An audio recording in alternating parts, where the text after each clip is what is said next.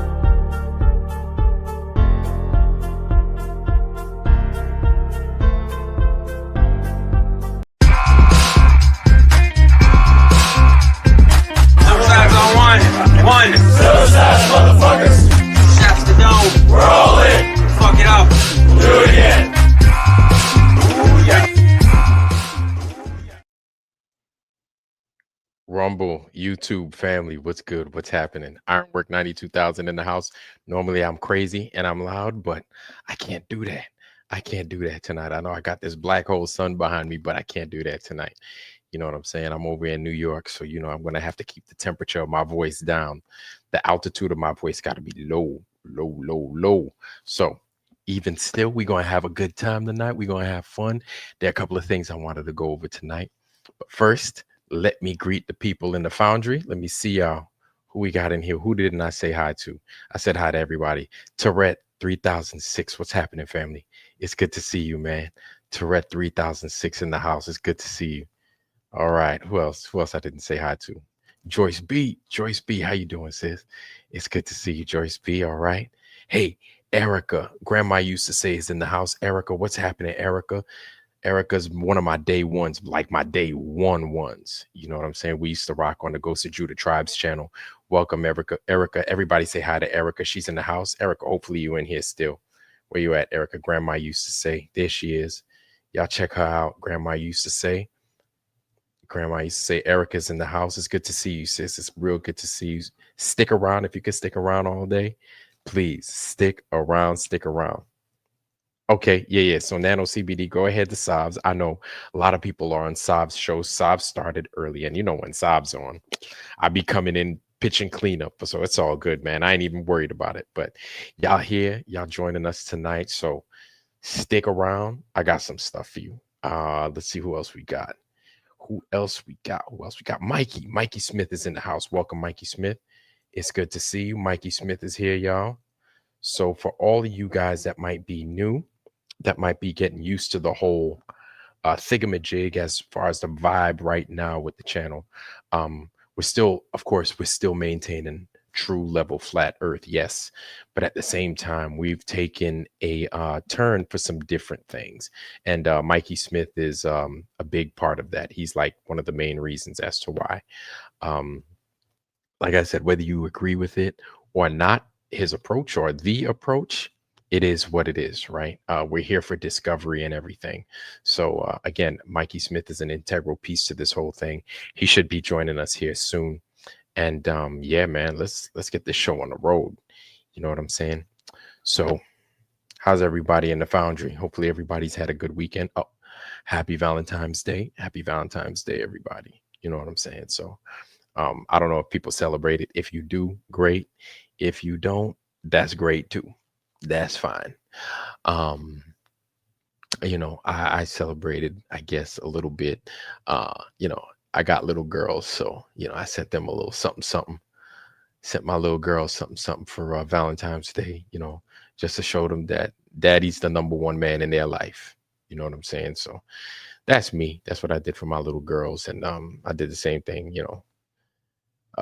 My little girls and my parents, they're getting old. I don't even think they give two damns about a Valentine's Day, but at least, I'm just like, hey, mom, dad, hey, what's happening? Happy Valentine's Day. They're like, oh, okay, yeah, nice, thank you.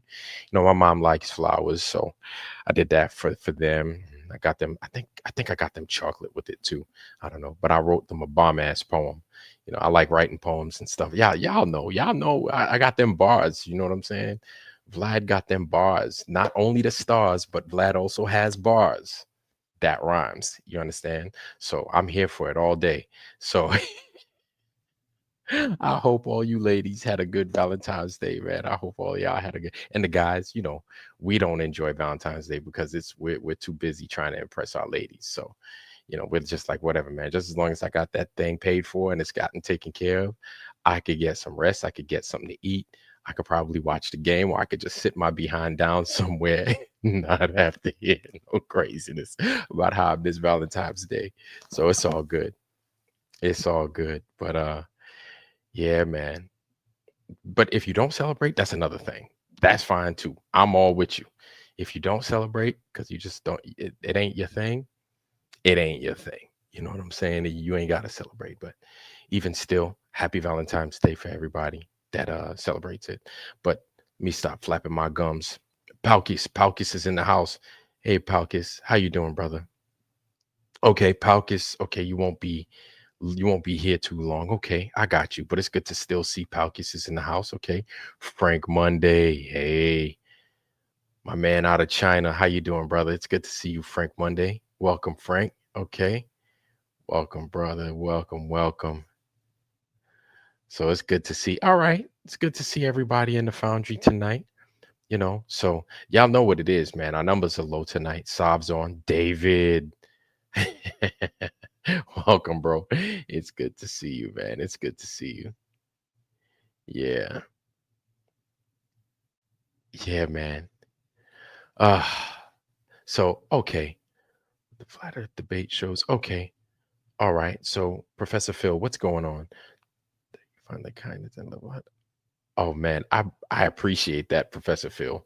I appreciate that. Yeah, I can't stand the craziness that goes on, and a lot of those other channels I still watch, but when those guys get in there and they go to the fisticuffs, I'm like, for what? You know what I'm saying? I'm like, what are we doing? I'm like, we should really. It's about getting the truth out. It's not about. It shouldn't be a dick measuring contest. I don't like all that craziness. Like that sometimes I get part of that craziness too. Like it gets me riled up. So I feel that negative emotion come out as well.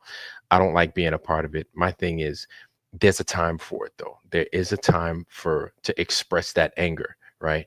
But at the same time, we shouldn't be expressing that anger at each other. I think there's a constructive way in which we could take that energy and direct it towards something so we could achieve a goal. Y'all understand what I'm saying? I hope that makes a little bit of sense. Basically, what I'm saying is that if we're going to get mad, right, take that energy and put it towards something, achieve something in the process. It shouldn't just be about a dick measuring contest because even though there's a time for that, the time for it shouldn't be all the time. You know what I'm saying? I mean, shit. I'm gonna let that ride.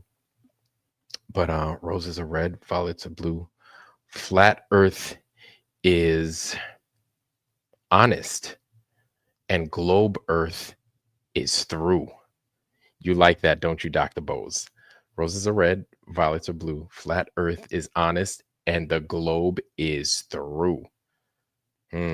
Bars. Honestly, bars.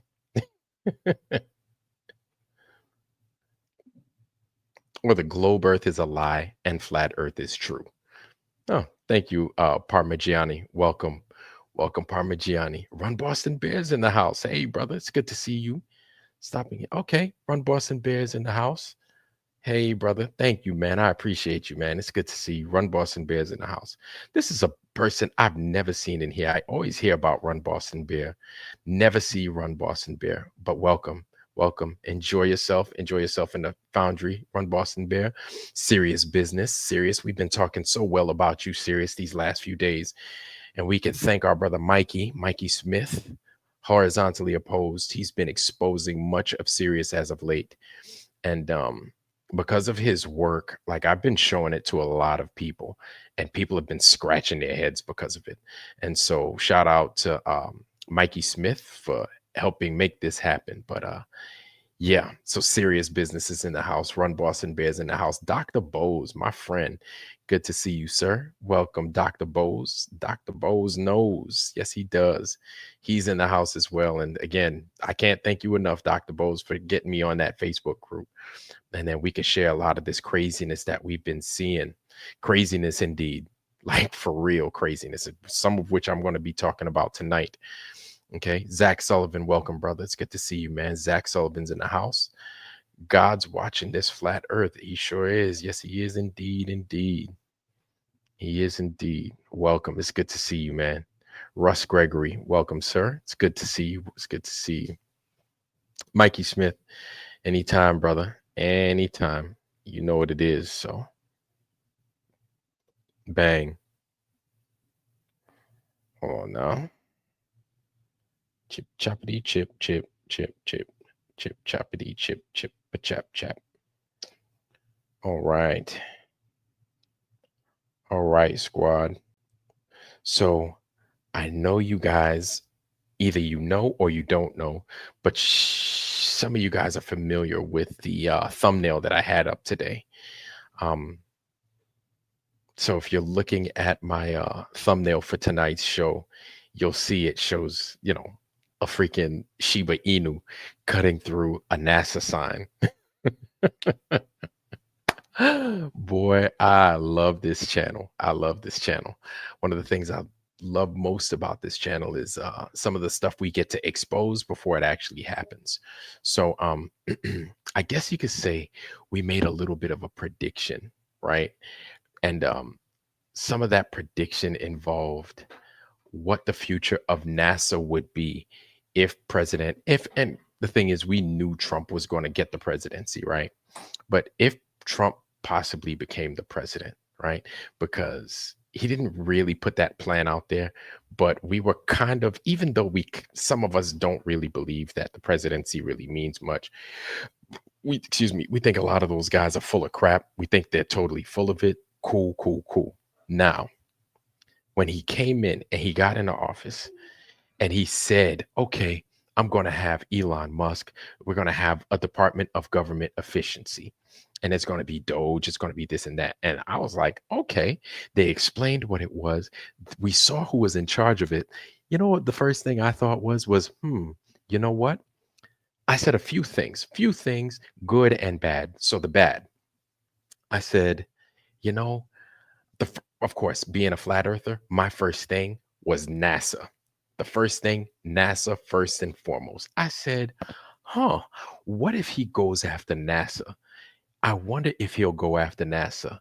And then I thought, well, you know what? Elon Musk already has a space company that's under his belt. I think if he went after NASA, the way he would work it is he would take his space company, remove NASA because he says they're trash, and then he'd replace them with his space company. And then I said, well, I don't know if he could do that because that would be a conflict of interest. So I wonder what he would do. Now that they got rid of Vivek Ramaswamy, which I thought was funny because Vivek Ramaswamy being and part of that, I thought since Vivek Ramaswamy was part of DOGE. Now, this is where I throw my tinfoil do-rag on, right? Since Vivek Ramaswamy originally was part of DOGE, him also being Indian, right?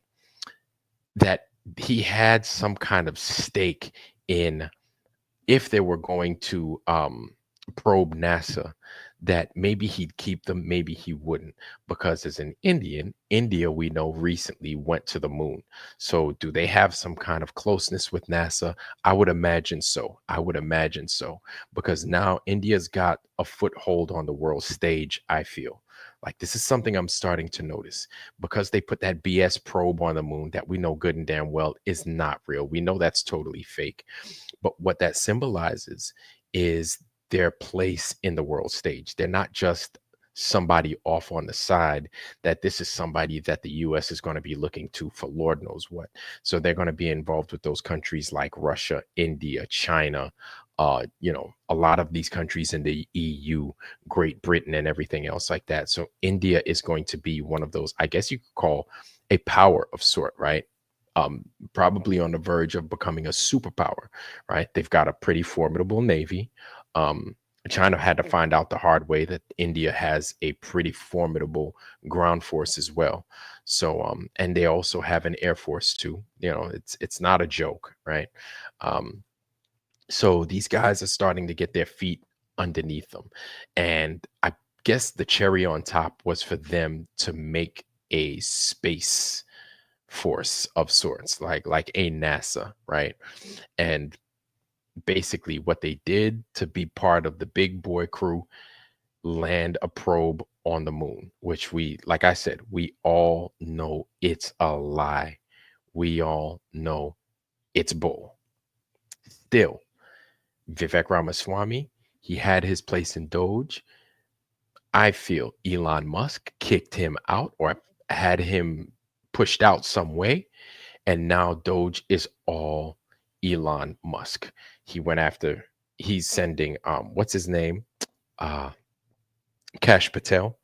That's the guy that's going to be the director of the FBI, the new director of the FBI, also an Indian man. He's going to be probing them and then doing whatever.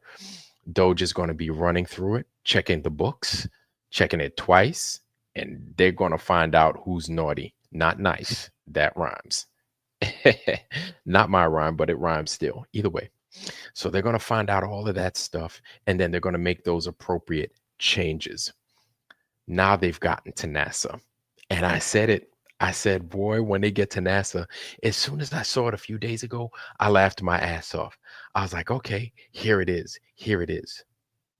But really, here it is. Here's my question. Before I start breaking down those other articles, right? I've got a few articles that I came across, and we're gonna kind of go over them real quick. And I know I'm real low. Just bear with me. I just can't be yelling, you know what I'm saying? Like I like to over at my house. But these articles talk about some crazy stuff going on with with NASA, right? And the crazy stuff happens strictly because they know that DOGE is on their tail. DOGE is on that ass, and DOGE ain't playing. You know what I'm saying? That rhymes too, by the way, by mistake, but whatever. And here we go. Okay. So I'm going to go over this real quick with you, and we're going to talk about it. Right here, it says, let me share it with you real quick. I'm so professional. I am so professional. Look at me. Share screen. Boom. Now check this out. Right here it says the acting NASA chief says DOGE is to review the space, and this is from Reuters, right? The acting NASA chief, and let me go ahead. I'm going to talk this mess, but I'm going to go ahead and I'm going to drop this link in the chat, you guys, so you guys can devour it as well. Right there, it says the acting NASA chief says DOGE is to review the space agency's spending as hundreds take the buyout. So basically, like everybody else, but this was a couple of days ago. They had other stuff prior. So, like everybody else, NASA offered a lot of the federal workers, many of them working at NASA, or DOGE offered a lot of those federal workers, many of them working at NASA, the buyout, the official buyout, right? So basically giving them an opportunity to either walk, or we will investigate the place. And if we fire you, you're gone, right? So here it is. It says February 12th, NASA's acting administrator, Janet Petro, said on Wednesday that Elon Musk's government DOGE panel planned to examine the space agency's spending and noted hundreds of agency employees had accepted a government buyout proposal. Okay, let me see if you guys could see that well. Let me make sure I'm going to get my grill off so you guys can get a better view of that. DOGE EGOD. So here we go. Let's get back to it. Okay. We are going to have DOGE come. They're going to look similarly to what they've done in other agencies at our payments and what our money has gone out. That doesn't make any sense, but whatever. And what our money has gone out. So thinking what their money has been put towards is what I'm sure she's trying to say. Petro, who was previously the head of NASA's Kennedy Space Center, told reporters on the sidelines of a space industry conference in Washington. Let's continue. Asked how many NASA employees accepted the Trump administration's buyout plan, Petro said it was hundreds. How many hundreds? I didn't see that, but I heard the same thing, that it was hundreds. The Department of Government, or DOGE, led by a billionaire SpaceX founder Elon Musk, has roiled the federal bureaucracy in recent weeks by accessing government payment and personnel systems as it seeks to slash federal spending. The group deems excessive.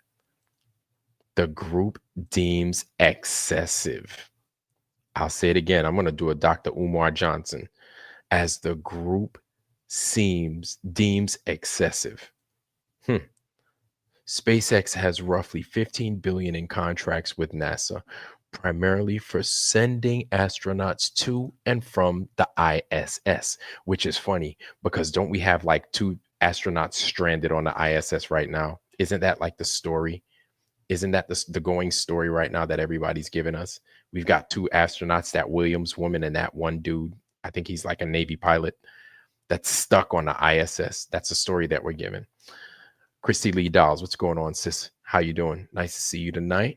Undoctrinated's in the house as well. Welcome, sir. Welcome. Good to see you. Mr. Super Sidewinder in the house, brother. It's good to see you, man. All you guys, welcome, welcome.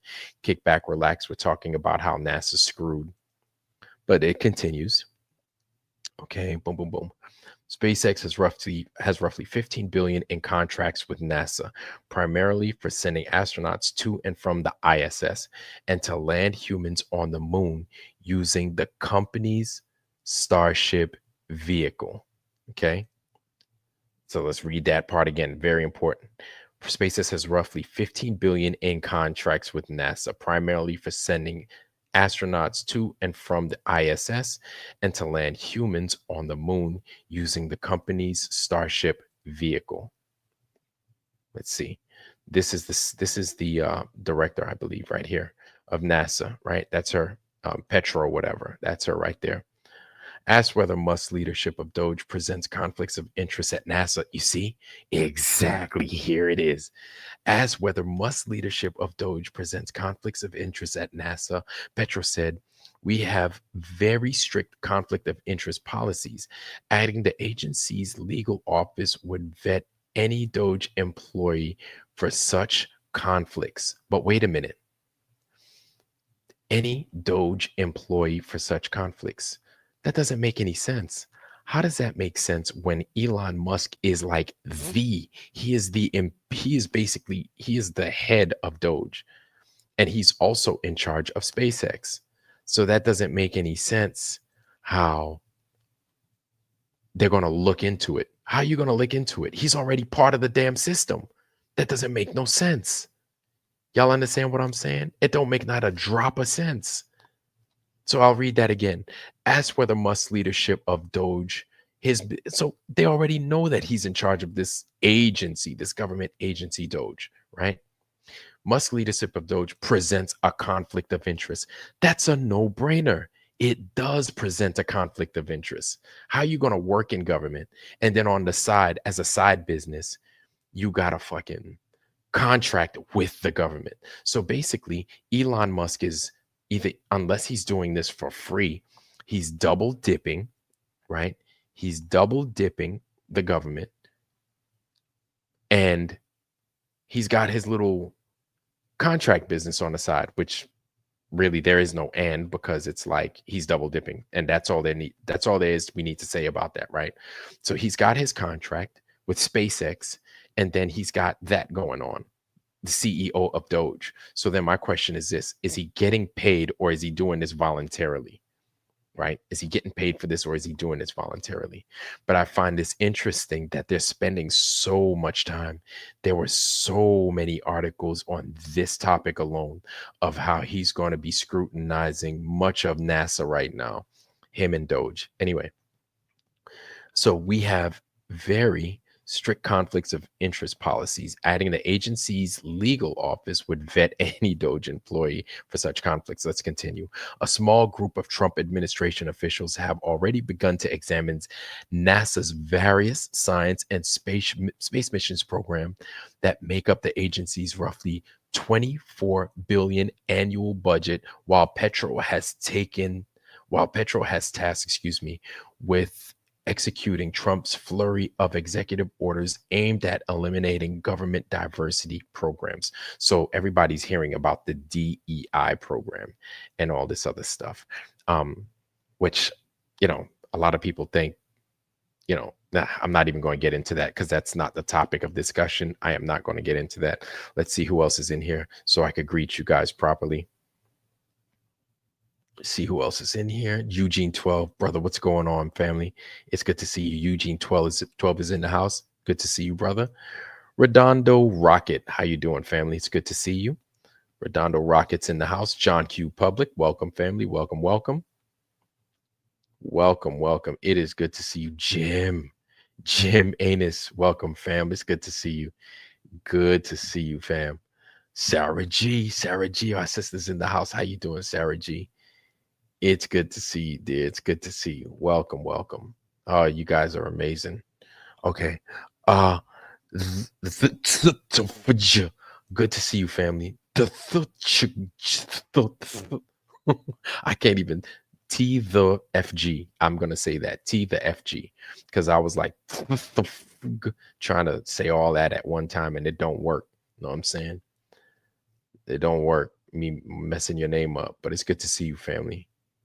It's good to see you. Hold on. Hold on. I dropped that. Hold on. Give me a second.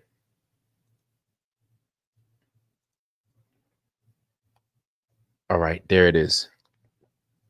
There it is. Okay. Okay, so let me get back to it. Let me get back to what I was talking about right here. Okay. So where were we?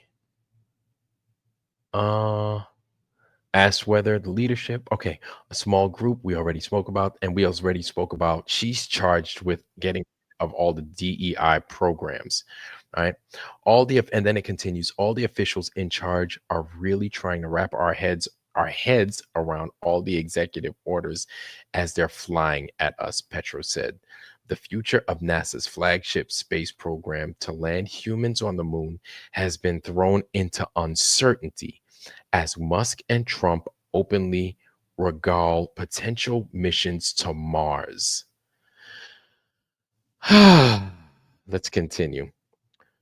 For DOGE, NASA's over budget moon rocket, the Space Launch System, is seen as a potential cost cutting target, but the rocket's workforce in Republican majority states is bound to complicate that goal. In other words, what they're talking about is where NASA is basically um, situated. Everybody knows about Werner von Braun. Everybody, well, most people know about his relationship between places like not Florida, not Cape Canaveral, but Huntsville, Alabama. Huntsville, Alabama is like the birthplace of NASA. Huntsville, Alabama is also the home of places like MISIC, right?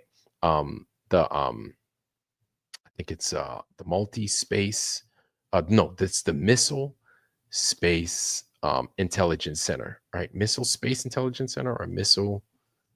Yeah, I think it's Missile Space, MISIC anyway, right? That's it. And so that's like the home of those programs. And also, I believe the Space Force has their boot camp and everything else out of Huntsville, Alabama. So that's what they're talking about. That's the big red state that might be getting a big old slash. And let's just imagine, right? All the stuff that these states or those places like Huntsville rely on these institutions to be around.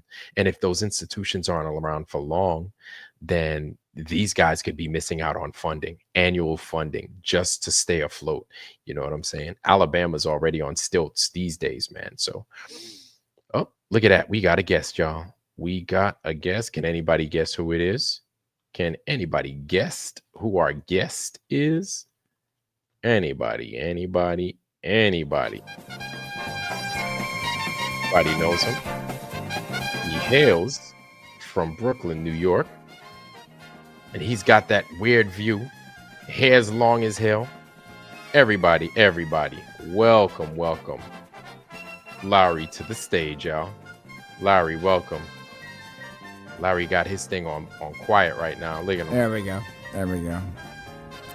How is everybody now? How are you, man? You good?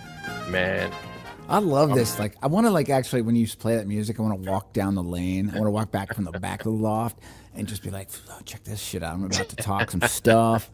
You gotta run through the crowd of people. You know what I'm saying? know. You gotta run through the crowd of folks. But I'm straight though, man. I'm straight. Right now, I'm just kind of going through this article right now. I'm gonna finish reading. Yeah. Keep going. I'll hang tight. Okay, so let's see. So it says the future of NASA's flagship space program lands humans on the moon as blah, blah, blah, blah, blah, mission to Mars. Okay, got that part. For DOGE, NASA's over budget moon rocket. Wow. This already, these guys are they're setting NASA up for the okie doke. And then it goes, the Space Launch System is seen as one potential cost-cutting target. Damn. But the rocket workforce in Republican majority, we already read that. Okay. Get weekly news and analysis, blah, blah, blah, blah, blah, blah, blah. Okay. So that's one article. We kind of beat that one into the ground. You guys get the overall the overall feel for what these guys are trying to achieve as far as Doge is concerned, and my opinions on it. Now, here's another thing right here that I came across in regards to that same Did issue you that see we the got Did with you see NASA. the Fox thing today? Like the guy on Fox, he was like, "Doge is going to NASA," and I think they're going to find that NASA hasn't been up to space. Did you see that one? That was like a hot one that went out today across the social medias. It was one of the big guys on Fox. Not Yeah. that I Oh, give a shit what they say, but I it was hate. like, did you see it? Yeah, I did. I'm rubbing my temples right now. We've got another guest. Uh, Who could it be? Brenda, Who could what's it be? up? What's up, Brenda? Good afternoon. What's going on? Hi, Brenda. How Just are you? joining. When are we going to debate, Larry? I mean, I don't think you really debate people, Brenda. Like, I just I measure always shit. do. I I just always measure do. shit. Do you measure anything? I mean, I measure things. That's what I do. I measure them and figure out if it works. That's what I do. You debate, you know. I ain't mad at you, Brenda. I think you're, you know, I don't have any hate for you. I just like, I measure stuff. Do you measure I stuff? don't know what that means when you say you measure stuff. I go out and I say, I need to find out if there's curvature over the course of what 3959 demands on a sphere. And I go out and measure it. And I can't find any curvature, Brenda. I just So, can't. I just can't. Brenda, yeah, Brenda. when you want to talk about that, just let me know. Well, You can just email you're me. here right now. Let's just talk about it. Well, because I get a feeling that we're going to be prevented from doing that. No, I'm Prevented. asking. No, actually, Vlad, I'll have this conversation with her right now.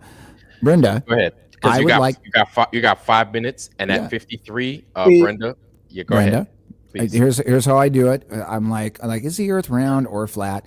And then what I do is I go out and I know what 3959 on a sphere is and what kind of curvature rate you have to do.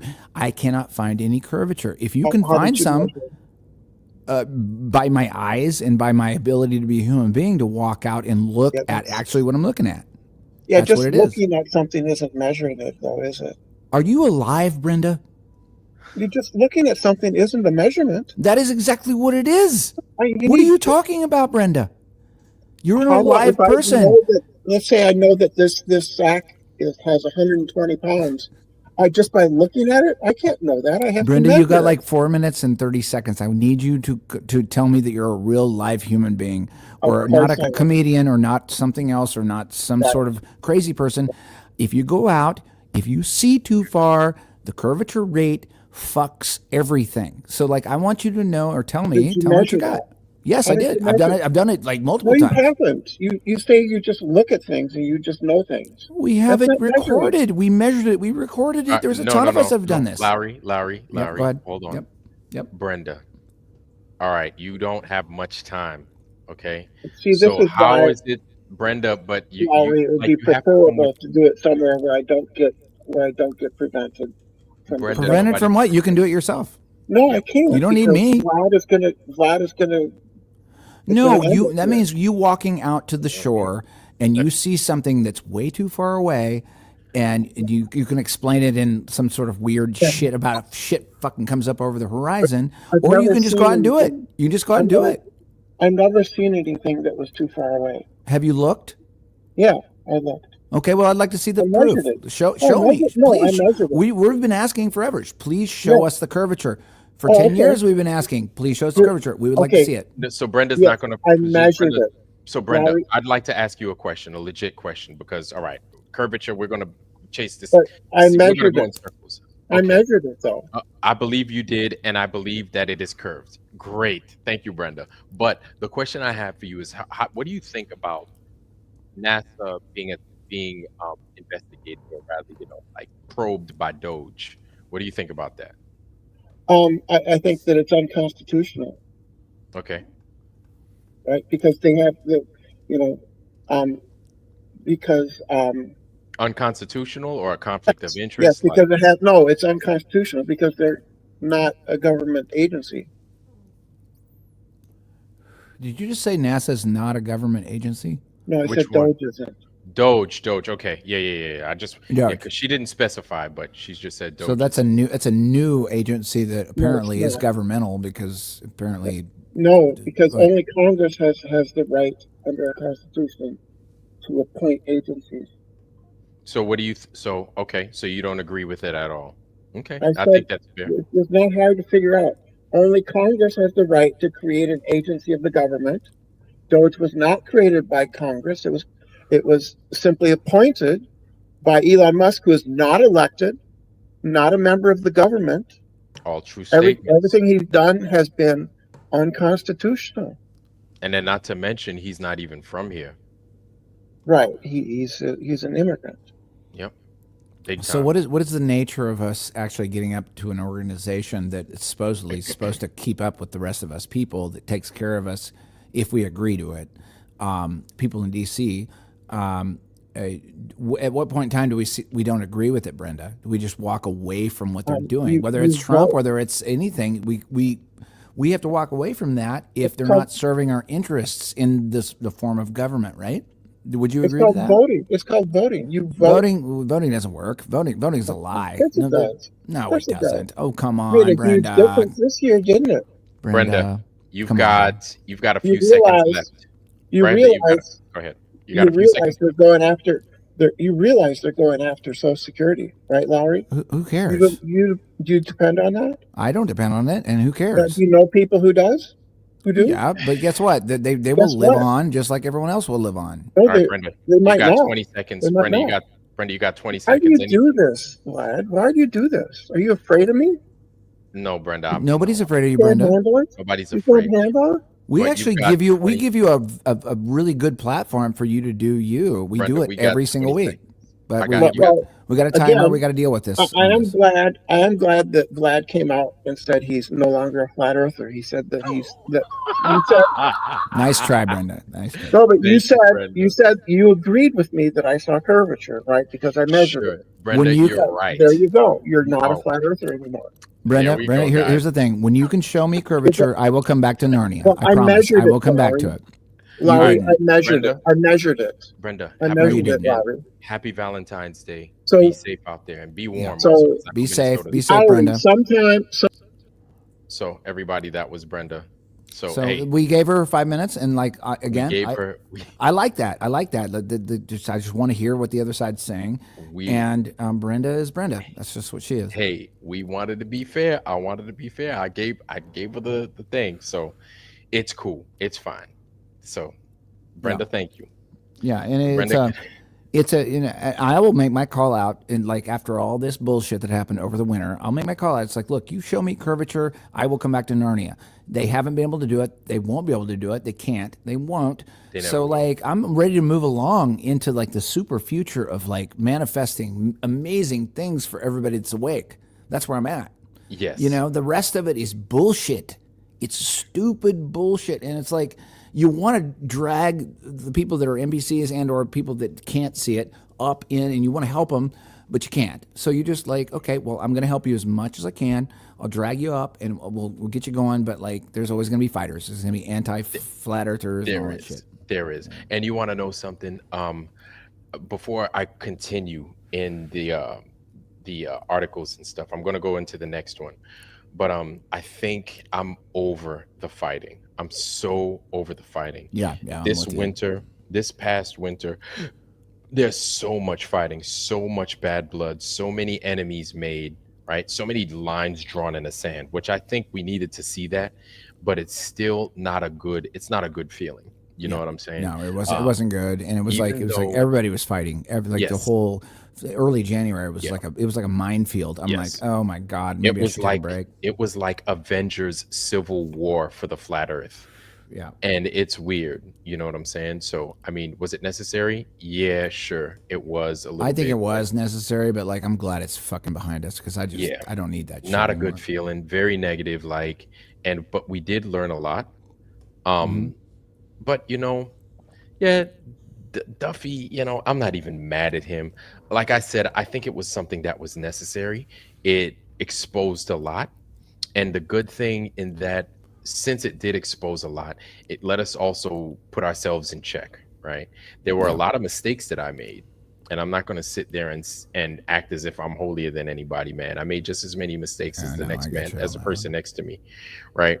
And so, yeah, grandma used to say it was like the battle royal of flat Earth Oh, dude, it was in so these rough. parts, It and was so rough. we're like hitting the end of the fight, but there's still a little bit of wild blood out there. Like the things are starting to calm down a little bit, but in the thick of it all, like a lot of bad blood, a lot of bad exchanges had been had, and so it's just one of those things. We You know grow what, from it. Vlad, you We did a learn really, from it. you were very fair, and I appreciate your position on all of it. Even like some of the people that I argue with in this community, I still think mostly the fairness happened. There was a bunch of really stupid things that were said from a lot of people, but for the most part, I'm pretty proud of the Flat Earth community. I think everyone was relatively fair, and they at the end of the day they backed down. Like I was on there with you and Notch a couple nights ago, Hmm. and like everybody was sort of kind of finding a middle ground and like okay, because it's volatile. It's Hmm. freaking volatile, this whole thing. And so now we're past all the bullshit. We're past the minefields, and now we can sit back and watch time source this thing out. It'll Yeah. source out what we actually think is going on. And again, like if somebody wants to, I only have 2 points. It's always don't make it too complicated. Show me curvature, show me gas pressure next to a vacuum, and I'll come back to Narnia. Outside of that, Mhm. you can go F yourself. I mean, I don't mean that angrily, but I'm just like, dude, come on. It's really what it is. No, totally, totally, bro. You know? And we're in a strange place because a lot of us said a lot of things that we otherwise probably wouldn't mean on a normal day, but it's been said, it's been done, right? And many of us have to live with much of what we've said and a lot of how we acted, and it's on the record. And so like I said, we learned a lot about ourselves, and we learned a lot about other people and what they're willing to do during a time of discomfort. And it's a growing process. It sucks, but it's a it's a growing process. And I would do it again, but it's not something that I enjoy doing. It was Not at all. exciting. It was exciting initially. When back in December when we actually, I thought we would get real sun calc data like in real time. We didn't get it. No. We didn't get any of that stuff. It was really exciting. And then I was like, okay, so there's something weird here happening. And I was like, well, okay, so this is the biggest deal of all time. There's going to be some bullshit that people are going to introduce to this situation, and which it happened. And so Hmm. now, like, but the thing about it is like the strength of this, the out there in FE land, the people that actually can think for themselves.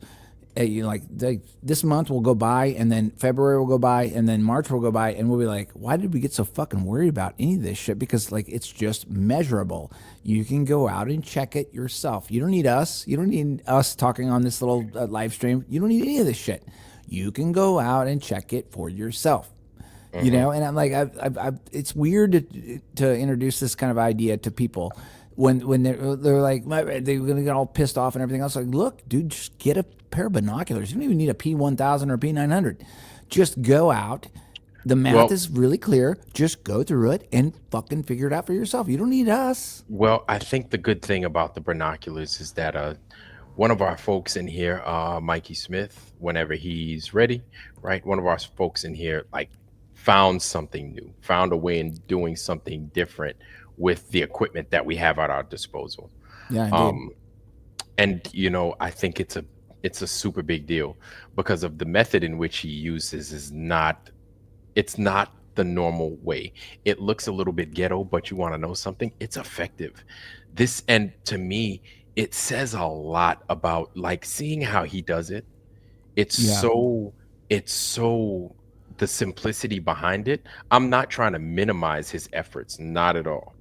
But the simplicity behind what he's doing basically sums up, in my opinion, the flat earth community. You understand does that make any Yeah, sense? yeah, indeed. Indeed. It basically sums up what we're about and how we approach exposing the truth. And, We don't need, basically saying we don't need all that fancy stuff. Kind of like what you said. We don't need all that stuff. keep it simple. It's keep it simple. basic. And I would say, It's yeah, and I would say simple. this is like really important. And I'm going to step back and let Mikey take over the conversation with you tonight. There were three big ones that came up in the last couple of days that I wasn't aware of. There was the one first of all, there was the circular shadow on the underside of clouds next to a mountain. I think it was Mount Rainier and the Northwest. That was a big one. There was the null hypothesis. These are new ones in 10 years that I haven't heard. There's the whole null hypothesis, which is really difficult for globies. And what was the third one? There was the tides. So like somebody was on Globebusters this week, talked about the tides, and they tracked moon calc, and as opposed to how the tides were behaving. So we've got all these new proofs coming out that we're still struggling to understand, because like if you don't think about these things, you don't get it. But I'm really looking forward to like Mikey's stuff. I'm gonna pop back. I'm gonna let Mikey come on and do his thing. I'm gonna lurk, and I love all you guys out there in FE land. I really do. And like this is a really powerful time to be alive. And please, like, just hang in there, because we're like the truth. You can't hide the truth, right? You can't hide the truth, man. No. And man, yeah, absolutely. This is an amazing time to be alive. Matter of fact, we got somebody behind the curtain. Somebody's hiding there. We've got a visitor, y'all. Can anybody guess who it is? Bald, long ass fingernails, like Jackie Joyner Kersey. He hails from that special place.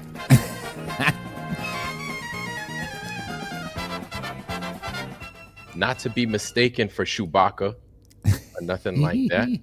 Mikey, come on down. Mikey, y'all. Welcome. Mikey, I'm gonna let you guys wax. I'm gonna let you guys wax. I'm gonna watch. Wax on. I really appreciate all the work you do, Mikey, and we've got tons of work ahead of us. So like you guys keep on going. I might pop back on later if I have some ideas, but you guys need to talk. So you guys got it. All right, Larry. It's good to see you, bro. That was Larry, everybody. Yeah, man. So, how you doing, homie? How's everything tonight? Yeah, you know how it is. It's all good, nice and flat. Yeah, that's how it's going to stay, too. It ain't curving no time soon. I don't care how much heat you put on it. That shit ain't going to buckle. Hey, I got a question for Brenda if she's still watching. How do coastlines flood on a ball? Does the water bulge out, or how does that work? Man, Brenda, yeah, we couldn't no more. We had our fill, and then it was like, all right, Brenda, yo, take the consultation prize, and it's time for you to roll. You know what I'm saying? So it's good to have a dose from time to time, but it's like, yo, man, we had enough, and then it was, she had a time. So, all right, so we had another article over here that I wanted to share with y'all. Hold on, Mikey. So if you don't know, what I'm doing is I'm presenting to these guys right here this NASA craziness that DOGE is ripping these guys a new one. All right. And I'm going to go ahead. Say again.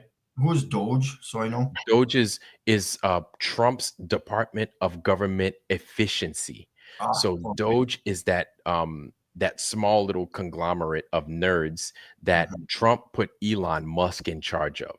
Elon Musk is running these geeks and nerds that specialize in accounting, engineering, computering, everything else. And basically what they're doing is they're going through every government agency and tailoring and going through it and seeing what's basically like pork, right? Seeing what the wasteful stuff is.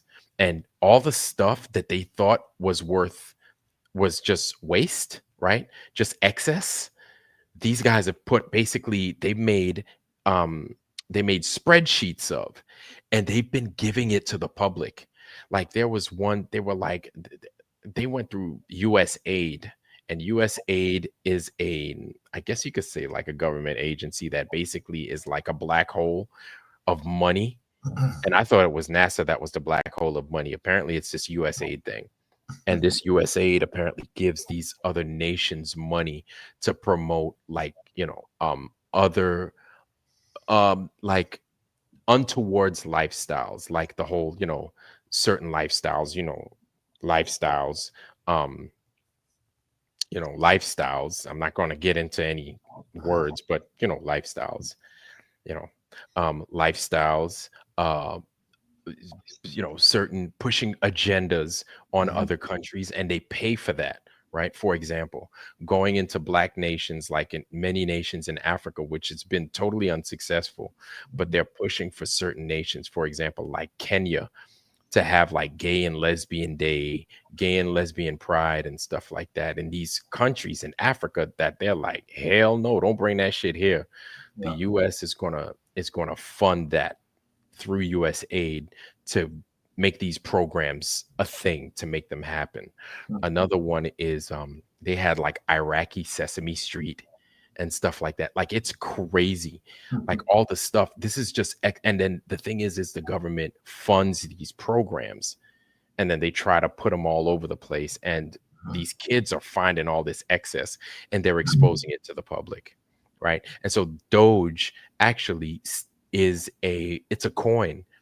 It's a meme coin, right? It's a meme coin, like cryptocurrency, Mhm. that I've actually invested pretty good money in years ago, and I still have an ass ton of Doge, and it went up like 40 cents or some craziness, and I've got an ass ton of money because of Doge. It's weird. It's really weird.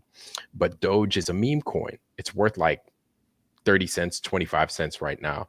But I bought it when it was like at 6 thousandths of a penny, like point zero zero 0.006, right, Mhm. cents.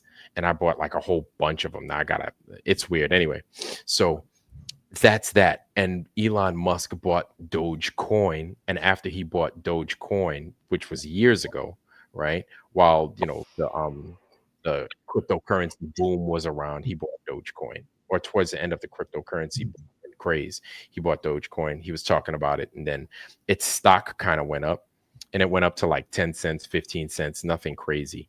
But he basically brought it as a joke. He paid for it as a joke.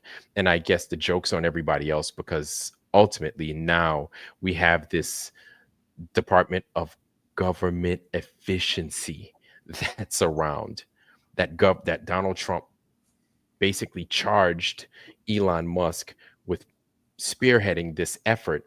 And the reason he did it, I feel, is because when I guess Trump saw how Elon Musk handled Twitter, and even though Elon Musk lost an ass ton of money for Twitter, it's basically the vehicle that gave Donald Trump a voice, because Facebook, they took that shit away. And then Twitter, they took Donald Trump's voice away as well, until Elon Musk bought Twitter. And then as soon as he bought it, he paid for it. He gave Donald Trump back his voice. And so to me, it appears, and if we think that this whole thing is not a game and it's not a setup, which many of us think it's a whole fucking game, right? Um, I feel that if this was not a game, Donald Trump looks at Elon Musk and thinks loyalty. He's loyal. Mhm. He gave me a voice when nobody else did. So I'm going to give him an opportunity to do things that other people wish they could do, but he has now the power to do, right? And so he gave Trump a voice. He's giving Elon Musk the opportunity to clean up much of the pork that's in government, which is why DOGE, Department of Government Efficiency, is around. And so Brenda was on earlier, and Brenda did bring up a good point, which is why I asked her that important question. How do you feel about DOGE? She's right. DOGE is not a government agency. It is not it is not a government agency like the CIA, the FBI, and things like that. It is not the Department of Defense. However, this is what I see. You can't have wolves inspect wolves and tell on wolves. Mhm. Sometimes you have to have the sheep call out the wolves and be honest and be like, that's a wolf right there. That's a wolf right there. All these people are wolves. All of these people that are wolves are doing wolf shit, and we're calling them out, and we're the sheep. And so I think and the issue I have with it, right, is that even though I used to be a federal worker, Federal worker. I used to be in the Navy, right? I was part of the Department of Defense, right? And he has, or they have, access to all these federal workers' information. DOGE does. They have all this information from the Department of the Treasury, right? They have that information, but unless they find something that's glaring, they won't look. Does that make any sense? Yeah, So yeah. unless they find something that would trigger them to further investigate, like they're not going to be like, what's Vladimir doing? Well, let's see. Let's go through Vladimir's stuff. Oh, look at Vladimir, freaking retired Navy chief. Let's go through his stuff. No, they're not doing that. Not saying that they can't do that. I'm sure they could. But if there's not a reason for them to look, if they don't smell fire in a particular direction, they won't go. Yeah, yeah. So you have the opposition, right? And in this case, these are the people that were heavily involved with things like USAID and everything else like that. Your top politicians that are currently in office now, even in one party, that's upset with Elon Musk and what his Doge crew is doing.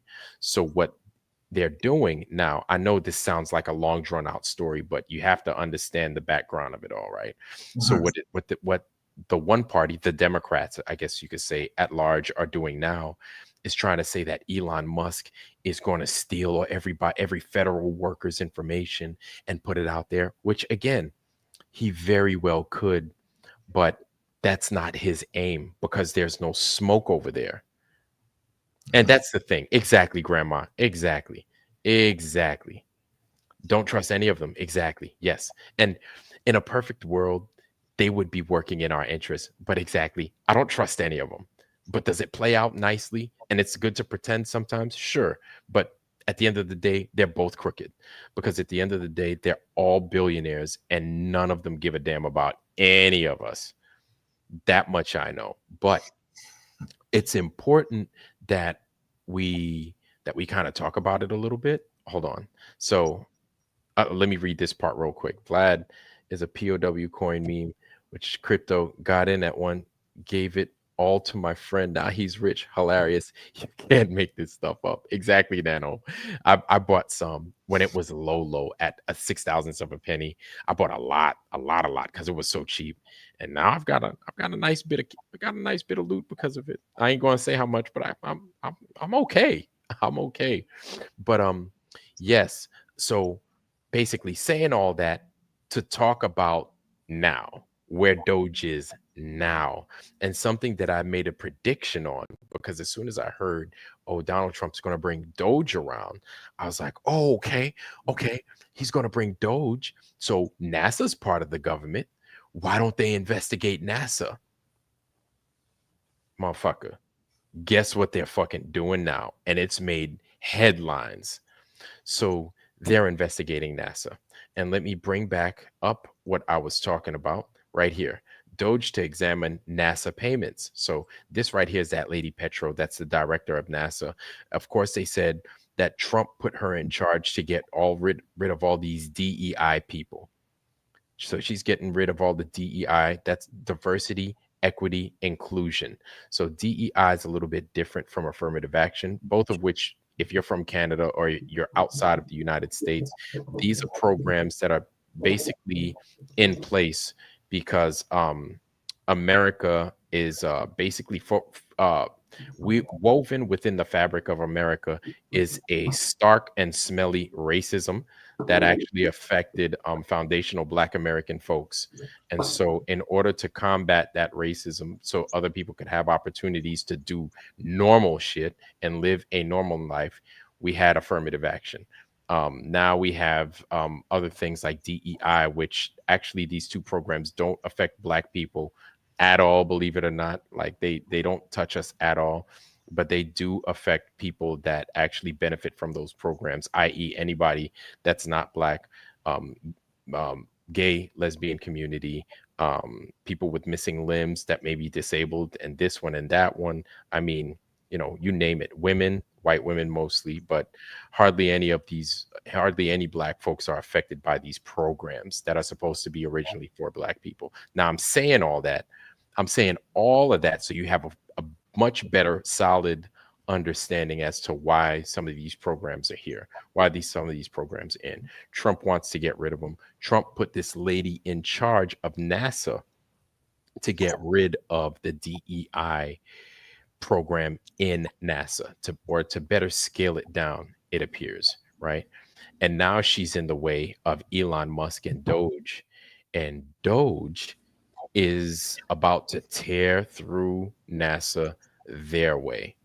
So this right here starts with this. Let me start. Okay.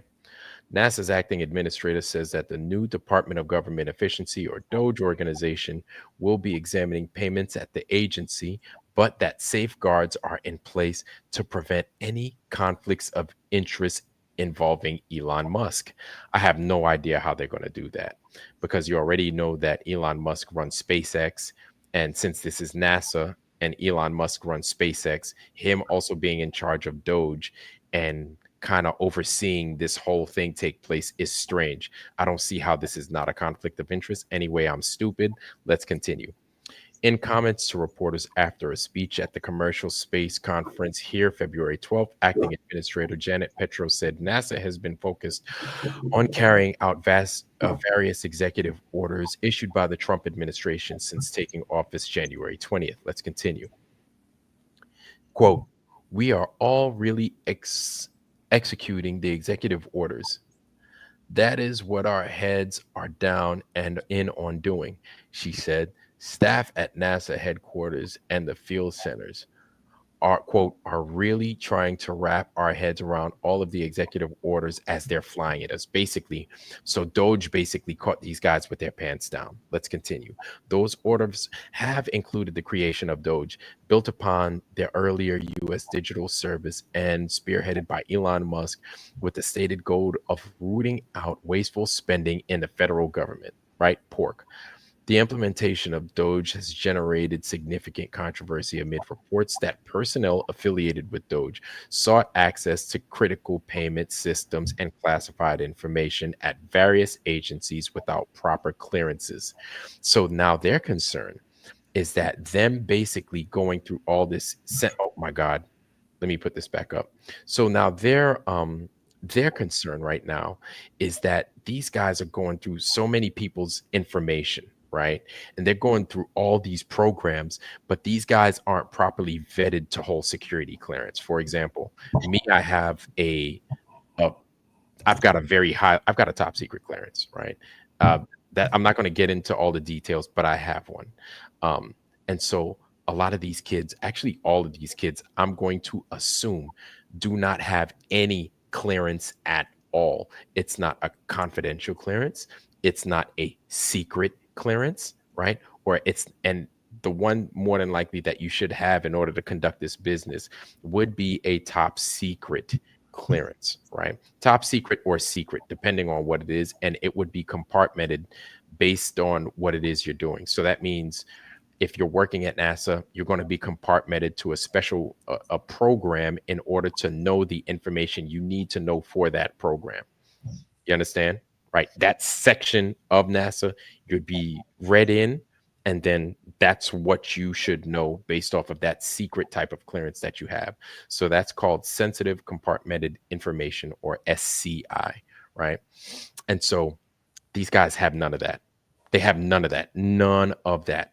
I don't even know if Elon Musk, I'll be honest with you, Elon Musk doesn't even have a security clearance. So everybody that holds a security clearance, like myself, is probably running around with their hair on fire, because when you don't have a security clearance, but you're talking about security clearance stuff outside of a security clearance place called a SCIF, like you're breaking all the rules in the world and you're letting all the secrets out. And so this is what many people in the government are afraid that these kids are going to do, which in all honesty, they might be doing right now. They might be releasing a lot of sensitive information, and people are real pissed about it. But what you're going to do?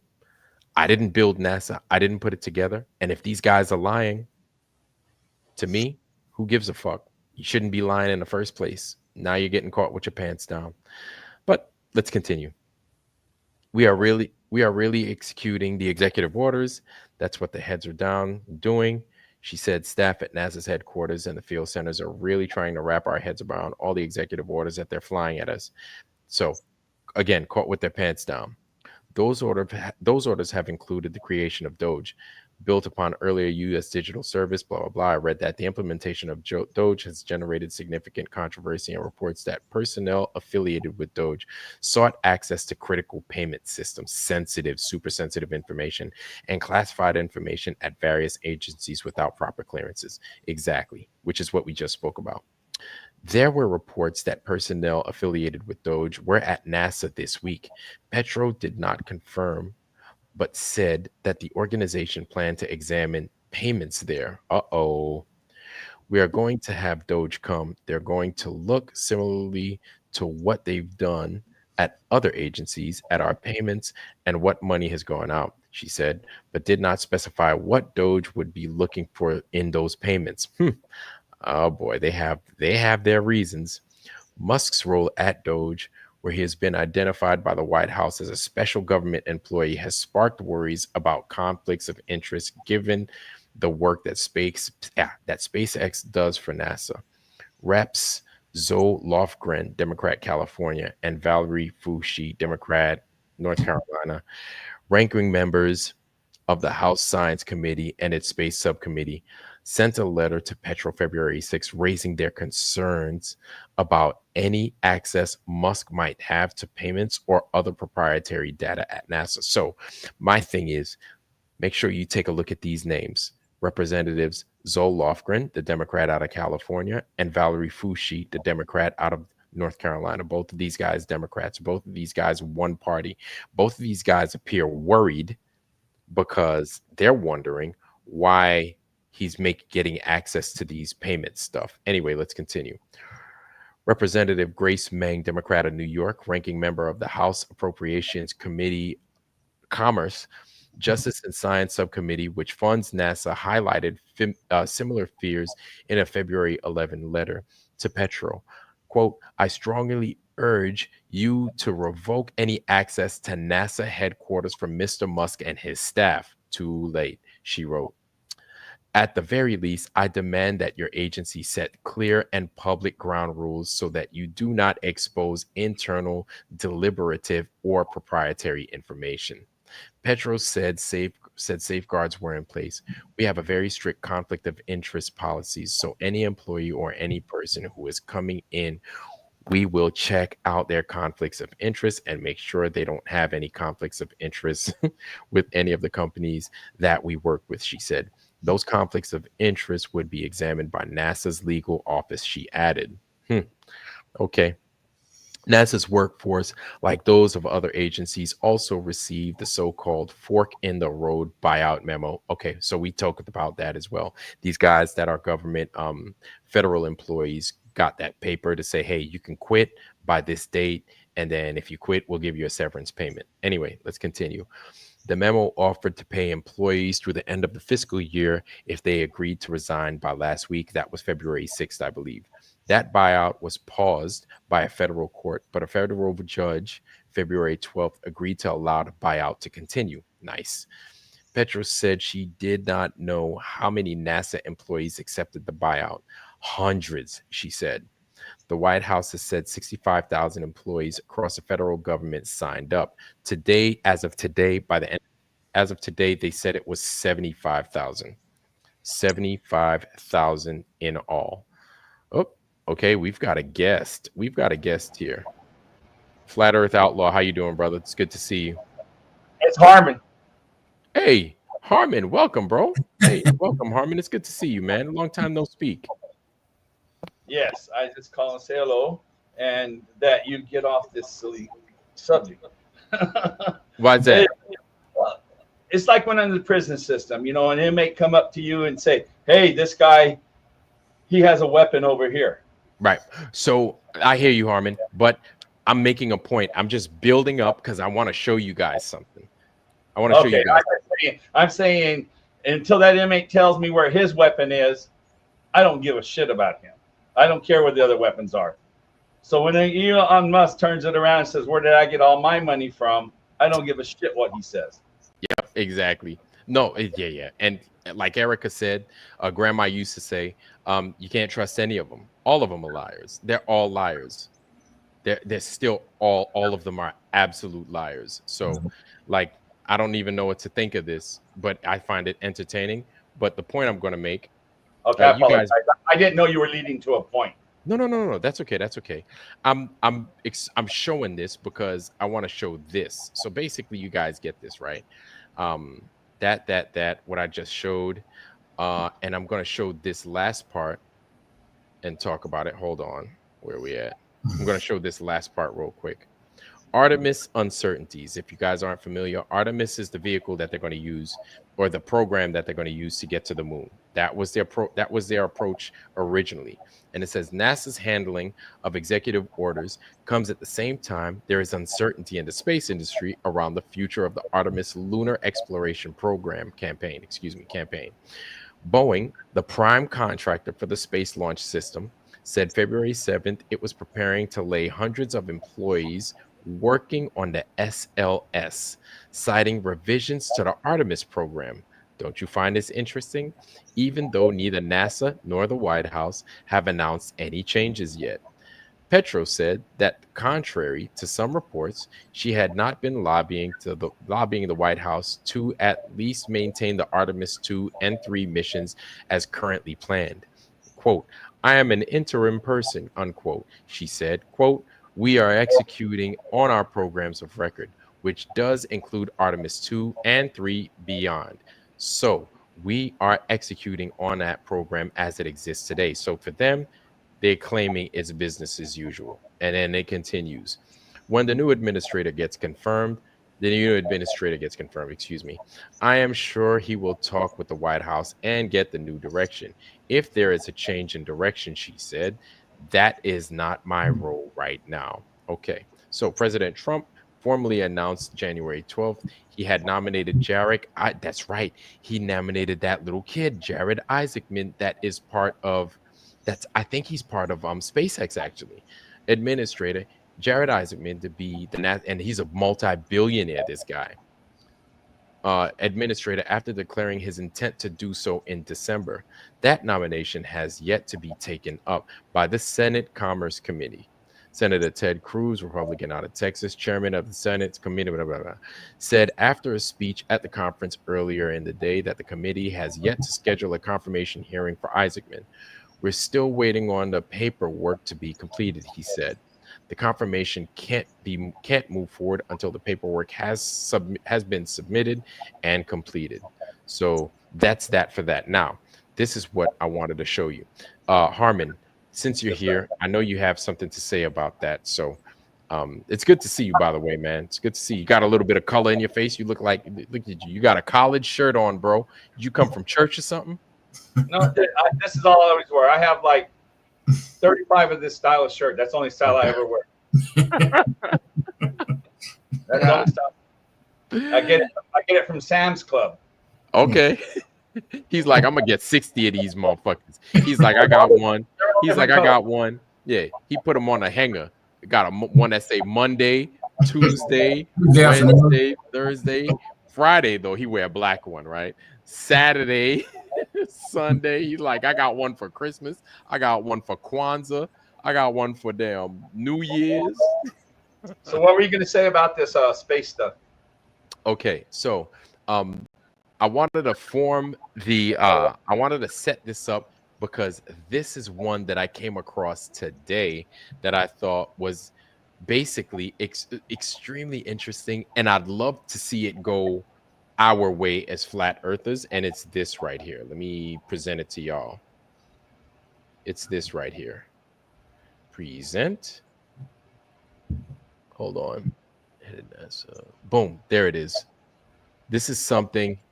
Can you guys see it? NASA moon record suddenly go missing. Published today, first thing this morning. Is that the new ones that they're trying to go with the Artemis mission, or is that the old ones? I don't know. The old ones are already missing, so maybe yes. the new ones. Yes, that's the old ones we knew were missing. That's what I'm saying. We knew the old ones were missing, right? But now it appears as if, can you hear me? Yes, very well. Oh, Okay. So it appears as if the the new ones are the stuff that's coming into question right now. So I haven't read it yet, but I'm like, I wonder, so we can unwrap this gift together. That's why I'm so excited about it. So NASA moon records suddenly go missing, because it wouldn't make sense to me that they talk about the old tapes and stuff going missing. But it says right here. So NASA appears to have paused the activities of several key advisory groups, leading to the disappearance of numerous documents from its affiliated website. Excuse me. Newsweek has contacted the New Lunar and Planetary Institute to confirm the reason for the documents removal via email. What I'm going to do is I'm going to copy this, family, and then I'm going to let you guys have it. It's in the chat, so you guys could devour it and break it down yourselves. So there it is in the chat. And then it continues. Why it matters. President Donald Trump made an expanding U.S. exploration a key part of his 2025 agenda, campaigning closely with SpaceX CEO Elon Musk, who has long-term aims of establishing a colony on Mars. However, if the sweeping changes that the Trump admin has made within the first few weeks of government have impacted space research, the future advances in space could be impacted. Sure. What to know? The Lunar Exploration, the League, LEAG, which has established a guide to NASA lunar exploration objectives, has seen its website replaced by the line, "The League website is being reviewed in response to guidance given by NASA leadership." Holy smokes. Wow. So NASA people took it down. They were like, yeah, get it off there. Until further notice. Collections of publicly funded scientific and technical documents that were stored by the League have become inaccessible, including the 2023 ClockSat. Wow. What is the ClockSat? 2023. It's all fake in the first place, so who knows? So it's whatever It is. It is. It looks like it's a satellite program, but we'll continue. We'll look at that in a second. Report that determined the feasibility of lunar orbit, which is expected to be a key part of the long-term Artemis program. Report that determined the feasibility of lunar orbit, which is expected to be a key part of the long-term Artemis program. Similarly, the Extraterrestrial Materials Analysis Group, XMAG, which supports NASA solar system samples return missions, has had its documents archived, rendered inaccessible. Wow. So now they hiding shit. Look at these. No, that's it. They're just kicking the can down the road like they always do. It's just another way of kicking it down lies. the road. Mm-hmm. It's That's lies. all they're doing. It's just you know how they say, well, they're going to go this year. They're going to go this year. They've been saying it since Reagan that we're going to go back to the moon. Yep. And it just kicks the can down the road. That's all. Oh yeah, we've seen it already. But my great friend Jaron, remember he made the bet with the guy that they're not going to the moon, and the guy never paid him his bet. Really? You know that I did not know. That was a big thing going on years ago. That they said they were going to be by the moon by 2023, and Jaron bet this guy $500, and he said like this, and Jaron's confident like that's not going to go. And so then they had some issue in 23. He says, oh, they're going to do it in 2024. Of course, they kicked the can down the road again. Now the newest time was supposed to be 2028. Yes, because it was 2024, then 2025 briefly, then 2026, then 2027. A couple of weeks ago it was 2027. Now you're telling me it's 2028. No, the latest one, from what I understand, the latest one manned to land on the moon is in the 2030s. Really? Yeah. It's just a perpetual kick the can down the road, you know. Yeah. And I mean, what else are you supposed to say? I don't know. No, I read you. Let's continue though. Let us continue. But you know what I find puzzling? Look at this Vikram satellite, quote unquote satellite, right? People look at the life-size model. Oh, okay, they're saying the life-size model. I love that. What is a model doing there? The life-size model of the Vikram lander at the Pragyan rover. What lander? The tinfoil. Vikram. Yeah, exactly. Look at that gold tinfoil. The Vikram lander and the Pragyan, this is Indian, rover at Visvervarshafisha. Is that supposed to be solar panels, or that? I don't even think that's a solar panel. Yeah, No, that's gold foil to it's protect it from heating and stuff. It's weird. yeah, the gold foil, and then it's But got these yeah, things right here. Those look like they might be like cells, like solar cells or something. Who These look knows? like they might be, yeah, Lord knows. It's all BS. It's all effing BS. Okay, and this is out of Bangalore, India, earlier last year, like It's like almost exactly last it's year. like dominoes. So instead, directions from NASA's Science Mission Directorate say, as NASA continues to review and ensure compliance with presidential actions, we are requesting that you please pause all meetings and activities of planetary science analysis assessment groups. Wow.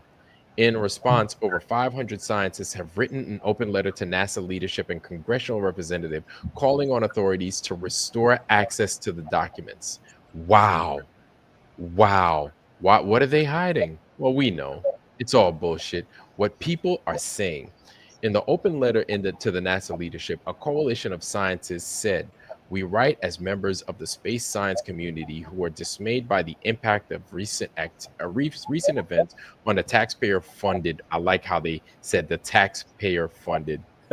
The taxpayer-funded NASA-supported science missions and communities. And then it continues. Many of us chose this profession motivated by a desire to push the boundaries of what is possible and widen our understanding of the universe, and to do so in the public interest. Space science research has inspired generations of scientists and engineers and liars and full of shit people while pushing US innovation forward. Really? Really? Okay. Space science technologies have supported advances in fields ranging from medicine to consumer electronics. Really? Okay. So going to the moon, I wonder what they achieved. I'm so serious as to what it is they achieved. What, tinfoil? That's what they got, huh? Okay. And space exploration continues to offer a multitude of new ways for all of us to continue uh, to contemplate our deep connections with the cosmos and with each other. Recent recent events and actions directly damage our ability to do work we value. Okay, so what happens next? NASA will finish its reviews of the groups affected before making further decisions of their research. Huh. Okay. In other words, they're going to scrub their shit of any bullshit. But at the end of the day, again, lies, man. So, you know what's strange? This is what I find strange from the whole thing, man. This is what I find strange is that it's lies. So it's funny because it's liars lying to more liars. Mhm. And it's just like I'm sitting back with my arms folded, just like amazing. Absolutely amazing. Talking about, are they lying, or misguiding us, or do they know they're lying for, like, like I put something in our chat right there. You see that right now? Hold on. I'm just fixing the background real quick. It's in our chat, in the studio chat. Okay. Where you at? Gene Supply Center. I didn't see it. No, I didn't see it. It's right there. I can still see it. It's in our studio chat. Oh, it's in our private chat. Okay. No, I don't think it did. It did not say that. But I remember looking at that the other day. No, take that, copy, paste it, put it in Right. Google search, and look what comes up. I'm just talking about liars or misconsuming. Maybe they're not lying, they just think that. How many Right. times Or misguided in repeating what they've heard many, many times over and over again. just like that, just exactly like I got it typed, because the You word got it. state is very important. Okay. All right. Wait one. Let me make that happen. Google search. Yep. Not explicitly state that you. That's right. Need a container to measure pressure. Primarily first on the concept entropy, and it's always increasing regardless of whether explanation focus on entropy. Right. Okay. No, that's exactly it. Yep. Yep, this is what I saw the other day when This I is did what this. I feel stupid for by your guys all the time, Say what? because they state that all the time. How many times Right. you heard your buddies state that? All the time, and I'm at fault also because I didn't check anybody, and I didn't check myself. And that's when, remember when he yelled and cussed me and stuff? I don't mean it. And called me stupid and I was an idiot.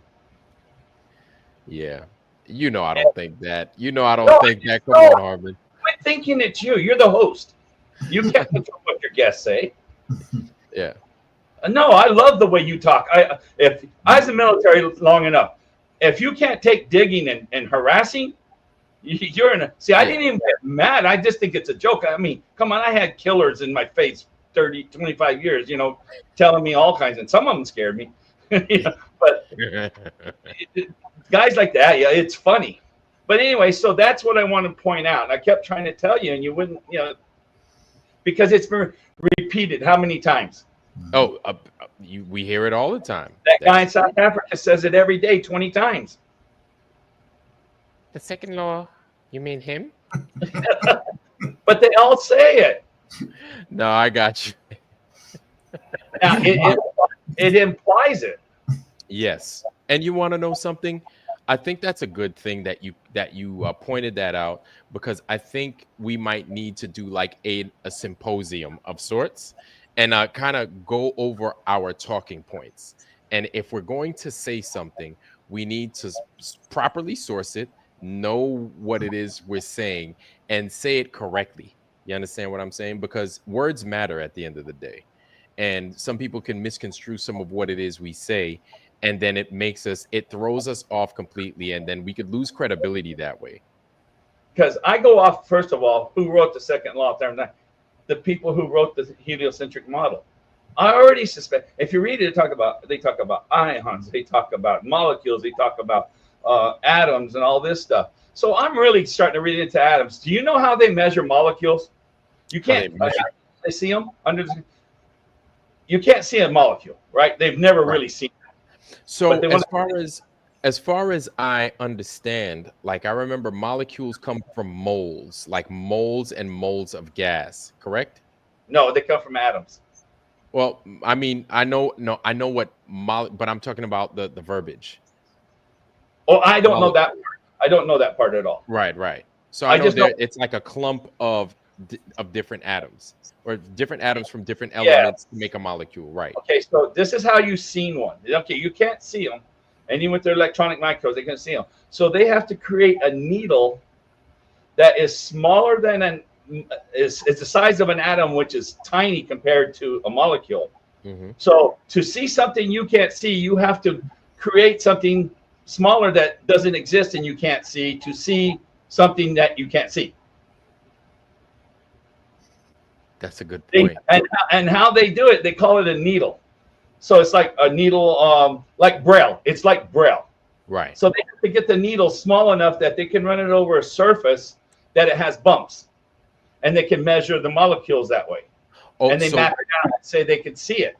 So wait. So quick question: how long have they had technology like this around? 2018 was the sources I'm reading from. Okay. Now I do know that they have very small, very fine machinery that they can make into like the size of like bugs' fingers, like real small. They're talking about the needle has to be the size of an atom. And we're told atoms are like ridiculous small. You can't. They've never been seen ever. Right. Look at Google picture of atom. Oh, they give you a fake image. Just like space. Yeah. Inner space and outer space are the same story. Damn. It's simple. It is, but at the same time, like I'll be honest with you. I can't speak educated on atoms or anything like that. I can't. I can only give you what I was taught. Like I can't. I can't. But it's the same as you were taught about outer space. Can you really give anything? No, not at all. It's the same story. It's the same scam. It's the exact same story. I told Dr. Kaufman when he would talk to you back in 2004, when he was 2000 in March, when he first was coming on board, getting around. And I said, dude, your inner space is the same as outer space. It's the same story. It's so easy to see it once you look at it as the same story. That's just me. That's my opinion, chat. I could be 100% wrong. But to me, it's the same story. It's the same BS. You can't see the things in outer space, and you can't see the things in inner space. So who are you to tell them what it is? Because you can't see it, but they can. That's just simple. You know? And so atoms and all that, I found out they're not being seen. That's why the V could never be seen. It's just what they say it is. The V. What's that? The code. The who? The V, the big V that we've had in 2020. Which I want to show. Thank you. Mikey, RG the artist. Thank you, RG the artist. Welcome, bro. I apologize. You've been here for a little bit. It's good to see you, family. Yeah, good to see everybody. All right. Hey, which reminds me, Harmon, thank you. I wanted to show you guys this as well. This is just a bonus, right? And my thing is, whatever. If they don't fund this, whatever, man. I always get in trouble on YouTube. I'm like over it already. Okay, I'm like really over it already.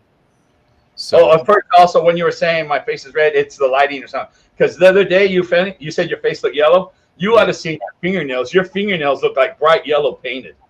Dang, it was so fun. Man. But there's nothing wrong with not today. They look pink today. Yeah. No. Yeah, they look normal color today. Not to us. Yeah, I'm not in the same location right now, so I don't have that light shining on me with them. My fingers looking like I dipped them in butter or something like that. It was so cool. Not your finger. It was your fingernails. Really, I thought it would look cool. You know, I knew it wasn't painted, but it was so cool. I can't be having no yellow fingernails looking like I'm smoking herb or something like that and burning my fingertips. It was pretty yellow, like banana yellow. Oh Lord, but canary yellow fingernails. Oh yes. Lord, man. Anyway, that's Mikey Smith. Mikey Smith need one of them lights. Mikey Smith got them Jackie Joyner Kersey looking fingernails, man. He's been talked about that for years that he won't cut them, and I said, "Oh, that's strange," you know. But that's Mikey Smith, like I need those fingernails for my medicine, my little sugar powder, my nose sugar. Yeah. But go ahead back to your 2020 thing we were talking about. Oh yes. So. Without further ado, let me show y'all. I'm not going to read this and jack it up with my busted English, but I want to share this with y'all. Look at this. Isn't this something? I can't see it. Yeah, something came down. Oh, yeah. Okay, there it is. COVID RNA vaccines cause cancer. Oh. Like we didn't know that, but it's so good. There's lots of articles out there like that for all these years. You just found another one. There's tons of them there. Oh yeah, yep. But look at who it is. These guys, the internet has been saying, especially Wikipedia. They said fake news. This is Slay News, right? So Slay News is like fringe news almost. So these are the guys like it's raw news. It's almost like the Inquirer. But it's like when they get the news and they know it's true, they put it out there. Or there's a good chance that it's true before it gets like ultra filtered, digested, and then given to us.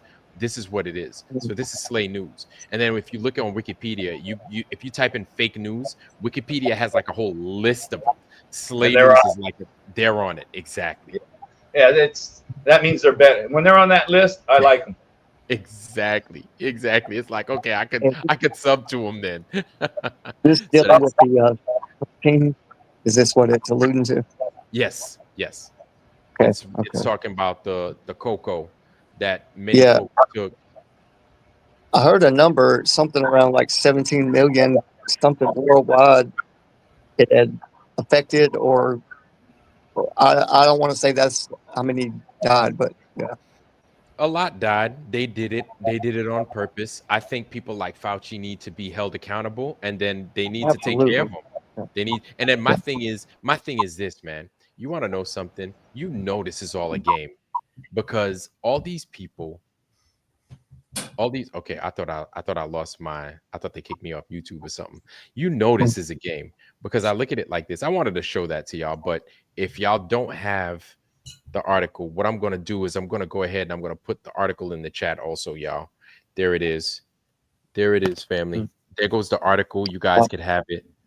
Yeah. So no, Lock Smart. Anthony Fauci did get a pardon, but Donald Trump took away his security security detail. So even with my thing is this. Here's my thing. Here's my honest to God opinion.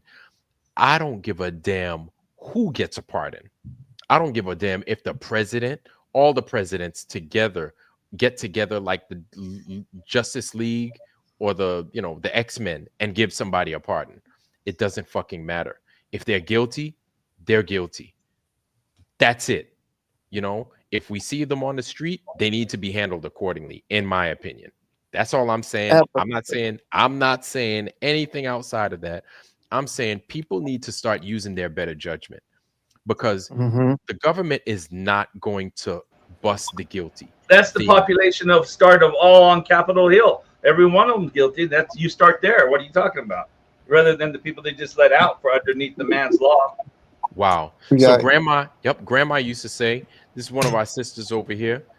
Grandma used to say, shout out to Erica. What's happening, sis? She said, yeah, that's right. I remember she was getting seen by her doctor. Her doctor told her to get the vaccine. And this is when we were thick talking about how the vaccine was messing people up. And I don't think you say that word, right?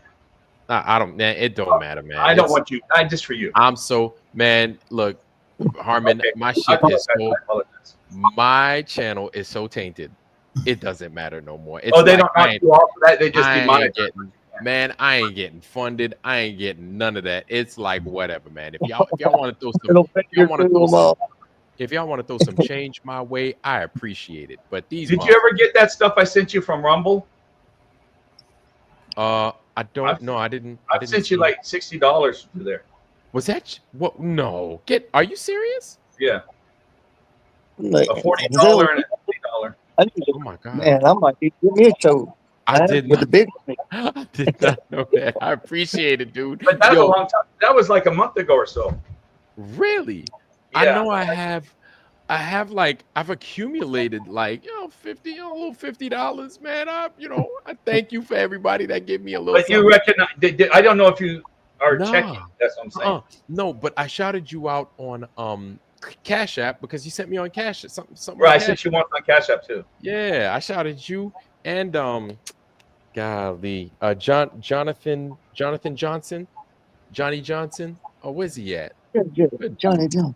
Like he's got a big long giant beard. He looked like ZZ Top. What's his Johnny Johnson? Jim Johnson? Something Johnson. Jeff Johnson, John Johnson. I haven't seen him around lately. Yeah, he's been here from time to time. He drops in, he says what's up. I give him a special shout out. Anybody, man, you ain't even got to give me. You ain't got to give me all that, man. You give me $1, I'm happy. I'm his shadow. Everywhere he goes, we used to go. I was always his shadow. Okay, yeah, man. He's a stellar fella. Stellar fella. Hey, rhyming, man. You've been rhyming all night, lad. There we go. Hey, I got a question for you three gentlemen. So what you were alluding to earlier, about NASA and what they're trying to maybe stash records away from the public or whoever, right? I'm wondering what they owe us, man, for all of our tax funding to them, and then I heard that they had like unlimited types of patents and things that they would get patents for and then just sell off to big companies. Where's our money for that, bro? Why can't we get refunded for something, right? Like, bro, I hope they find all kind of pork marked. I hope they find all kind of stuff, man, that they're just gonna, just tear the blood out from under. You know what I mean? RG, you know what I think our problem is, and I'm gonna be honest with you, bro. I'm going to be honest with you. Our problem is we rely on those people to give us justice. That's the problem. You know what they do? They set it up. They make it real pretty. Like, oh, we found these guys guilty of A, B, C, D, A to Z. Right. Which one of them go to jail? Who goes to jail? You know what they do? None of them go to jail. You know what they always do? They never will. And so my thing is this, is we can't trust them. And it brings me back to something that Marvelous Marvin Hagler, amazing boxer, my man lost his life because he decided he wanted to take the shot. You know what I'm saying? And a few days later, he lost his life. Good dude, awesome boxer. But he always used to be shortchanged. Even, you know, he was such an amazing boxer. There was a fight where he had with Sugar Ray Leonard. He clearly won the fight, but it went the distance, right? And then after that fight, he was like, dude, he said, when you get into the ring, you got to knock somebody's ass out. You cannot trust the judges. Do not leave it up to the judges, because if you got to leave it up to the judges, you lost the fight. Don't ever leave it up to the judges. Same is the case in these cases. You cannot leave it to the fucking government to police the government, man. Doesn't matter who it is. Hillary Clinton was supposed to fucking go to jail. She's not in jail. She's never going to fucking jail. So my thing is this, man. It's up to us to hold these people accountable. I hate having to say that, and I hate having to sound like Dirty Harry or something, because I'm not. You know what I'm saying? But people need to understand that, yes, it's us that freaking pays for them to do all these amazing things, to look good, smell good, feel good, and live a comfortable life, that they make all these backbreaking decisions with, right? At the end of the day, if they fuck up that much, and if they're willing to fucking harm people over so that they can support a lifestyle that I feel they have no business living, then they need to pay the consequences. It's the same thing. They have to suffer those consequences. And it shouldn't be, instead of a regular judge, they should put them like Judge Joe Brown should be the person trying them, or Judge Judy or some crazy shit like that needs to be the one charging, you know, overseeing their cases. Who judges the judges? I've been in the courts for 20 some years. They're the most corrupt there are. You know what happened, right? You know why they say Trump is the last president? You know why he keeps saying that? Because he's the last president of the United States of America Corporation. That's no longer a company or a corporation. They done away with it at the beginning of this presidency. Right. There's no longer a USA corporation, right, under the second Constitution. They said that last time, and they said that 2 times ago. That's the same story. How do you know that? Like, how do you figure that out? I'm not going to steal. You know, you guys figure these bizarre things out, and I don't even know where to go with that, because I don't understand it. I honestly don't understand it. I used to have a list of all the presidents that were going to build a wall. It didn't matter, Democrat, Republican, they were all on it. It started with Carter mentioned it. Reagan mentioned it several times. Bush mentioned it. Clinton was hard on it. Even at the beginning on his first term, the guy from Chicago, I can't remember his name, that president. Barack Obama? Barack Obama mentioned it. It depends on what they need on the even and flow. Just like, I'm not apologizing to you, RT, but it's the same thing with that you're talking about. We've always been a corporation. We've been a corporation since corporate law took over in the 1700s. Right. Well, yeah. They said the reason why they're saying that Trump is the last president because of that reason, because of that it's no longer about colonies or unions or nothing like that, or a corporation under the second Constitution, that all that just been disbanded, and that from this point on, that it's us as U.S. Whoever original settlers of these countries or whatever these. Can I ask you a question so I know where you're coming from a little bit? So if I get a clarification, do you still believe in Q? Q? Yeah, I know you know what Q is. never really even knew what that was, to be honest, man. I never looked into that. QAnon. I didn't believe in that. I did not believe in that I thing. didn't I was believe it like, 2 seconds. I didn't believe 2 seconds. nope. But I just wonder because you're preaching what they're preaching, and it's just you know, and I'm basically trying to make ends meet with the story, you know, I guess on my end. So yeah, man, I look at it like this, man. I take a big giant step back and I look at our lives, I look at their lives. These guys never get caught in no fucking hurricane. They never get fucking messed up in no freaking earthquake. None or of blue roofs. Exactly. Their stuff, their blizzard, none of that. They always averted every fucking time. No floods. I said the blue roof fires, the blue roof fires. The blue lightning, the blue lights and all that destroy the stuff. Like my thing is, they always manage to evade it. At some point, American people need to be like, you know what? We're already broke. What y'all gonna take from? What's next? Y'all taking the eggs. Y'all took the water. Y'all took the air. American people just aren't uncomfortable enough. That Super Bowl must be popping, and people are still sitting there concerned about a fucking halftime show about a game that nobody gives two fucks about. The majority of the people. What a bunch of fucking idiots. People are still watching football. Meanwhile, the government's like, yeah, we're gonna pour acid and fucking fire ants on you, and people are like, oh, just as long as the Eagles won, that's all we're concerned about. Like a bunch of fucking idiots. So, hey guys, can I just throw it back to about 5 minutes ago or so, where you were talking about plain reality? Hello, it's good brother. to see you, brother. It's good to see all of you. Yep. Yeah, I'm sure many of you already know, but you remember the story about Bayer and the hemophilia drug that they had tainted with AIDS? Do you remember that? Bayer, the pharmaceutical company. Right? Yes, they had. Right. So yes. No. So they had a hemophilia drug, and it was shown that some people donated blood and they got it. There was a bunch of AIDS in it. Oh my God. The American FDA said, you guys can't sell that here. Wait. Right? You said there was a bunch of AIDS in it. You're not talking about the antacid medicine, right? Not Rolaids, right? No. So it was contaminated with HIV, right? So then the FDA said, hey, you guys can't sell that here in America. They didn't order them to destroy it. So what they did instead is they went and they sold it all over Europe. Tens of thousands of people died of AIDS, supposedly. So a bunch of kids, all kinds of people died of AIDS. Not one person went to jail. No one. And no one got... Do you see what I'm talking about? That's the shit that I'm talking about. All of they get their fucking severance packages. They get this, they get that. Nobody ever goes to jail. No one ever suffers any repercussion. So exactly, and the people from the FDA should have gone into jail. People from Bayer should have gone to jail. I mean, tens of thousands of people died. It's mass murder.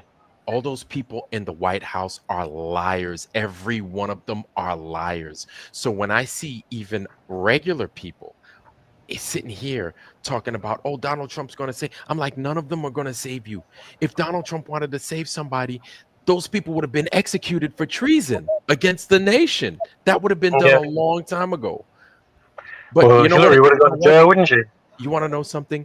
I equate it to much of how we operate in the community as well, because you see people that are automatically guilty for fucking the whole community over, but people have a hard time letting it go, or letting them go, or calling them out for being guilty or for being wrong and wronging the community. I see the same fucking thing in this community, in a flat earth community. I see the same fucking thing. You have these people that are guilty for fucking everybody over. And I'm not going to call their name because I really don't want them to have that power, not here in this channel. So you have these people that fucked everybody over, right? Like I saw this coming from a mile away. I didn't trust them folks, them peoples, right? But as things started to develop because of this final experiment nonsense, it was basically drawn in the sand. We saw who was who in the zoo. Right? Even if there were people that had it fucked up, what the sun looked like, this and that, they were being honest in what it is they thought they could see, right? They knew that there were a group of dishonest people. Now, those people that knew that those people were being dishonest, they're still in their camp. they have an emotional connection to them, so they still bat for these guys. I can't rock with that, man. I can't fuck with people like that, man.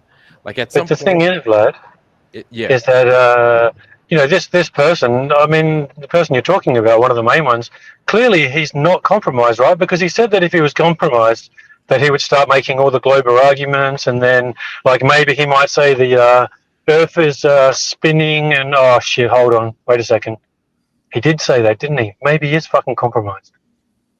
That's where I was like, yo, either he's compromised or what. Either way, I Yeah. was like, I can't. I have to be hands off. It's yo, there were so many of them that I really enjoyed watching. I didn't have a close relationship. Like there are some that still do, right? Have a close relationship with these people.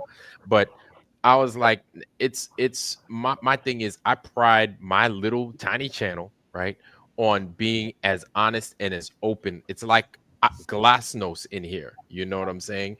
I pride it on being open, being honest, a place where you could come and you're not going to get bullshit from me, right? And we could be honest with each other and we could be open about shit.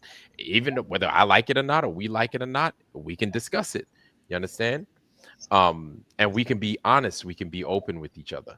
That whatever they're doing in some of these other channels, I hate it because I'm like, what we're supposed to be in the flat earth is what I would envision my channel to be on somebody else's platform that's just a lot bigger. You understand what I'm saying? Where people could Yeah. talk the shit that they need to talk, get it off their chest, and then we can either agree, we could disagree, or we could agree to disagree, but at least we could still remain friends. We could still understand the other person's point of view. You're not going to see that on those other channels, and instead you're going to get a lot of this infighting and a lot of and what it does is it reflects what we have in the fucking White House. That shit that we have in the White House, that shit that we absolutely detest, and we come in here, we come in places like this to talk bad about. We reflect what we see in there. We get the same stuff in a lot of these other channels. Now, I'm not sitting here, I'm not trying to talk bad about the other channels. That's not what I'm trying to do. Well, But if we're going to, but if we're going to, what, but if we're going to hold ourselves to a standard, right? We have to. If we're going to decry what it is they do, we have to live a certain way, or we have to present. We have to present what they're not presenting. We have to do it the way they don't do it. You understand what I'm yeah, saying? Does that I make any think sense? the best, most valuable commodity, bro, is truth. And yeah, pride your channel on that, bro, because that's one reason why I keep coming to hang out and chill, man, and get the just kick it, man. Being yourself is, like you said, it's hard to be yourself in a group of people that only reflect what's being fed to them, right? Like, so yeah, so I appreciate that, man. Appreciate you like that. Yeah, and it's always truth to your best ability as well. And if you make a mistake, then you just got to man up, correct it, and say, okay, I screwed up. It's as That's simple as it. that. Yeah, It's that's not it. that difficult. That's it. And just be honest where we fuck up. I think that's where it is, man. And we keep each other in check, right? With where we fuck up too. And it's like, hey, and even if it's live and it's in public, it's like, hey, oop, mea culpa, let me clean it up and let me fix it. But it's like iron sharpens iron. If you see an error being made, you correct it on the spot and we move on, we grow and we get better for it. But with that being said, all very good points, man. All very, very good points. Mikey Smith is here. And Mikey Smith, we didn't let you say anything. You sitting there, fingernails growing longer than hell, man. So you got them. Yeah, I cut them, man. Look at that. I cut Yeah, them. I cut them.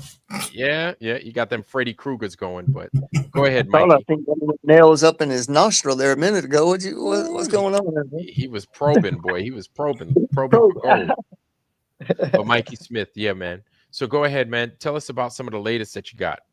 Yeah, not much, man. I'm just ready and pumped and ready to go. I have been reviewing some of my footage from March, Okay. but I'm going to leave that out until I get back from Vegas because I need to confirm something first. I'm going to tell a story, but I'm not going to show a video. Out of all of the hundreds of times that I've recorded stars, I was recording Polaris. It was in March last year.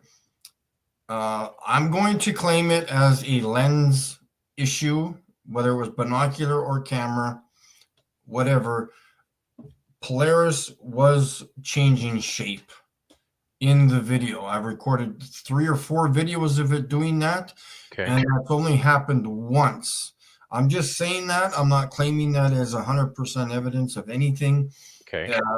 I'm still reviewing it myself. I don't even want to put it on my channel because that will just get ridiculed like crazy. But yeah, I'm still reviewing it, and like I said, I question my footage like there's no tomorrow. So, but it is so interesting. I'm going to show it to a buddy of mine, and that's the only thing I can come up with. But yeah, I'm excited. I'm ready to go. I've got a few things going on next week, getting the car into the shop a few times, and just it's overwhelming, really, just overwhelming. And I can't wait to go. It's going to be fantastic. Yeah. Amazing. Hell yeah. So, okay. So yeah, I would like to see that footage that you're talking about. And here's my thing. Here's my thing. Despite what it is you get, let us be the judge of what's good or what's bad. Right?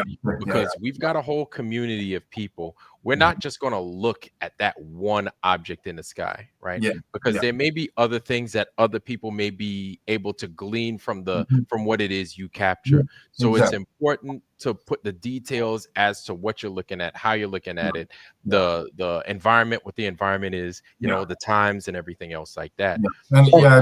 Yeah, go ahead. Sorry. No, that's fine. That's fine. I was going to say, don't forget about plasma. You know, plasma does, you know, the luminaries, the angels, you know, it's, you know, if it does more, you know, hey, plasma can do that, you know. Yeah. Oh, so we have a few people in here that haven't seen your work, Mikey. And this is Grandma used to say, Erica, one of our sisters. She's a blast from the past. She's been around here for a minute. She comes when she comes, but when she does, like, I really want to catch her up. So Mikey, you have somebody that's never seen your stuff ever, ever. And I think this is like a big deal. So this is one of the biggest deals around. So Erica, hold on to your seats, right? Yeah. Or hold on to your pants, whatever the saying is. Mikey's got some really cool stuff. Go ahead, show it off, Mikey. Is she sitting down or what? Yeah, Erica's probably sitting down. She's chilling. Yeah. Okay, so what? Yeah, I'll just go to the pictures. It's just easier than sharing the videos for now. Yeah. Is Harmon staying awake there or what? Yeah, I'm awake. So we got those ones. We'll go with these ones here first. All right.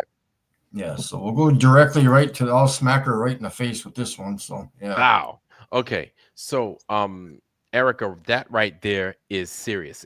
Go ahead, Mikey. I'm not going to talk for you. You talk. I don't want to cut your shit up. Yeah, sure, no problem. Yeah, this would have been the second time because I've repeated recording Polaris, not Polaris, Cirrus, and so there's something absolutely amazing going on here. This is recorded with binoculars. I have an actual video of this screen. This is at the second mark, the 6 second mark in my video that I recorded with this star here. I'm still trying to understand what is going on here. I call it a frequency. It could be plasma. Who knows? It could be anything that I've never been there to touch them or see or visually see them eye to eye. So, but through my binoculars, I can verify, at least evidence-wise, that this is what stars look like. At least the bigger, brighter ones. And I've repeated the process. I've rinsed and repeated. So that's not a problem. The next closest looking star to that would be Capella, and this is Capella here. Yeah, it's just never had that ejection or the frequency or come on. Yeah, sorry to jump in, but have you seen Thunderbolts of the Gods? The documentary done by the Electric Universe guys. Wait, no. Thunderbolts of the Gods. Is it a book or is it a movie? No, it was a documentary done by the Electric Universe guys, and then they did do a second one as well. And they were showing how a lot of ancient cultures were actually drawing plasma effects in the sky. Right. And what you're actually showing looks really similar Get to a the lot of fuck those out. Are ancient you things as well. Yeah, flipping kidding me? yeah. So I'd recommend find that Thunderbolts of the Gods. It's Okay. the electric universe, guys. Is Yeah, it I'm on looking, I'm YouTube? looking at the images right now. It's not the first images, but I'll keep looking through them. Thunderbolts of the God, you said, right? I'm on the webpage. Okay. By the electric universe. The electric. Hey, you Yeah. guys! Yeah, I'm not saying it's Well, that's- exactly the same, but it's those same types of things. Like, and a lot of actual ancient cultures all drew these same structures. The way that they drew people and stuff, they were like, well, it's not actually people they've been drawing. They've been drawing these different types of plasma effects I tell you, hey, that I know my stuff. they've witnessed in the sky. You know? What I see, what you're talking about, a couple of things. It's the colors are the same. The shape's not close, but the color is the same from what I'm seeing right now. I want to send you a couple of things to watch about plasma, and you just educate yourself with that, man. You'll see. Okay. Yeah. All right. Yeah. Okay. Wow. This is interesting. Where's our sister Erica? Are you looking? What is this one right here? Is this Capella again? No, I have no idea what star this is, but this is one of these ones that they look like flat hockey pucks or something. That's the only way I can describe them. There is no frequency to them; they're just sitting there. So I've gotten multiples of those. I've got doubles of them somewhere. I think. Oh wait, oh no, that's not it. Right here. Yeah, this one here too.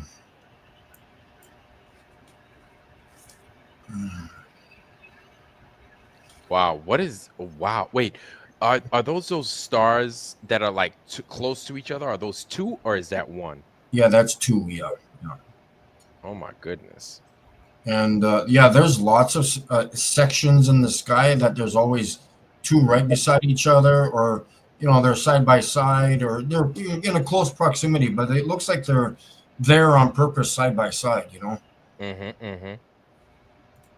Wow. Yeah, and then we'll throw this one at her too. So Yeah. Which one is this again? yeah, this one's the first video of the series I got back in April of 2023. Wow. Yeah, and then so again, I just love looking at it. It shows this white dot. So I've mentioned this many times before. I'm not sure if this is if the stars are embedded in the firmament, they have to be, or whatever's above us, the surface or whatever's there, the what do you want to call it? I could call it the pressurized system up there. If there is a pressure, I could call it. That's where it is. And again, there's something. Your evidence of that there is something there.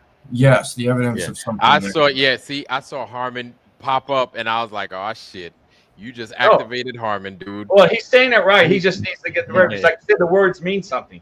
Yeah. That is evidence. Yeah. There's something there. And like I told him before one time, I said, you got more evidence that there's something there. Now get somebody, if they try to back you down, say, oh, give me the evidence that there's nothing there. Yeah, exactly. Yeah. And they He's won't be got able more to. evidence showing there is something there, whatever it is. There's something. Thank you. We don't know. That's the thing.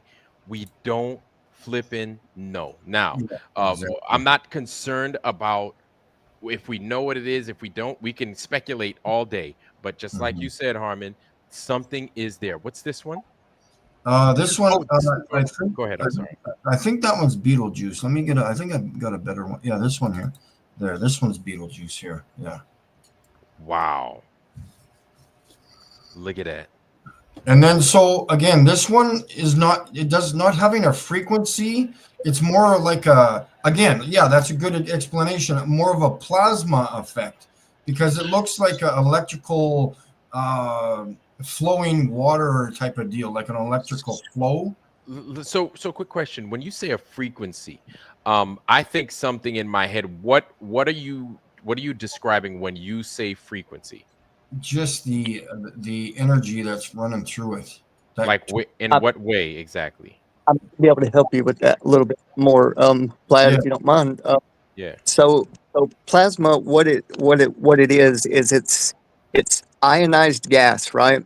It's an inanimate object that is animated by electricity, basically. So what these plasma fields do is they hold a magnetic resonance.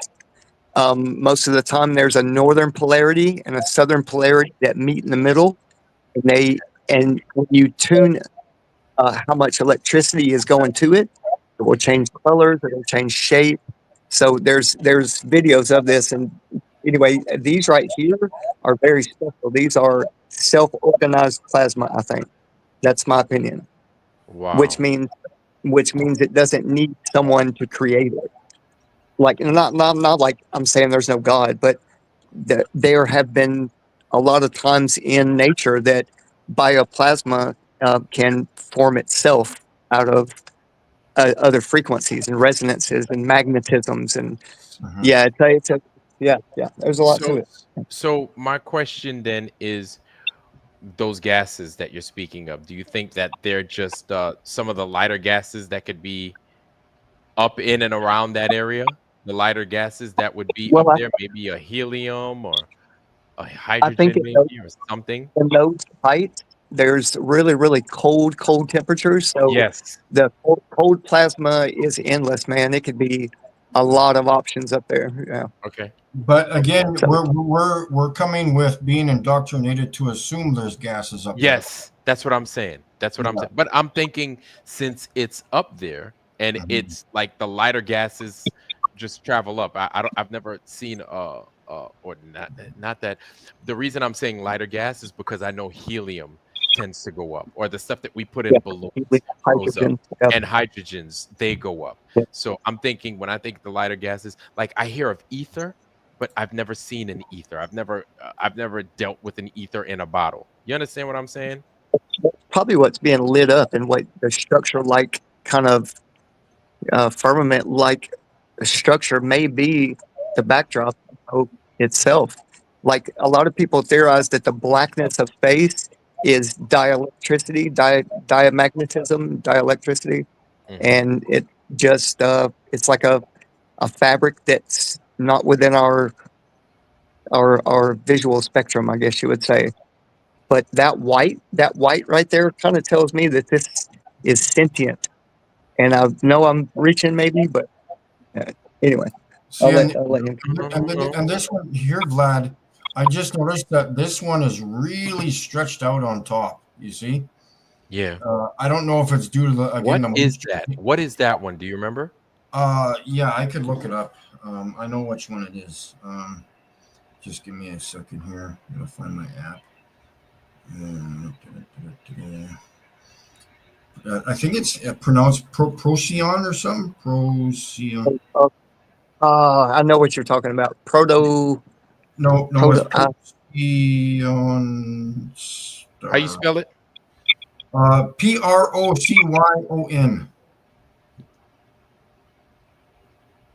Procyon. Oh, sure. Okay. Yeah, it's in the Alpha Canis Minoris brightest star. Yeah, on the and supposedly it's 11.4 light years away.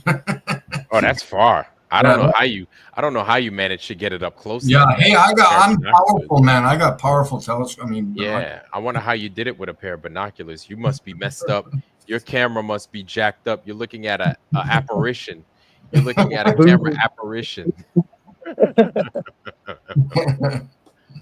Yeah. No, you're looking at these camera apparitions, Mikey, and you're terrible. I hate you. Where's Brenda when you need her? Tell us these evil things. And so we can go to the evidence of the firmament, I guess. Okay, so everybody that's in here, I'm giving you guys love as well. But our sister Erica, Grandma used to say, hasn't seen this. So Erica, I don't know if you're familiar with we talk about the firmament and everything else. So this right here, that background that you see, and Mikey, since you're in control, please kind of go into detail as to what it is we're looking at, or what it is we think we could be looking at. Yeah. What it is we think we could be looking at. Yeah, right? Exactly. So this is, I've taken many pictures of the Milky Way. It is not a galaxy. Oh, speaking of galaxies, I'm going to interrupt that for a second. Since I've been recording stars for the last almost 2 years now, I have never witnessed with my own two eyes through my binoculars a galaxy in the sky. It is either stars or darkness. That is it, or the firmament, obviously, or whatever this surface is. And yeah, I have never taken video footage of nothing, nothing other than stars, you know, and these pictures here of the Milky Way here. So yeah, I don't know what they talk about when they talk about galaxies. That's all in their heads. So yeah. And he's talking about what he's seeing. He's not talking about a candy bar, y'all. So yeah, exactly. And so the Milky Way, we are told we're in the Milky Way. We're not in the Milky Way. The Milky Way is a destination in the sky. It is not a galaxy. We're not hurtling through a galaxy. You can see it with your own two eyes in the sky. And we're not traveling through a bunch of candy bars either, just in case you guys were wondering. Exactly. I was, when you were speaking about those boxes, see the lines that overlap and stuff. Yes, I did find, I was reading about the firmament, and this old description says it's like lattice. Y'all know how lattice looks, right? It folds over each other. Get out of here. Yeah. Oh no, don't serious about that. It was a descriptive, it was a common descriptive describing the firmament was lattice. Really? On the left hand corner here on this. And then even in the middle, Mikey, go ahead, you zoom out a little bit, and then point them out. Yeah. Wow. Yeah. So it's like waves or ripples, kind of. Yeah. See, here's a box here. Right. Or it's like a circle. A square. I shouldn't say a box, a square. Yeah. And then there's another one here. It's very weird. And if you think, and it looks like they're connected almost too. Like there's lines or something. Yeah. I don't know what that's well, that's what I mean. The lattice. You know, lattice will add strength to a structure. Sure. So think about yeah. Wow. I think it looks like a circuit board.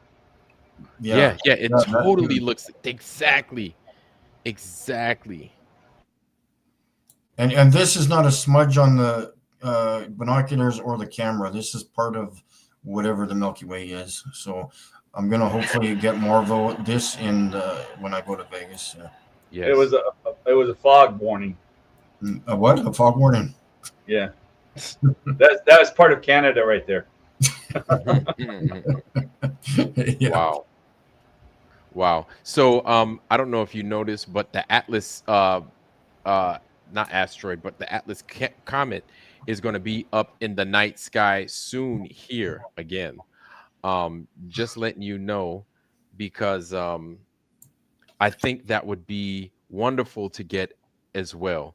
Not just these stars, not just the firmament, but also a comet. I think seeing a comet up close and personal without any hindrance. Yeah. Over the top, man. Oh yeah, no kidding. That would blow, because we would see it in detail. It would be like looking at my star. Exactly. Or star's eye, I should say. Yeah, that'd be insane. Yeah. Does that have a green tint, Mikey, or was that? Yeah, no. This did I do anything with this picture? The only thing that I do with my pictures is change the light contrast in order to bring the picture up brighter. That's the only thing I do. Okay. I might have done that with this one because it does look like there's some kind of a color tint to it in some places. It looks cool. It looks really neat to me. I didn't know if it was natural. But I'll show you. I love this one here. So that one, or no, this one. We can actually see craters, like it looks like the surface of the moon. This one here. And again, all these lines, like I'm trying to figure out. It looks like tadpoles or something, to me, or something, or sperm, sperm around up there. Yeah. But man, look at those jokers. Look at that. Yeah. And that's where Harmon talks about the circuit board. Like I totally agree, because that's what that right there makes it look like circuit boardy. Yeah. These little, like the little golds or the little coppers that are connecting them together. Yeah.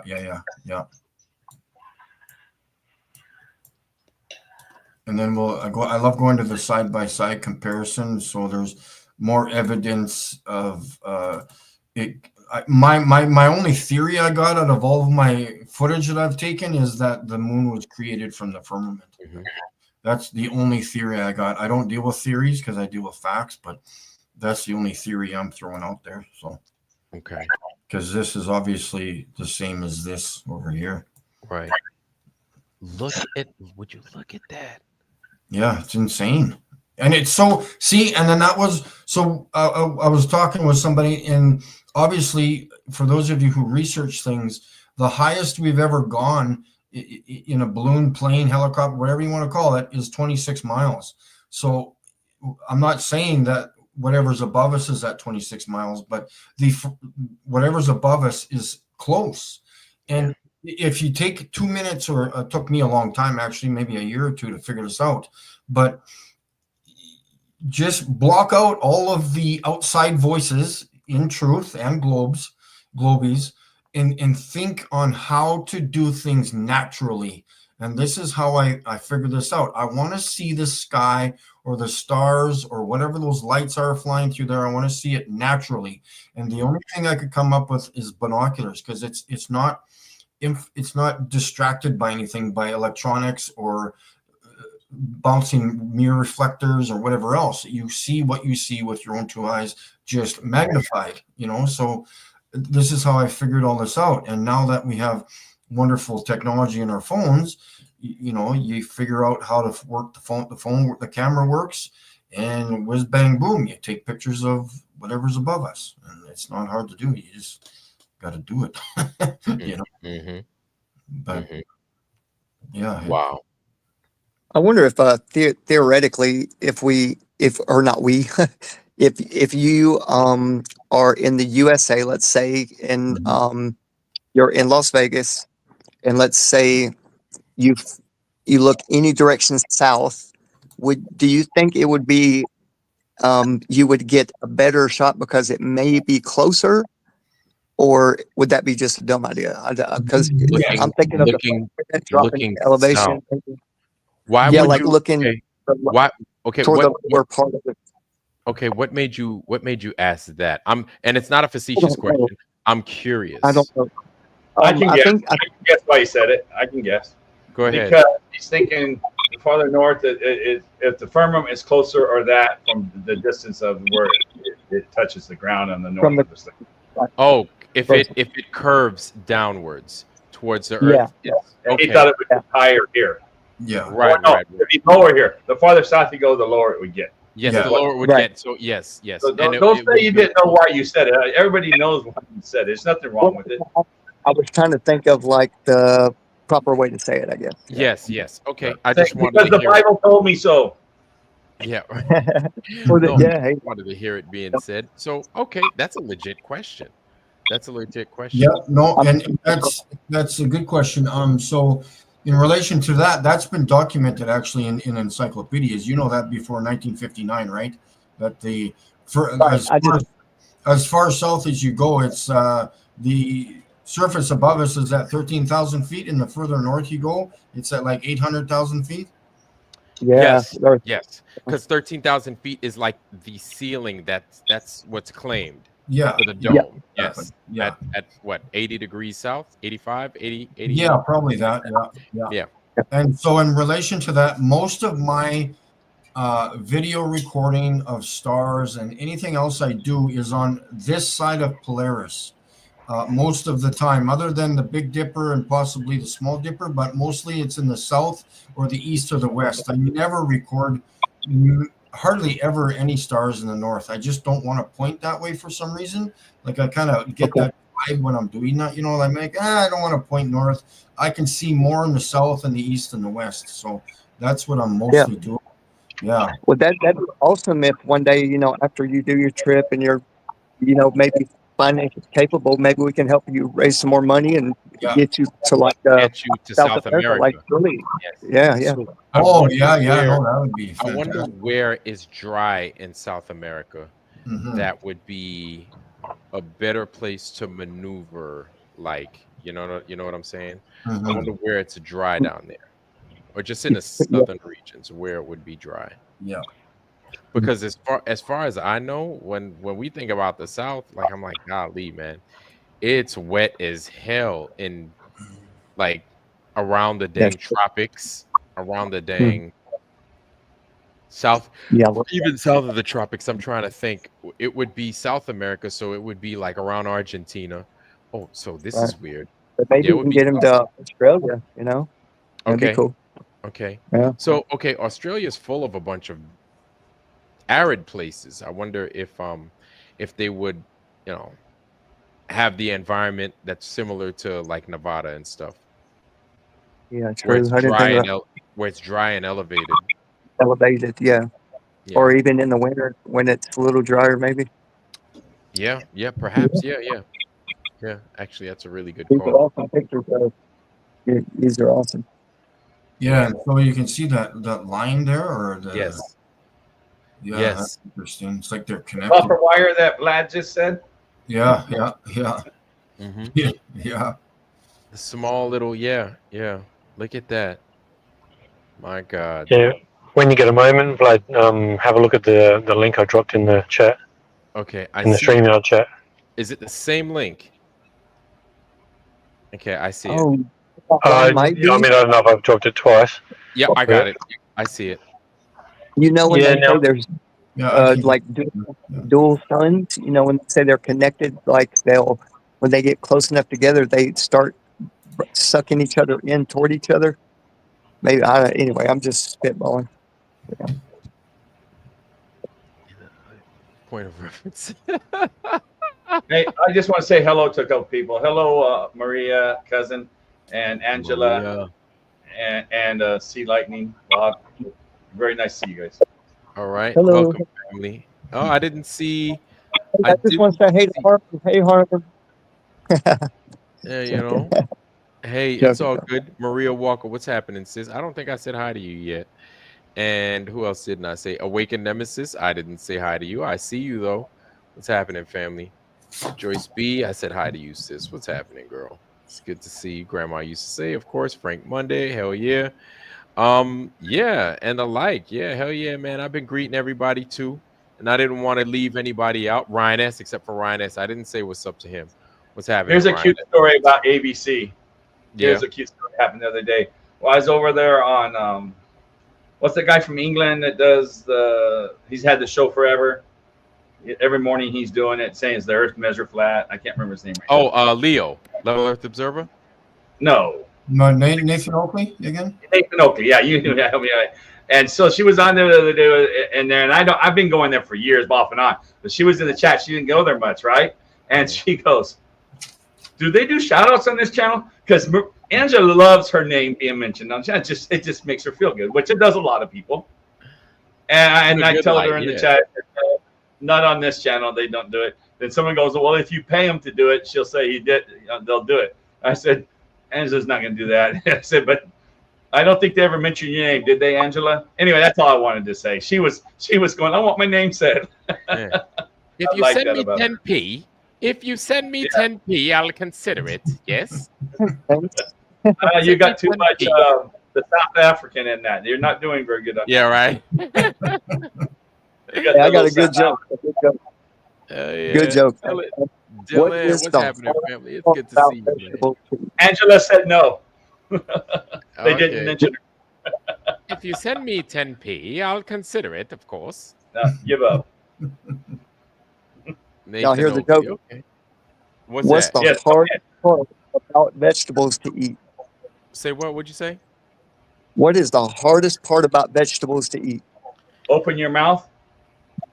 No, the hardest part about vegetables to eat. Yeah, opening your mouth. No, not that one. Yeah, I know this one, but I won't give it away. Sure. No, I don't know. I don't know. What is it? You know what the hardest part about vegetables to eat is the damn wheelchair. Yeah. Oh, bro. Waka waka waka. Anyway, I'm very antisocial, so I joined the antisocial group about 6 months ago. Okay. And they want to meet every month, but we haven't had a meeting yet. You joined the antisocial group? The antisocial. I guess it's better to be a part of an antisocial group than an uncle social group, huh?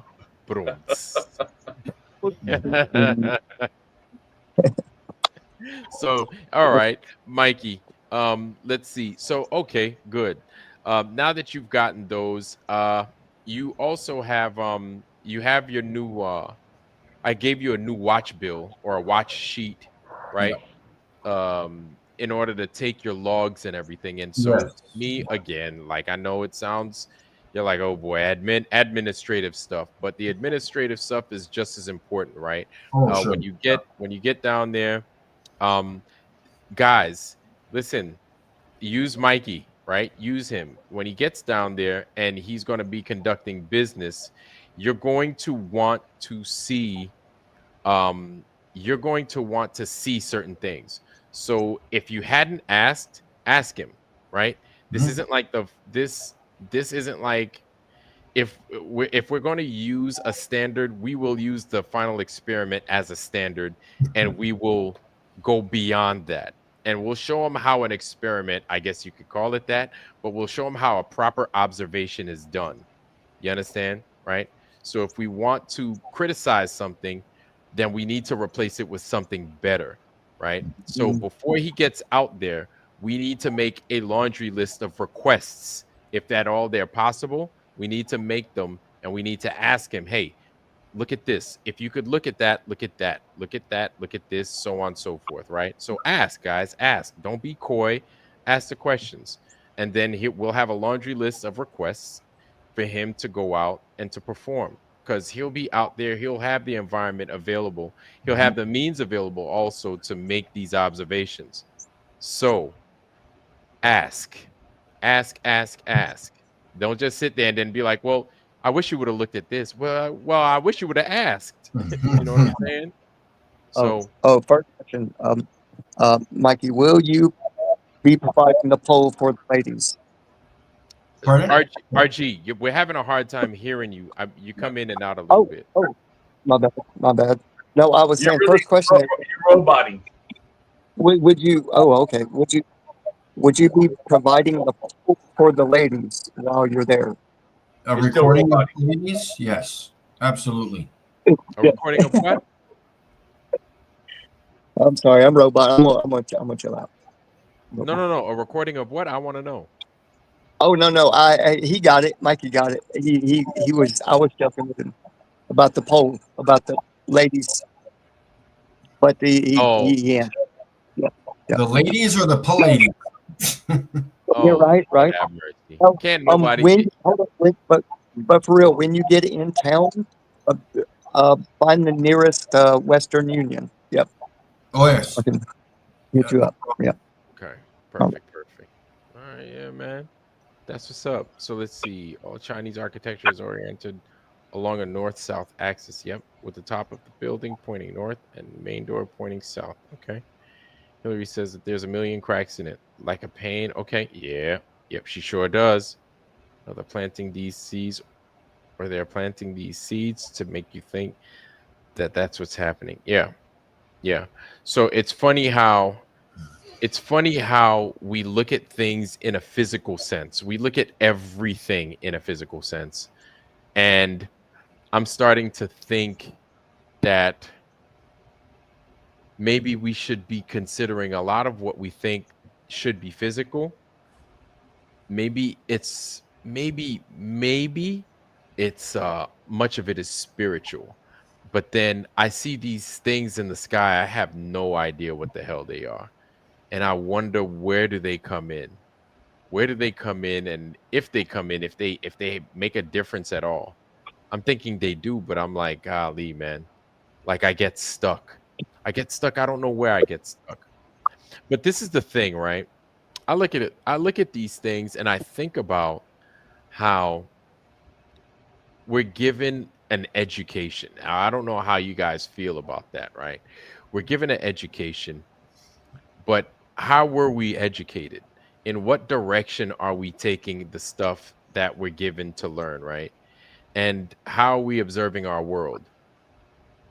You know what I'm saying? It was a very education. Huh? Yeah, it was just a very traumatic. Like my education was, it was if you're not up to par with like A's or B's, like if you're looked as an outcast, like man, it was a traumatic education, and I think they forced that on us. The Prussian, about Prussian school system. No, no, I did not know about the Prussian school system. Yeah, Negative. that's how they brought that over from Russia. And it was the way Russia? of Wait. disciplinary. Russia or Prussia with a P? Well, yeah, it was called Prussia before it was Russia. So that was the education system. The style was disciplinary action if you don't, if you don't fall in line. The Basically, punishment, like right? a prison. Yeah. So they brought that over here. But anyway, go ahead, guys. Nah, it's crazy because check this out. You have this guy that just made this car that runs off of RF energy, right? His name is Maxwell Chikumbutsu, African cat, right? From Zimbabwe. And so his car is so revolutionary. He started out making a TV that ran off of RF energy. When he put it on the market, they tried to poison him and kill him. They invited him to the US. He went there with his friend. They poisoned him. He was hemmed up in the hospital for a while. They tried to kill him. He managed to survive. He came here. He put his car out. He still continued with his projects. He put his car out. Now, what I find remarkable about this guy, Maxwell Chikumbutsu, is that he dropped out of high school because, for financial reasons, he didn't have money to continue going to high school. He had to take care of his family. He had to go to work and all that. But he was always interested in powering things. He was always interested in the electronics and stuff like that.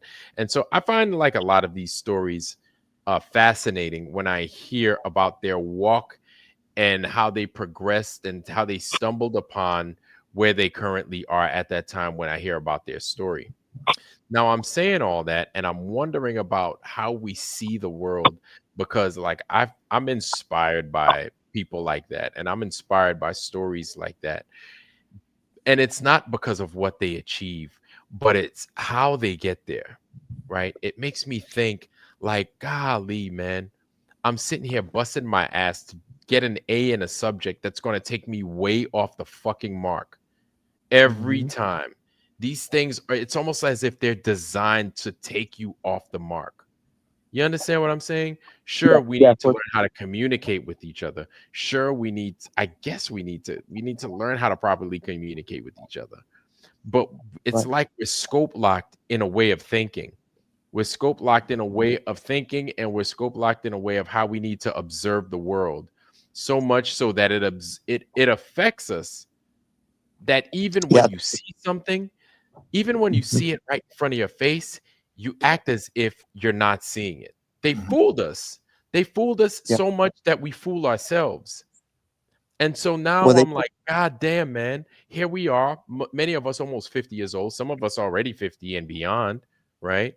And it's like we were fucked. Like God's watching this flat earth is saying we were brainwashed. So brainwashed, like we're trying to come back to our senses. But now we're trying to piece together a world that's always been in front of us the whole time. The whole time it's been here in front of us, and we're trying to make sense of it. And we don't, and it's as if we've got these, and I'm going to land my plane right now. It's as if we've got these puzzle pieces. We're gathering them, right? But we don't know what to do with the pieces once we have them, and we don't know how to properly orient or arrange them. Does that make any sense? I know I don't. Maybe you do, but I know I don't. No, and they got us in the most formidable years of our lives, right? When we're still growing, when we're still trying to figure out that world, right? And I'm not gonna speak long. I just want to say this, that being in this wheelchair, bro, is one of the best things that's ever happened to me, man. I know that probably sounds crazy, but it slowed me down enough for me to stop and realize, like you said, what's right in front of us. And I took that to heart, man. And I seen after a while how I was messed up, man. And I'm just now getting back on track, bro. And I'm finding people like y'all, good-hearted, real men out here telling the truth, man. And we need to stand on that, brother. And listen, what we do with it is, when we all figure it out, is we're going to help each other figure it out, bro. And we can move forward from there, I think. But yeah, man, appreciate it. Yeah, I agree, man, and thank you for that. I'm not going to be sitting here trying to bullshit you or be long-winded, but like I honestly don't even know where to begin. Like, it's a great adventure, it's fun, it's all good, but I'm like, okay, so it's like one of those things again. So now what? Right? So now what? So Mikey's just adding more fucking puzzles that he found to the bin, right? And I'm like, hell yeah. And my way of thinking is, okay, now this is more evidence to show that it's not a bunch of balls, and this is a ball that's another one of those balls. That's what I'm thinking. That's super short term though, right? In the long of it, now what? You understand? So it's like, okay, so now we figured this out. Now we've got more questions, even more questions. All right, that's answered. That's not a ball. Great. So what is it? Well, I got you on the plasma part, like I told you. Yeah, well, that's a possibility. That's not a factual thing, you know. Right. Well, I mean, as far as technology, like the experimental side of it in a lab, like things that go from the micro to the macro. No lie, like the 0 point energy, singularities. Mhm. This is why I want to get with y'all off of here and like really go do some work for sure, man. Yeah. I got Yeah, the man. studies y'all need. Okay. All right. Hold on. Absolutely. I'm gonna put this up so y'all can have it. Boom. That's Mikey's PayPal, y'all. That's it right there. And what I'm also gonna do, I'm gonna do y'all a solid right here. Boom. Look at that. Mikey's PayPal is right there in the chat, y'all. Boom. Right there in the chat. And what I'm also gonna do, y'all, I'm gonna do y'all even more solid. I'm gonna do extra solid. Extra solid. I'm gonna pin that to the top. Ask and thou shalt receive. Boom. Pin to the top. That is Mikey's PayPal. Sorry, Mikey, I didn't go ahead and put that in there earlier. My bad. No panic, no panic. Yeah. So let's get Mikey. I know I donated to Mikey, so you guys, I hope you guys can get something in this a little bit, just to get the gas money, and maybe he can stop at one fast food restaurant. Who knows? Yeah. Fast food or slow food. You go to a mom and pop spot, man. He get you some slow food, man. A little home cooked. Mike's gonna hate to leave his mansion there, his 3-story split level mansion. So you know, so he has to. Yeah. My apartment's this big, I think. Yeah. In Saskatchewan. Yeah. Saskatchewan. Hey, Yeah. Y'all do up Siberia. there? Y'all hunt the Bigfoot or what? What kind of animals are up there? Like elk, brown bear? Elk and deer. Elk? No, there's no bear around here. You got to go to Alberta for bear. Damn. Okay. Alberta has a lot of bear. And Bigfoot is folklore. That's nonsense.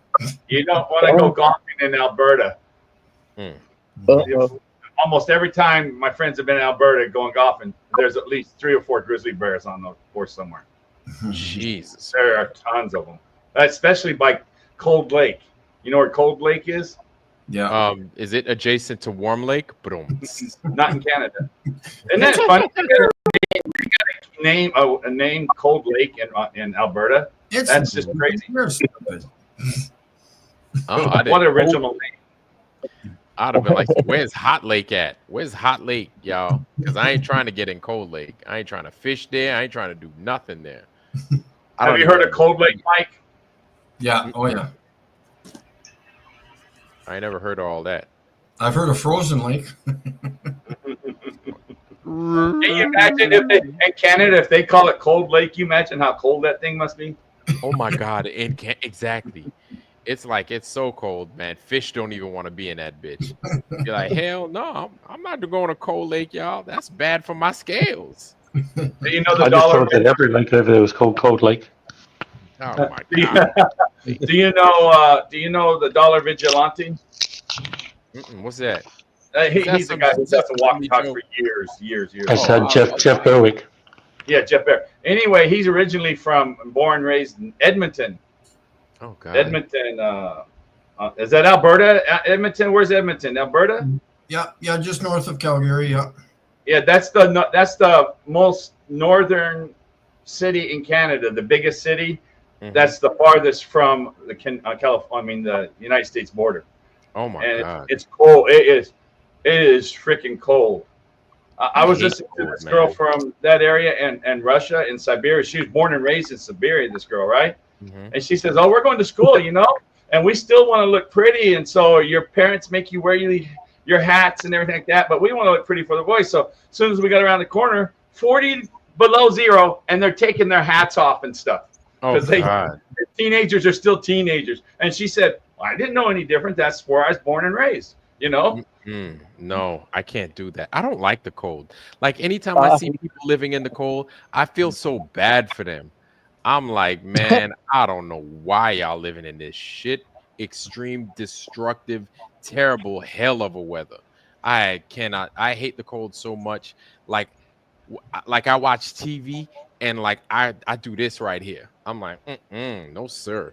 I cover up my neck. I throw my robe on extra tight. And I'm like, and then she was talking about when it went 45 degrees below, they would cancel school on those days.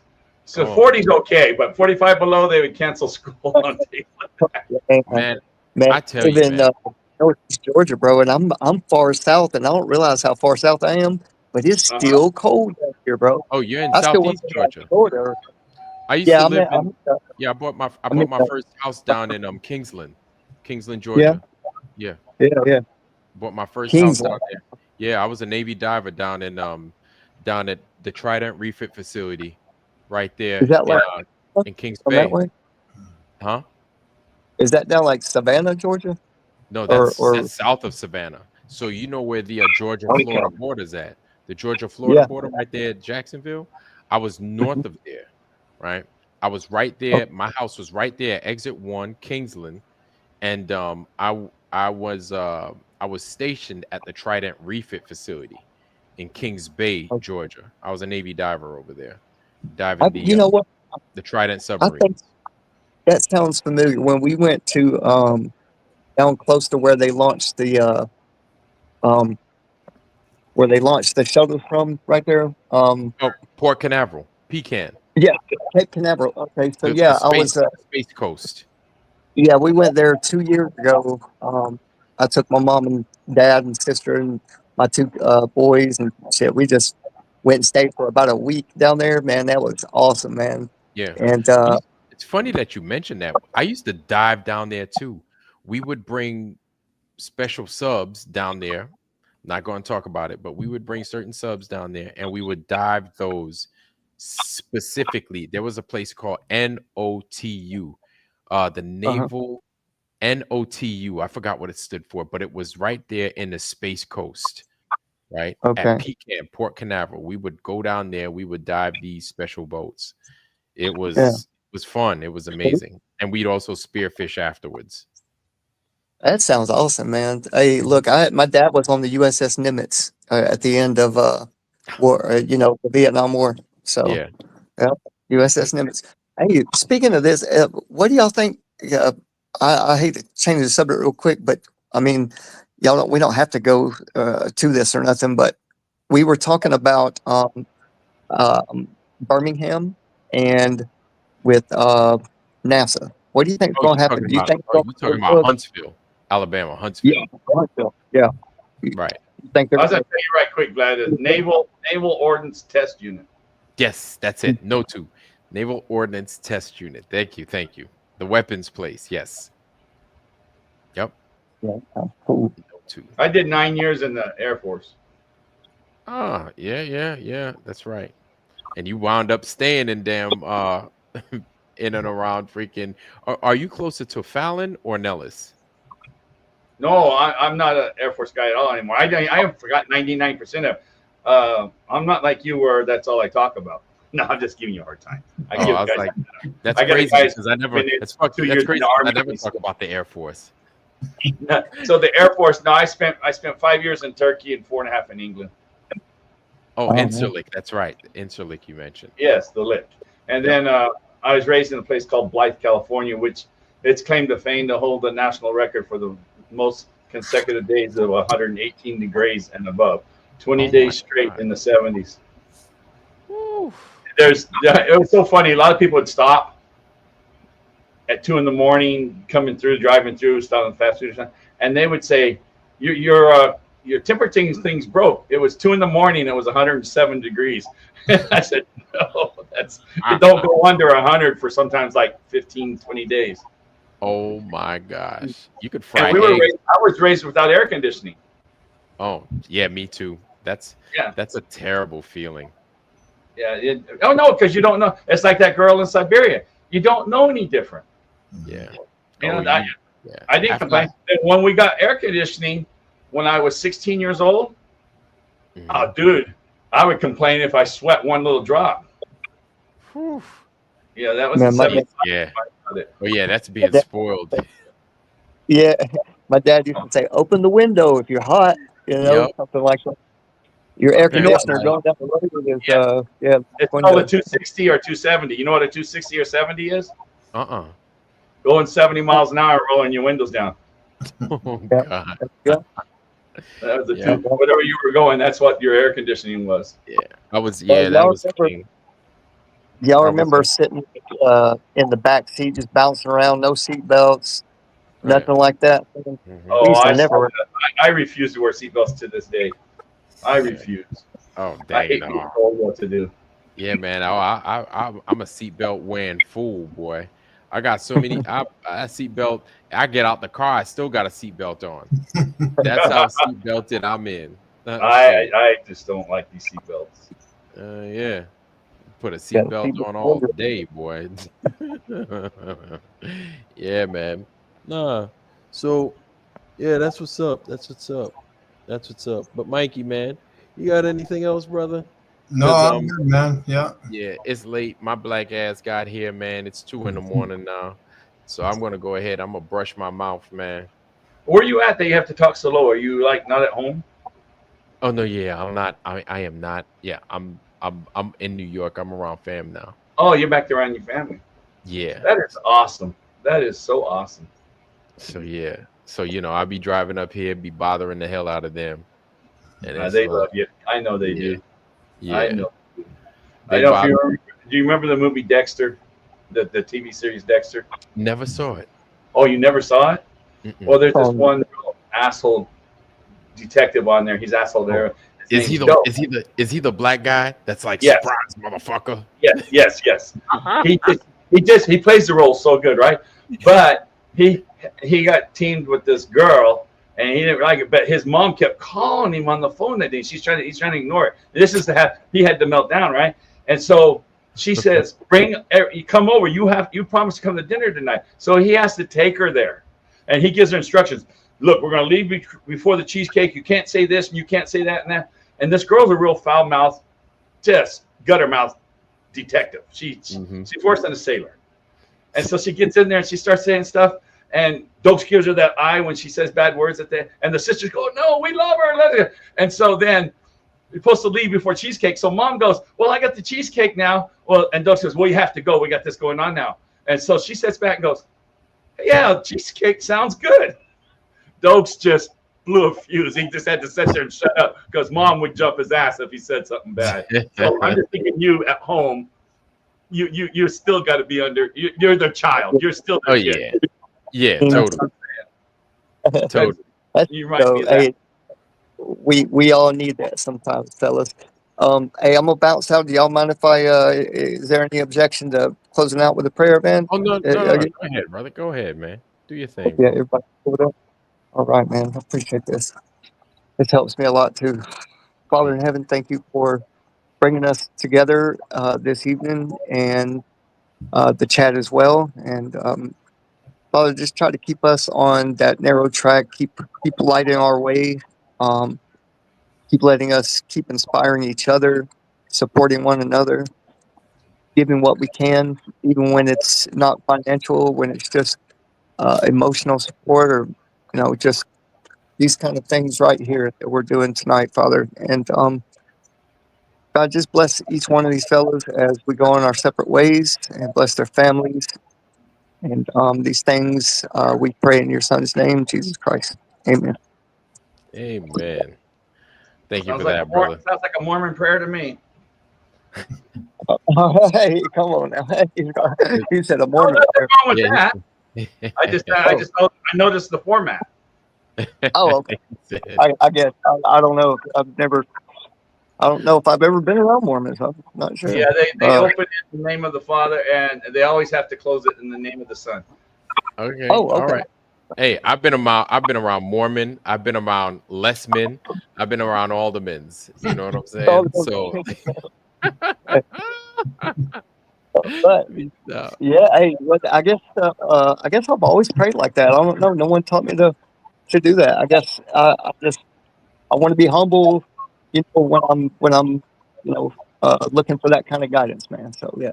so There Try was to keep in it up. the chat, someone named Frankie Mundy was saying was Manson.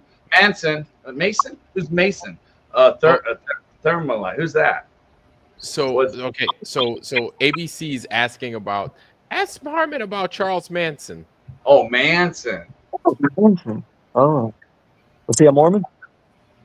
No, I guarded him in prison. Oh, was he a good guy? Was he a nice guy? He was just a quiet guy. He was just a little bitty guy, like 5'2", and Jesus. and you got to remember he's on walk alone status. He's in high security, so guards are lazy. It's hard to make your partner go up there to go talk to him because they're too lazy to get off their butt to get up there and talk to him because you have to have two people to go up to his cell. So I went a couple of times, and I talked to him, and he was the first thing I remember him saying he was worried about the rainforest and how we're destroying the rain. This is in 1989. How we're destroying the rainforest and just killing it off like that.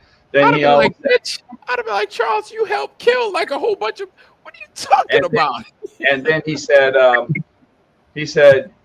Walk. He says, trust me. He says, the government or whoever's in charge, he says, they always want a racial war. Their whole thing is to make a racial war. He wants Blackie to fight Whitey, and they'll always try to push that narrative, he said. He kept telling me that.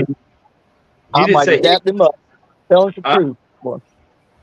That's what he was saying. He said they want, not just in America, they want the world like that. The world, yes. Divide. That is like division. Division.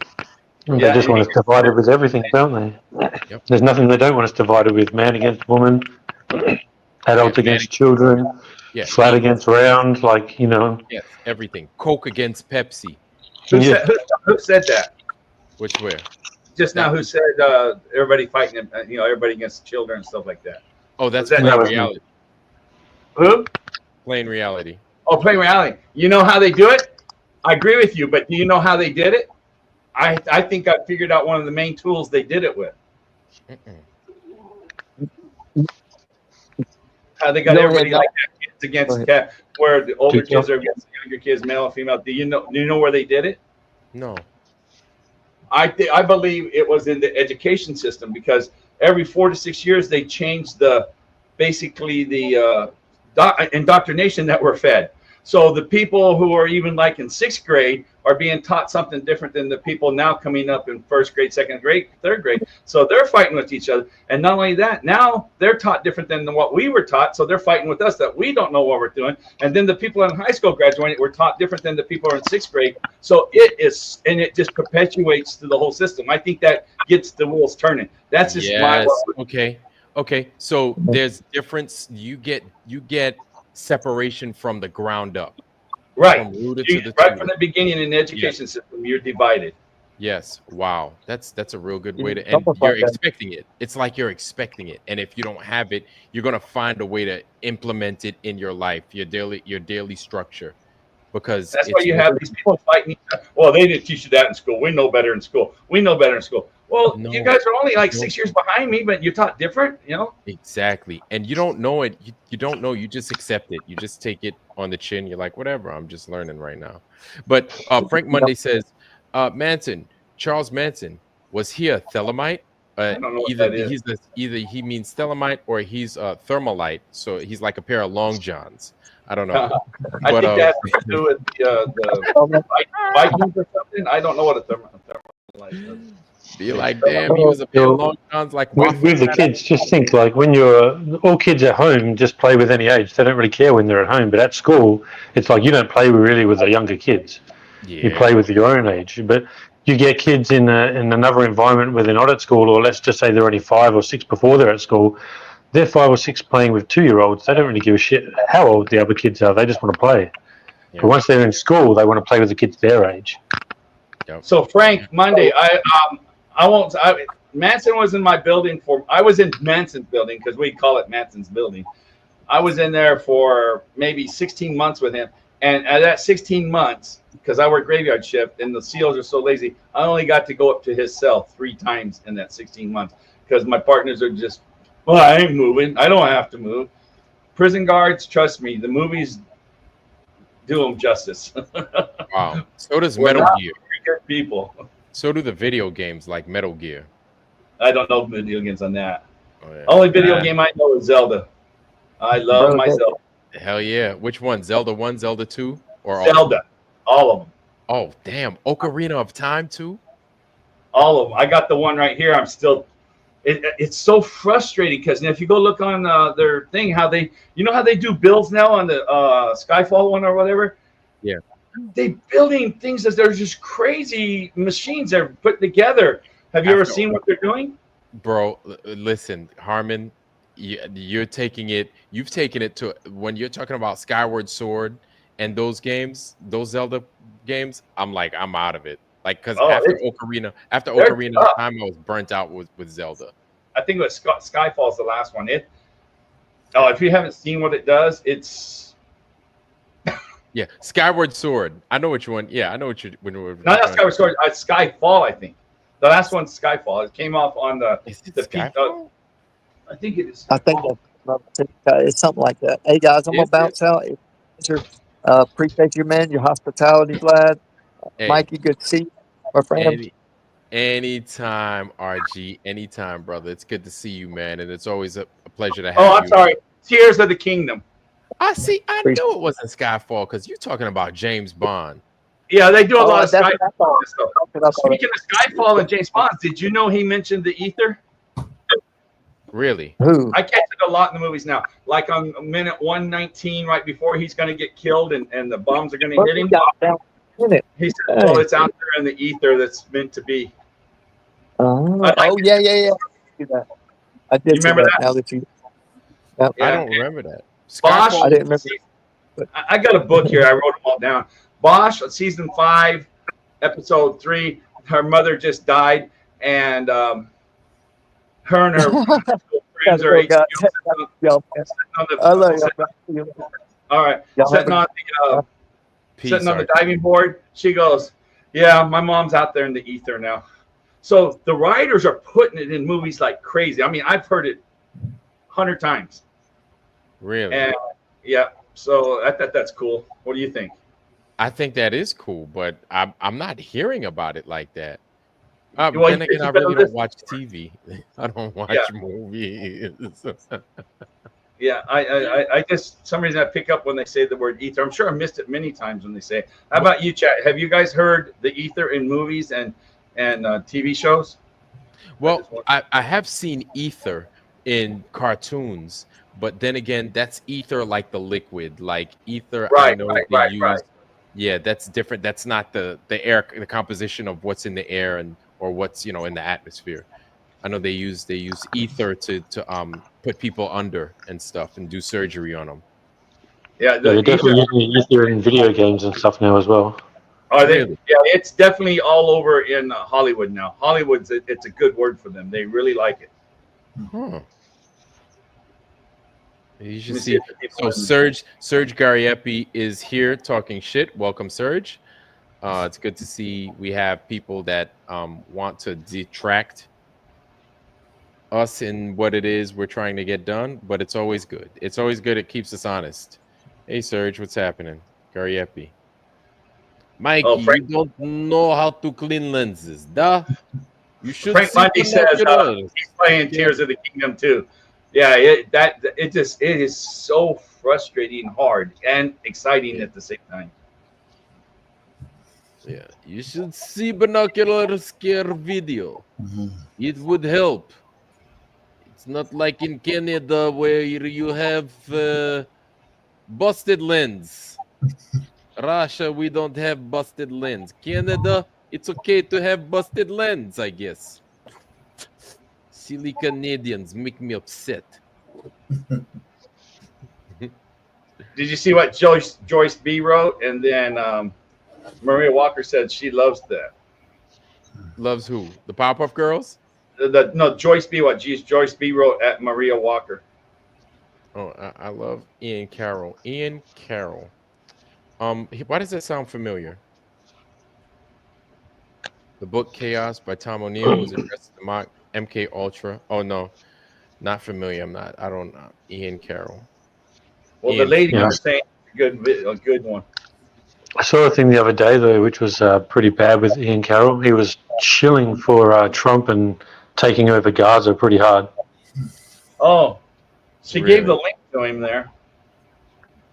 He's been pretty good with everything, but this thing with Gaza, he was like literally just trying to make excuses of why it was a good thing Trump wanted to go in there and just own Gaza. Yeah. You know what, man? Our leadership is so entrenched with the synagogue of Satan. You know, it doesn't surprise me when you hear, did you hear that the synagogue of Satan was actually part of the Nazis doing that? Like, I'm like, of course. Of course it was. I'm like, it doesn't surprise me. Of course. Carol Herring, what's going on, sis? Oh, snap. Hey, look at who it is. She's got us. We got somebody in Rumble saying what's up. Rumble wow. people in the family. What's good? How's it out there, Rumble, Siberia land? Yeah, I got to give Rumble a little bit more play. I used to go there a lot, but no one ever. Man, I told you to find out how to integrate because you could get the Rumble chat in this chat. It all mixes together. Because I see Carol Herring saying what's up. I don't know why I'm not seeing the Rumble chat all the time, but I see it now. There's a way to put it in there. Hey, boy, how you doing, boy? Boy, snap. Boy's in the house. Okay, boy. Boy Surge Carol is in the house. I really like boys. Yeah, boys good peoples, man. Boys good. Haven't seen who is it? Truth. I haven't seen Truth in a while. Truth Trollette or something, isn't it? Truth Trollette is another one. Yeah, I haven't seen her in a while. Truth Trollette. Yeah, I knew what you're saying. I knew you were going. You were laughing at the Rumble Siberia joke. So Grandma used to she used to be in here weekly when I had like 4 people in here. So Truth Trollette is here. Look at that. Oh, snap. When you ask for Cow shows up. If you want Rumble to grow, get the chats mixed where they come in together. And so they'll be part of it. Then people will migrate over to Rumble. Okay. There's one guy who got 300,000 followers doing it that way. You're not Flat Earther, of course. The quartering. You know the quartering? No, what's that? He's a top guy who was on YouTube. It had hundreds of thousands of viewers, right? He's still on it, but he does his live thing on Rumble every day now. And he's finally got him to come over there and go to his channel. He's got at least 300,000 followers now. Wow. Yeah, So he does stuff like against the woke sort of community. Yeah. Okay. So you have to work it if you want Rumble to work, you have to work for it. Bro, I love Rumble. Like, I like Rumble a lot. Like, and I'm like, you know what, man? And I'm even investing in Rumble as well, in the stock market. I even invest. It's a Trump platform. Yeah. You need to look. If you remember this, write this down. Really graceful. You probably haven't heard of her, but she's been around for 12 years or more. Mm-hmm. She did a whole breakdown on where Rumble is funded through and where it came through and how it was all set up through the Trump and all the BlackRock and all that stuff funded to get Rumble to be their platform. And it's being put in place now. All this is just breaking. So, nice. but they won't allow her to put it on. See, Rumble's supposed to be not censored. Exclusive, right. Well, they wouldn't let her put it on there. But if you go to Rumble and put it in that title, really, some people have mirrored her and put it on there, right? Because she put it on her BitChute channel because Rumble didn't allow her to post it on Rumble. Wow. And it breaks down the whole hierarchy of it. It is so deep. It's fun to watch. It's like and it's easy to follow what she says. And the people in the chat, you guys know, really, she's a Canadian. Really Graceful is, oh, here's Truth Torlette says, really Graceful is great. So I don't hear it, really great. See, all these people are saying how good she is. Yeah. Oh, wow. Amazing. Thank you for that, man. I appreciate it. I went ahead and I wrote her information down. You have to look for her on BitChute for one of her latest videos. It's the last 2 videos or something like that. You'll see what I'm talking about. You have to go to BitChute for that one. It won't definitely not be on YouTube. But if you do look Rumble, people have mirrored it and put on Rumble though. Oh wow! But they didn't allow her to put it on. Okay. Wow. Wow. Man. Okay. I'll let you go. Good night, sir. Oh well, not a problem. Not a problem. What I'm gonna do is I'm gonna take a couple of shots of what I see here in New York, because Sav has been doing a lot on the old world, and I've been seeing these structures everywhere I go. I mean, everywhere I go. It's ridiculous. So what I'm going to do is I'm going to show you one of them. I was coming from the VA clinic in Winchester, Winchester, Virginia, obviously. I'm going to show it to you guys. Maybe you guys haven't seen it. But I thought you were on bed. I'll stay on and watch. Yeah. I'm gonna okay, here we go. Hold on. Send it. Boy, it's Amazing Polly. If you go to BitChute, you'll find her right now. But she has her channel on Rumble also. But the new video I'm talking about is on BitChute. Amazing Polly. What's Amazing Polly? What's that? That's the girl I was telling you about that does the stuff about Rumble and breaks down where it's financed. Oh, okay. And you're talking about investing, and it talks about that too. Really? Yes. Oh Lord. It looks like it might not be a bad investment from what the breakdown is. Yeah, it's actually not. When I say cheap, it's relatively it's not that expensive. So I think it's totally worth the buy. And your Doge can never get more than 50, 56, 55 cents. It'll never be over that. You know that, right? I've been looking at how it's structured, and it keeps hitting. It looks like it's hitting resistance at the top. It's unlimited funds. How much they have? 1 billion, 2 billion. How many billions they got? 100 billion. If you take the same market cap as Bitcoin, which how many trillion it is at right now, right at a trillion, a little over a trillion, and you take that market cap and divide it into the number of Doge coins that are out there, right? And you give it and switch it around, then the Doge, if it had the same market cap as Bitcoin, Doge would be worth like $5.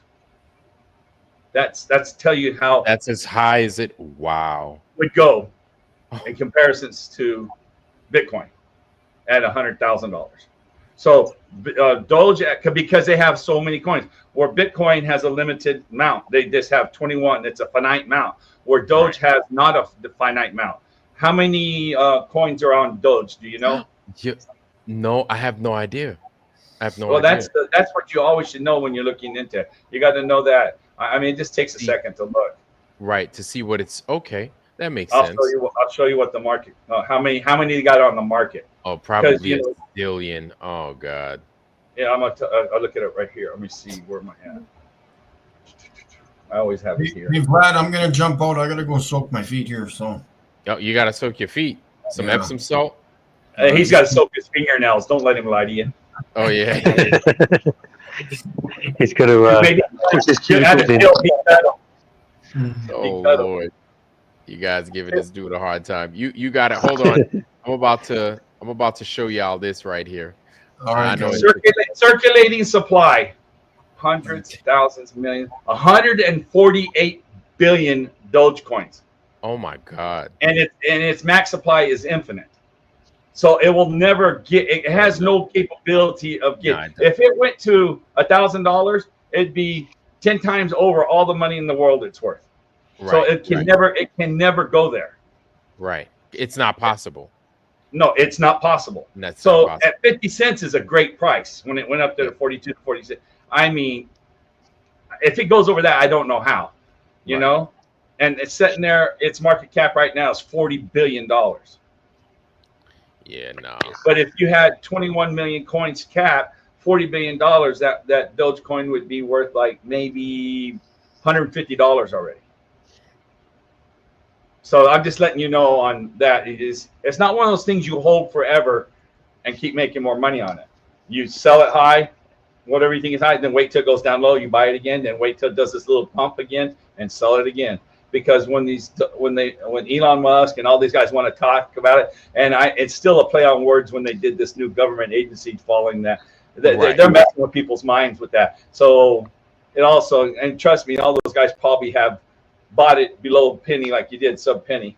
And that's a great buy, and selling it at 40 cents is just all great. You know, I would dump everything at 40 cents, but even if it went to 50, you didn't lose. Right.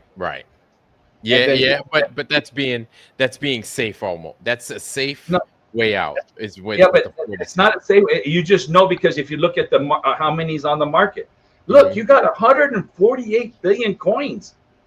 That's God, I didn't even. That's ridiculous. Do you think that they'll ever do that thing where they dump half of them? Pardon me?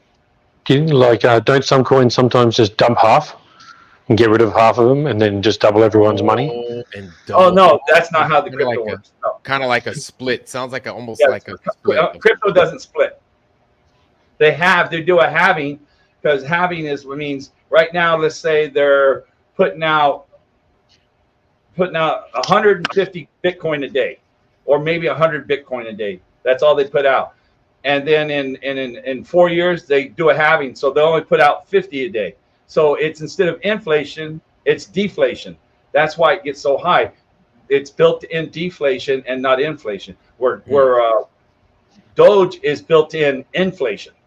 It's built into its system, just like the dollar. So yeah, I had one of those smaller. Sorry, go. That's all right. I don't want to throw you guys off too much, but this right here is me driving down. Obviously, we see it, Piccadilly Street. That's New York? Here. No, this is Winchester.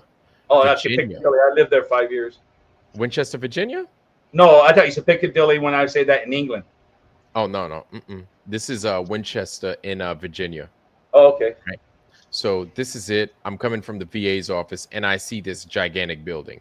And I was like, what the hell is this? I was like, is this like the Capitol? And then it's like, nope. Well, it's not the Virginia Capitol. We know it's Richmond. But this is a library. What is it, a post office? Library? Exactly. You know, it's funny because you should see the post office in New York City. It's like this right here. But this is the Handley Library in Winchester, Virginia. This is it. The Handley? The Handley, Handley, right here. That is awesome, isn't it? Yep. And you have, what's crazy is these are everywhere in Virginia. Is it fun to go in it? I didn't go in it. I was driving by it. Yeah, I did a drive-by. It probably feels sacred almost to go into a building like that. Oh, absolutely. You could probably feel the old energy in here. Yeah, that's what I'm thinking, especially with the copper roof. Yep. You see this? That's what I'm saying. Look at this. You see these things everywhere, man. They're all over the place. This place is just, you know what? You know, one thing I've realized about this whole flat earth thing, one thing I've realized about this is that we thought it made sense when it was a globe. We thought it did, but it just didn't feel right. But now that we found out, at least with me, I don't know about with you, now that I found out that it's flat and this place is strange, the strangeness of these old structures makes sense. And they're beautiful. They're more beautiful. They're more beautiful. You appreciate them more. You're like, it's not just some fucking silly library. There's probably more to what it used to be than just a library or just a post office. Once you realize it's not built like you were told it was built, because you think, oh, just now you know who in the hell built this now. So when you're in it, it's like, I want to feel your energy, your knowledge of how you built this. Right, exactly. Right. So awesome. And then right now we pay attention to the inner workings of these structures and stuff like that. You know what I'm saying? Like these things Yeah, hey, really sorry, gain Vlad. more. I'm not sure if you can hear me. Yeah, I go ahead. screwed my speakers up. I'm going to drop.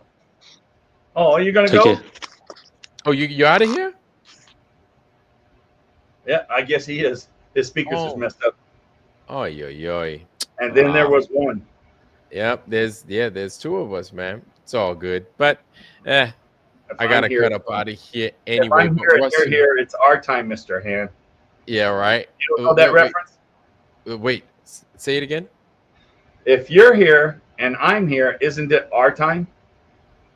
Where's that from? Fast Times at Ridgemont High. Man, I never seen that movie. I Man, tried. you are really uncultured, aren't you? No, I saw some of it. Sam, what's his name? The guy that played my favorite Martian. Yeah, that was Mr. Hand. Mr. Hand. Yeah, that's Okay, Spicoli is in getting detention again, yeah. And he's like, man, you're a dick. and he tells him, Mr. Hand says, Spicoli, you're wasting my time. He goes, Mr. Hand, if you're here and I'm here, isn't it our time? That's true. That's true. And So, he gets, you got 2 more hours, Spicoli. what's his name again? In In real life? real life. Yes, Sam one? something. Oh, My Favorite Martian? Yes. I can't remember. I forgot. Good dude. He played Popeye's dad too. Yes, he did. Didn't He I? said he never, he loved My Favorite Martian, and he would never put it down, but he got so typecasted after that. He says they just wouldn't take him serious. Yeah, yeah. I could see that. But he says he did put, like some people, like Ginger of Gilligan's Island, she wouldn't want nothing to do with it. I'm getting away from it, and I don't want nothing to do with it. Well, you know, that's probably the only claim to fame you're going to really have. Embrace it. You know, It wasn't John Wells. John Wells was Marianne. Ginger was John Wells. Tina Lewis. Tina Tina Louise. Louise. Tina Louise was Ginger. Ginger. Yeah. And she's still alive. She's like 90. Is that the last one alive? There's only yes. one alive. I don't know which one it is. Yep, it's Tina Louise. You know who I think just passed away? Is freaking Audrey Meadows from The Honeymooners. Really? Yes, she just passed. Yeah, I there's several of them in the hundreds right now. I look it up sometimes. I go actresses and actors that are in their hundreds, and you'll be surprised, man. They were in that movie back in 1940, you know, and they're still alive. You know, that's kind of that's like they never will die though because of the movies, right? Yeah, but wait a minute. No, Audrey Meadows. Wait a minute. She died in 96? No. You're just mixed up with who you're thinking about. With, you know what? It's not Audrey Meadows. Joyce Randolph. That's who it is. And what did she do? She was Trixie. I think she was Trixie. Joyce Randolph. She was Ed Norton's. I think she was Trixie. She just died last year. Angela Harmon Lee Walker at Gmail. Easy. Let me see. Not secretive at all. Harmon Lee Walker at Gmail. Yep, she played Trixie. She was Trixie Norton. In what? Oh, and the Honeymooners? The Honeymooners, yes. That was Ed Norton's wife. Trixie. Oh, wow. That's cool. So you like those shows too? You did like the humor in those? Yeah, I love those. I'm glad. That's good. And then one thing, Alan Hale was Alan Hale Jr. His dad, that was Skipper. Alan Hale was Hale he was Jr. a skipper. Yes. Yeah. Yes. And his dad was a big time star back in the earlier league. Yeah. But he embraced the role. He just opposite the Ginger story. He embraced the role so much. All the kids loved him. And all the way up to 95, I think he died in 95. He would go all the hospitals dressed as the skipper, and all the kids were just the skipper. Yeah. He'd take his hat off and start hitting. He loved it, you know? I mean, that's what it's about, right? Yeah. Yeah, man. I love Gilligan's Island. Yeah. Skip always messing things up, and then freaking Gilligan getting chased by the skipper, taking his hat off and swatting him with it. This is a little backstory to that. What's that one where they're on the series that lasted forever? They're on the island, and the Survivor and stuff. What's that? It was a long time TV series. And the land of the not land of the law. Oh, Survivor. Survivor. Yeah. That script was presented for Gilligan's. That was supposed to be Gilligan's Island. Really? They were going to try and, but it wouldn't catch on. People didn't like it. Oh. And somehow that mixed in and out, and Gilligan's Island came out. I don't think Gilligan's Island was on more than 3 or 4 years. That was it, and it got so crazy they canceled it. Yeah, they were like, dude, we either y'all be like, we're gonna have the Harlem Globetrotters get you off the island. I think it was the Harlem Globetrotters came on. They had so many of them. They had so many of them. But I tell you what, who were you? I was Marianne. Were you Ginger or Marianne? I was Marianne. I thought you probably might be Mrs. Howell. Get the Lovey, Lovey. What was his claim to fame? He was a millionaire, Jim Backus. Yeah, what was his claim to fame in real life? He was an actor. I forgot. Oh wait, he was Mr. Magoo. Yeah, Mr. Magoo. Mr. Magoo. Yeah. Mr. Magoo. That dude, Mr. Magoo. You know what? You can't show Mr. Magoo now. Yeah, because it's racial. Oh, he is. Mr. Magoo is like bad. He's real. Yeah, but I guarantee you people would laugh their ass off on it. Yeah. There's a guy on, I think on Odyssey now. He's going back all the cartoons that have been banned, like Bugs Bunny and all the violence ones. Yeah. He's been putting them on Odyssey lately and getting them rematches, and they're just great. All the ones from the 40s, 50s, and and so I showed my grandkids, and they loved them. It's better than these garbage cartoons they have now. Yeah, but those cartoons were designed for grown-ups too. Yeah, but I still learned classical music through them. Yeah, right. Even though they played with it, it's like you learned. Yeah, you still learn from it. Every one of the Looney Tunes had classical music. Mm-hmm. It's funny. That's the background music. It's funny how they took like the normal, the everyday movie stars, and I think about that. Like you had the everyday movie stars like Peter Lorre, and then they'd be like, "Oh, boss, he's coming, boss." Yes. And they would put him in there and put him in a cartoon, or Humphrey Bogart, or freaking James Cagney, and it's wild. And what's crazy? Even me as a kid, like I'd see these guys as grown, as not Humphrey Bogart, obviously, but I remember James Cagney before he died, and all these guys that I would, not all of them, but some of them that I would recognize in these old cartoons, and then now they're no longer here. I kind of took them for granted. You know what I'm saying? When I was a kid, I was like, okay, he was in a cartoon when he was younger. Okay, cool. But now they're no longer here. They ain't never coming back. And I'm like, damn, they were in those old ass cartoons. They were being made fun of in those old cartoons. It's crazy. And Maria tells me don't let my grandkids watch TV. You can't stop them. Their iPads are everywhere. Everything's TV to them now. This is TV. This is TV. So So we just gotta pick the bad with the good and just hope you can do it. Exactly. So Maria, you're watching TV right now. So what do you think of that? So put that in your pipe and smoke it, Missy. Smoke it. So yeah, my little girls are over there just watching it. They're like, yeah, so I'm on my tablet or I'm on my laptop, I'm watching, and then Serge Gariepi, no, you're not blocked. I don't have you blocked. So they're talking about how they're on their tablet and then they're doing this, they're doing that. And I'm like, oh Lord. They're drawing on their tablet, they're watching on their laptop, and I'm just like, oh. Maria says, no, I'm not. Angela says, yeah, Maria says, no. Yeah, you are. This is TV. What do you think TV is? Yeah, we're talking with the TV now. We're talking with the tube. Yeah, YouTube is television. It's just, hell, it's just what it is. YouTube is the world right now, whether we like it or not. Sure is. I hate the promotion of the evil stuff they do. But Maria, you're right about one thing. I think we should not allow our kids, we should not allow ourselves. Like I'm not here a lot. A lot of times I'll say from 4 o'clock to 8 o'clock in the evening to 9, I'm going to go out. I don't care what I'm doing. I'm going to go out. I'm going to go walking. I'm going to do something. Yeah. So I'm not this. So you're right. Is that what you're talking about, Maria? And Maria, you're on TV. Yes, it is. Man, Where are you you? should Look, see. who's arguing with me? You know better than arguing with me. You should see the driveway at my house. It's not even a driveway. It's so long. It's like a drive up because it's so fucking long. Like I had snow a couple of days ago, and just trying to get rid of that thing. I thought I'd be like smarter than nature and salt Uh-huh. my drive up before Let it the breathe. snow caked.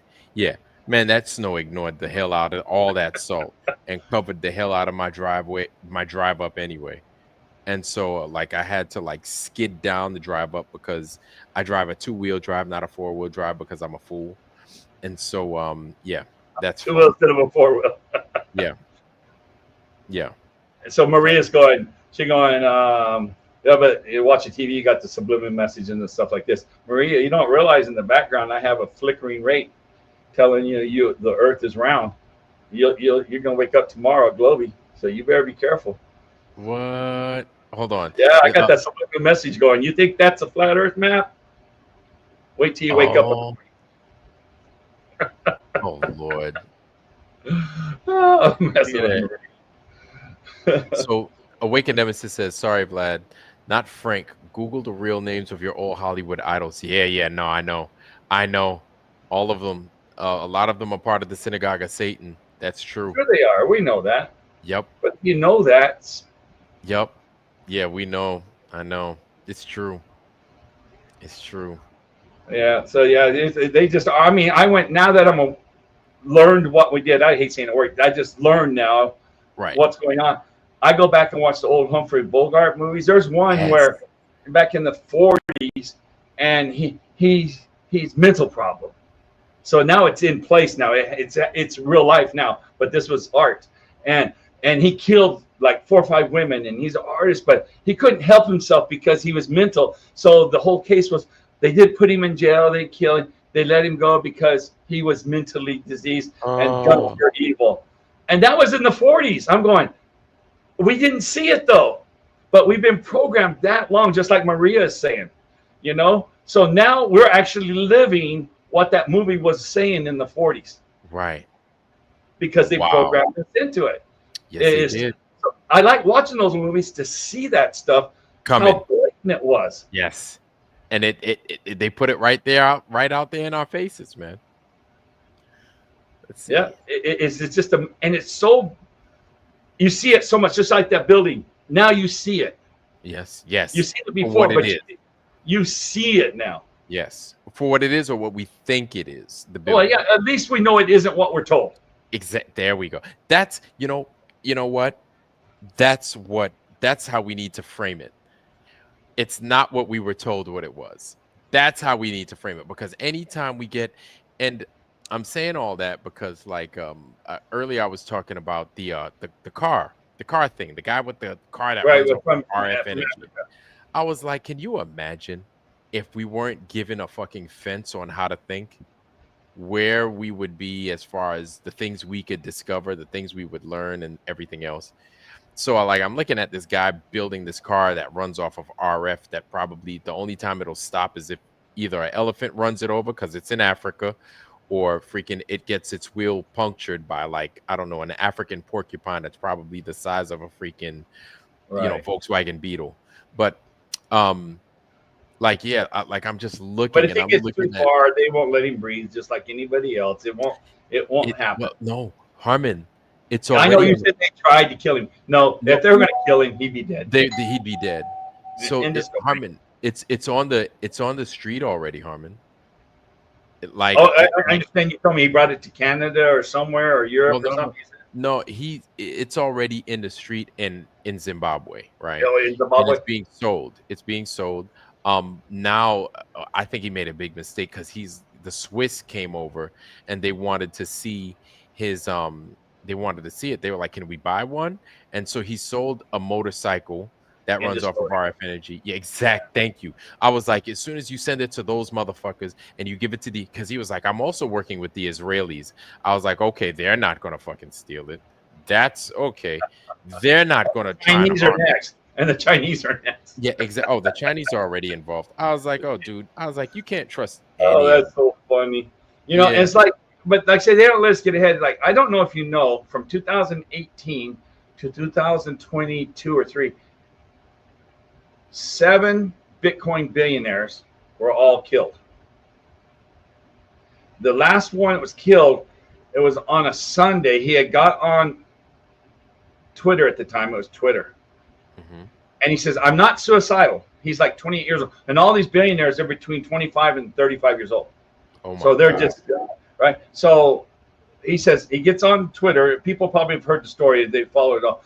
He got on and said, I'm not suicidal. I told my girlfriend and everything like this. And this is how blatant they are.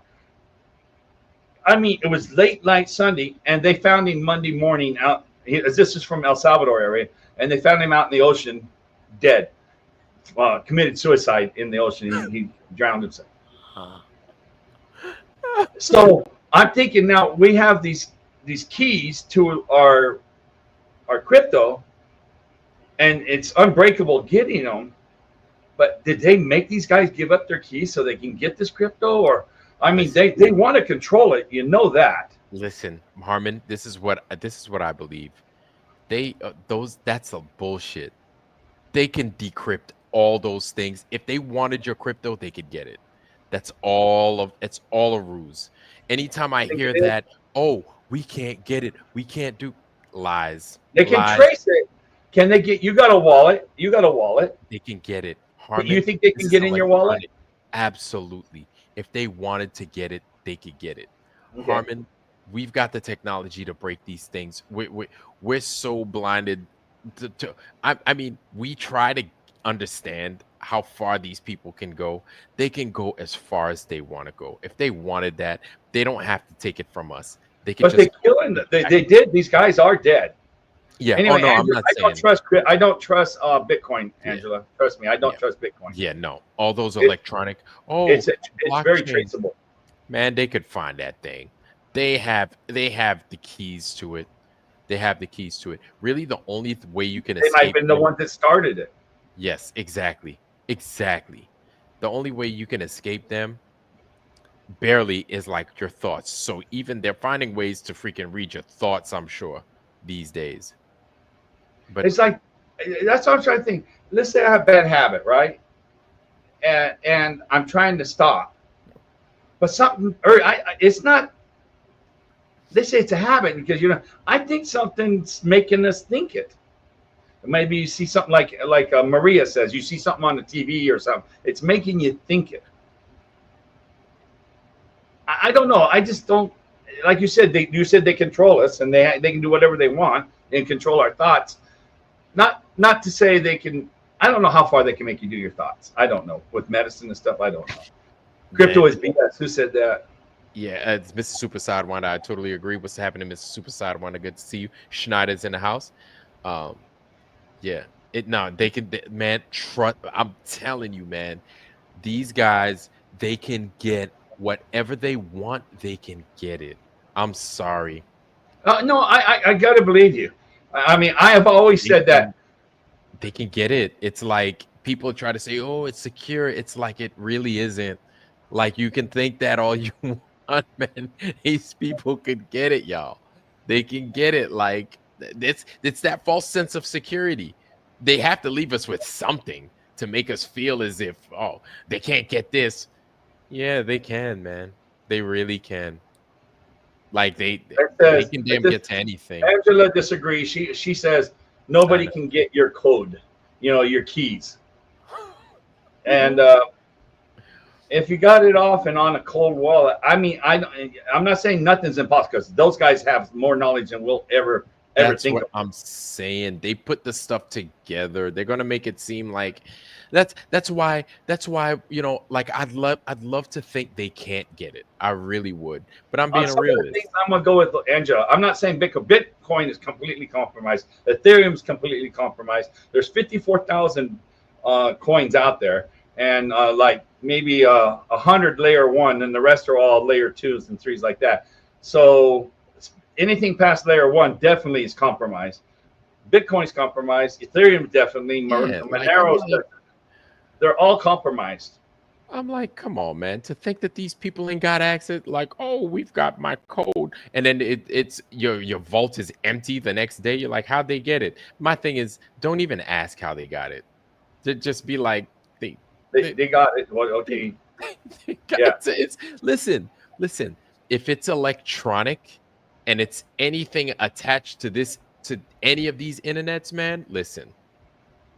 Once it's electronic, you can forget about it. You can forget about it, man. Once it's electronic and it's attached to anything in this internet or the black web, whatever you want to, like they got Maria it. says, have you seen the mind controlling parasites? They can be, I don't know that word. I can't read it. IROGRANN, ingrained, I think she means to say. You see what it is? I'm looking. Maria Walker. Have you seen the mind control? Oh, it's all the way at the bottom. They can be programmed. Programmed. I think she meant programmed. Program? They can be programmed. It was a typo, she says. Yeah, I think she meant programmed. I don't read typos on Maria. I'm sorry. I don't have to speak that language. No, I don't eat pork. I don't mess with it. I avoid it like the plague. You know, after I've seen those shows where they take the pork and they pour the Coke on it and they got those white things coming out of it. It's very hard for me. I'll eat bacon still, but the ham slices and stuff now after they showed me that, and I haven't tried it. I'm going to try it. If it doesn't really do that, then I'm going back to my ham slices. Yeah, man. No swine for my behind. Yeah. I avoid it. I avoid pork, man. No. And that's because you think it's bad? Nah, man. I've got a weird digestive system. I smelt no. I've smelt certain things. I've seen certain things that I'd rather not discuss here. And it's like, nope. Yeah, I understand. Big no. You've been traumatized to some degree. Oh yeah, big no. Pork, Carmen. Well, I might as well just go ahead and jump off the bridge right now, Maria. I can't. No pork and no tea, no this and no. What can I drink? Coca-Cola? Yeah, right. Well, wait, Carmen, man, ain't you Mormon? You ain't supposed to be drinking that nonsense. No, I haven't. I don't touch religion anymore. I went all the way till I was in 1981 when I pretty much didn't. I'm not mad at it. I just said, okay, you can believe what you want, you know. But they teach good things, you know. Right. They teach to be good, honest, and all like that. So I learned some good morality stuff. Right. But then you also learn the guilt they put on you. Or they learn some I know some stuff about Mormons, man. I ain't even going to get too deep into it because it's going to make you upset. But no, I know what you know. I probably know. Yeah, man. They don't treat black people. Remember, I'm generational more. My great grandfather had 3 wives and stuff. You know. Hey, the grandpa lucky as hell. Like, yeah. But when they made having more than one wife illegal in the United States, they kicked him out of Utah. Because part of the deal of Utah to become a state was everybody who had more than one wife had to leave the state, or they had to get rid of the wives. Or the law was on 1901, January 1st.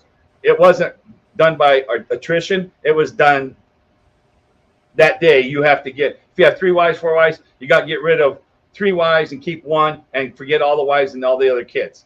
Wow. So a lot of them went and settled into New Mexico. Wow. Well, New Mexico at the same time, Pancho Villa was at war with the states down there, and he came into the village and he grabbed where my grandfather was. He grabbed 14 guys and hung them. And my great grandfather was one of them. So he already had like 27 kids, I think 26 kids from the 3 wives. So they were left to, well, we populated pretty much New Mexico and southern Arizona. Oh my you God. got more everywhere. Big G, what's happening, man? It's good to see you. Hey guys, good to see you all. All right. Hey, great. Since I'm not typing in there, hello, Angela, baby Carson. Yeah, good to see you guys as always. Yeah, man. Yeah, we're over here talking crap, man, rapping. Maria, tell me about pork. I'm just reading the chat. Tell me about pork, Maria. Go ahead, Greg. What do you say about pork, Greg? Well, my one thought on that is, and I'm gonna shut my camera off here. I'm legit, you guys know, but I'm gonna set. Well, you look so good. Oh, I know, man. Why Robert? Man. I know. But anyway, so I'm setting my microphone. I'm doing other stuff and setting it down to where you have some crazy angles. Just say you don't have any pants on. Just tell us. Let me prove. Yeah, don't. I was gonna say, No, you don't. That's the you wrong don't- way. I do. You don't have don't mess with that. Don't get I me. got the Don't get me. pants on. Yeah, don't get me kicked off YouTube altogether. Rumble will kick me off. No, man, I'll be getting you lots of hits, man. They'll be like, Yeah. "Who's the black guy here?" Yeah, right. Be like, yeah. That's a good one. No. As far as pork goes, one thought that comes to mind is, so as I've expressed on here in the past, I was a believer. I left the faith. I came back to it in part because of the biblical cosmology, and then something that I never gave a lot of thought to was the whole. Greg, I missed it right quick. What, you left the faith? You left the faith though. Christianity is what you said. Yes. Okay. I just missed that part. Yeah. Yeah. And you So real briefly, I grew up like with my family. It was quote unquote Christian, right? I would say that, and I would hate for them to hear this. They probably wouldn't know the term. But what is it? Now I'm losing my train of thought of. Pentecostal. No. They believe, but it's I can't. They're backsliders. Well, I wouldn't say backsliders. What's the warm, lukewarm? Oh, they were fly by night. Well, I mean, they're still involved in all that. Anyway. Okay. Lukewarm is what you're talking about. I'm sorry. Lukewarm is perfect. Yeah, lukewarm. That is the term. Okay. Yeah. Okay. But so anyway, I grew up in that environment, and I was always going to church, and I left it, ironically enough, when I started at Baylor, the biggest Baptist school, and I was at that point at 18. I'm like, all these people that are wearing not bow ties, wearing ties and suits, starting wars or claiming they're Christians. I'm like, something's wrong. I'm like, there's thousands of religions out there. Who am I to be so ignorant to think that I grew into the correct one? But anyway, so a couple decades later, because of biblical cosmology, started thinking, oh, wait, maybe there's something to it. It came back into the faith. And the reason I bring that up is the pork. So the dietary, of course. Yes. None of the churches are going to, around here, anywhere, like very rarely are going to talk about a lot of the real truths and get deep into stuff. And one thing that I honestly haven't practiced, and I should probably learn more about it. And I don't fault any of these people that are like stick to it and say that's what the Bible calls for. But it's interesting the little I've learned, not well enough to articulate what I've learned about pork and the shellfish and certain things they say to not eat. That it's not just about restricting yourself for no reason, as I see it. Like there's legit reasons. Yep. And so I see that adds more and more validity to the word. Yes. When I start to find out, oh, that's why they're saying don't eat the pork. Yeah. Yep. I agree. And I'll tell you what, I'll take it a step further, Greg. As far as shellfish is concerned, that like I know, especially like in Deuteronomy, they speak about how shellfish. My thing is this, right? If God created us, it's like you're the automobile manufacturer, right? You build a Ford, you're like, look, do not put diesel in this kind of car. And then you wind up going ahead driving it, and you're putting diesel in it every day. He's like, your car is going to die any day now. You know what I'm saying? That's one aspect. The other aspect is this: when it comes to the things like pork, I mean, there's a whole slew of things in like Deuteronomy that they say to not eat, like birds of prey, lizards, pork, shellfish, and stuff like that, right? But when it comes to pork, you ever smelled a person burning? Thankfully, I haven't. Yeah. Not yet. I have smelled dead bodies. I've had to do video projects in morgues with exhuming a body that had been buried for years. So burning flesh, like, it's akin to that smell. It's very close. You relate it to that smell. Yeah. And I can't stand it. Like, just thinking about, like, I could taste it damn near. It's not a good one. Or it's like, I don't know. It depends. I don't know. Like, I don't eat people. I don't like even thinking about it. Even a steak nowadays. Like, I go to steak night on Wednesdays at the American Legion, and I'm like, man, Like I think about it and I'm like, even when I'm eating it, like I start thinking about it and I'm like, Jesus, man. I don't know. Joyce B, yes, you were right about that. That's why it sounded familiar. Go ahead. Yeah. Here's something. So my thing is to finish that thought is like I'm thinking there's something in the Bible that maybe pigs at one point are like somehow related to us, because I find it funny, like even ABC is saying looks like human, but it's funny how they get all these parts and pieces from pigs. Like they put a pig heart in a guy a few years ago and he ran off of it, like he lived off of it. Like I'm like, we're too closely related. There's something about our biology and there's something about a pig's biology that we're too closely related, that the Most High is like, look, not only can you not eat people, but you can't eat pork because you guys is like somehow related. So without saying that we're related, I think they're trying to say that we're somehow related, especially with our dietary restrictions. If you follow what it is I'm saying, maybe you don't. But yeah, that's what I think. So like that, all that in my mind adds up to there is some kind of connection between us and pigs and pork, and like it's disgusting, and like I really like. So all the evidences you've run into from the burning, from all experiences, you correlate it with human and the split hoof and the religion. So you got a lot of evidences, and you've got enough to make you feel that yes, this is not good. You yes, can't argue with that. By saying it that way, how can anyone argue with you why you do it? They can't.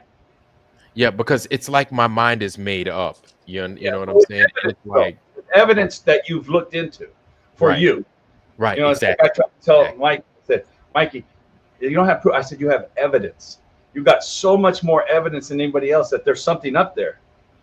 And so when they give you a hard time, ask them for their evidence that it's not there. And they'll tell you, I don't have any. Then what are you arguing with me for? Yeah, exactly. If you understand what I'm saying. Yeah. Last night it was interesting. I ordered some place from some Vietnamese place. I was hungry and it was perfect timing to hit the place up, and I hit them up for this order, and instead of choosing the pork to go on top of the noodles, I said I want the beef. And part of my mindset, I didn't focus on it much. I was just thinking about this same topic, right? But what the Bible calls for, I'm like, I'm going to do the beef. And then I'm also thinking like, well, I'm sure those cows were not slaughtered properly. I know it's not organic. I'm sure they're pumping hormones, but nonetheless, I went along with the order, and it tastes good. And it comes with a spring roll that I think is usually just like a regular egg roll, spring roll or something. Right. And the woman on the phone said that, I'm sorry, we have now, and I said, one extra spring roll. All we have is the pork. Is that okay? I'm like, yeah. So I got 2 pork spring rolls. So it was kind of the funny little, not funny, but in my mind here, I'm focusing on, I'm going to order the beef, and I want one of those extra spring rolls. And then if she says pork only, I'm like, yeah, sure. Keep it at another. So I'm in that realm where I'm not committed one way or the other. And it could be 6 months from now. It could be 2 months from now. It could be 3 years from now. I'm like, I'm never going to touch any of that stuff again. No matter the quantity. I just ain't giving up my bacon. Bacon and eggs, my number one meal. I love my bacon and eggs. Yeah, man. I can't like. Does bacon smell bad to you? Because you're psychologically fucked up. Because bacon, everybody, you can hardly find anybody, even not me, say bacon doesn't smell good. Because those vegans even get stuff to try to smell like bacon to put in there. Yeah, but even still, like I think about what's in it. Okay, so it's still messed up on you. I'm like, I can't. Like it. I feel bad for you that bacon doesn't smell good to you. Because there are a couple of things. There's bacon. There's popcorn, right? That's like an attraction to eat. But popcorn, I'm like, thank God it's a veg. It's like corn, right? It's cooked corn, and I'm like, good. I can eat that all day, right? And not have to worry about anything except getting shit wedged in my dang teeth. But then I think about freaking like bacon. I'm like, oh, and then I'm like, oh yeah, no, I can't. Y'all seeing this behind me? It's a freeze dryer behind me. And is that what it is? Yeah, and I'll tell you one thing that's awesome from a freeze dryer that people love. is freeze-dried corn, and so I'll go and buy little bags from Whole Foods or organic corn, and sometimes I'll get their fire roasted corn and load up all the trays in there, and it's like 99% of the people I give it to love it. It is so good, such a good snack. It's awesome. Speaking of corn, and then if you don't mind, I'd like to change the subject back to where I was. I was on a job today where I needed these headphones for my phone, Right. and when I'm out on job with a lot of equipment, stuff gets tossed everywhere. I couldn't find it fast enough. You guys were talking about crypto. And Yes. I just like to add my thoughts on some of that. Sure. So one thing that I think gets looked over is the technology to do it, and that is with the blockchain. So it is Right. the blockchain that Right. will monitor literally your every breath. Literally your every breath.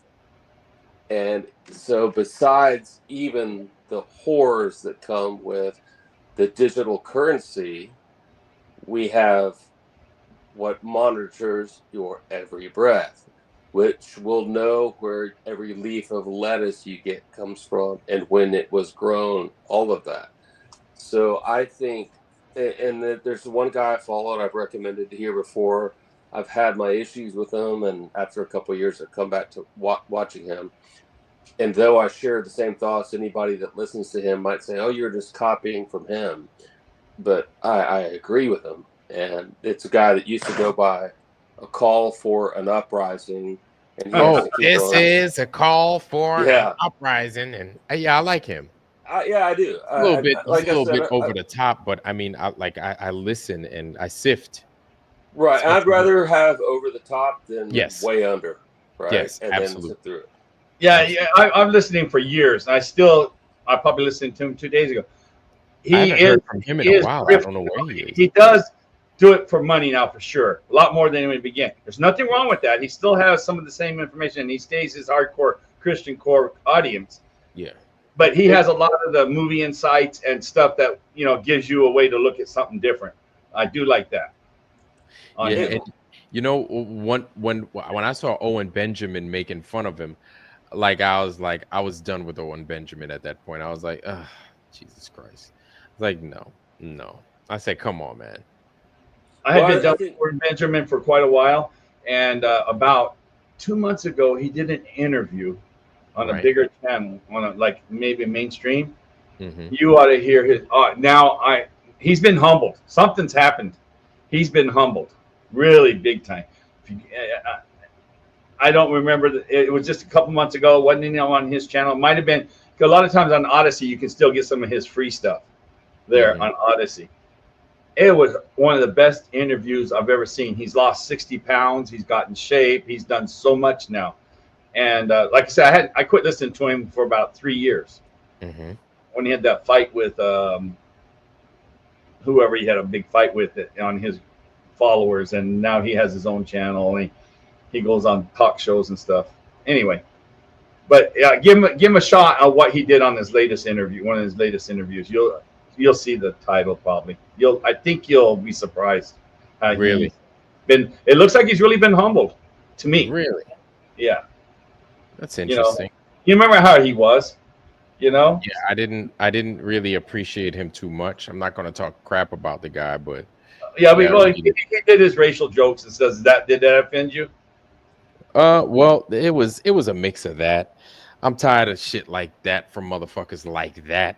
Yes, I understand. Okay, I'm not looking at it from your point of view. I was looking from mine. So yeah, I could see that too. I'm saying it's not funny. Yeah. And it's only funny when both people laugh. I taught my kids this. In your relationship, don't worry about nobody else, but never make fun of your partner. If you say you make fun of your partner and they're mad at you and you said, well, I was just joking. I said, that's bullshit statement.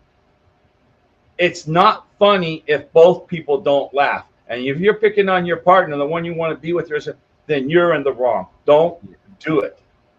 Yeah. And that's the only thing I gave him as advice.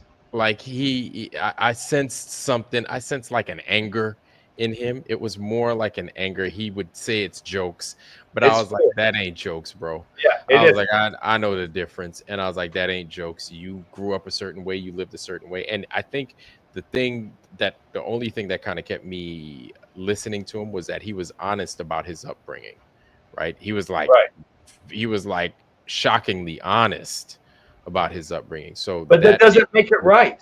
and it doesn't. That's where I was like, I was like, he needs to fix himself. But I was still listening, right? I would still listen. I wouldn't really criticize him, but I would listen. You'd cringe on a lot of stuff. It was very cringe. I can see exactly, and I don't like it, so I can't imagine what you felt like.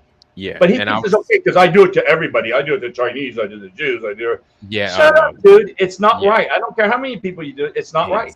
Exactly. And so it's like, look, man. Yeah. I'm like, I'm one of them dudes that it's like, look, I ain't gonna talk about Jews or Chinese like that. Like if somebody's doing wrong, I'm gonna call them out, right? But I ain't gonna do that about no race of people or no group of people, specific group, especially when they've been what he's saying. Now, it's like I've heard that fat guy that's a Mexican that does jokes. But his jokes, some reason, are funny.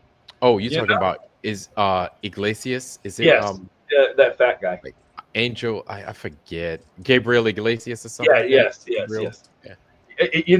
He said one of the things he said, get off the subject of Owen. That's just a negative argument. So I went and watched him. He came here to my town, to the casino here, and he was doing his new material. He says, my mom wanted to go for a drive and stuff, and she says, okay, let's go for a drive. Then she took him to a mortuary.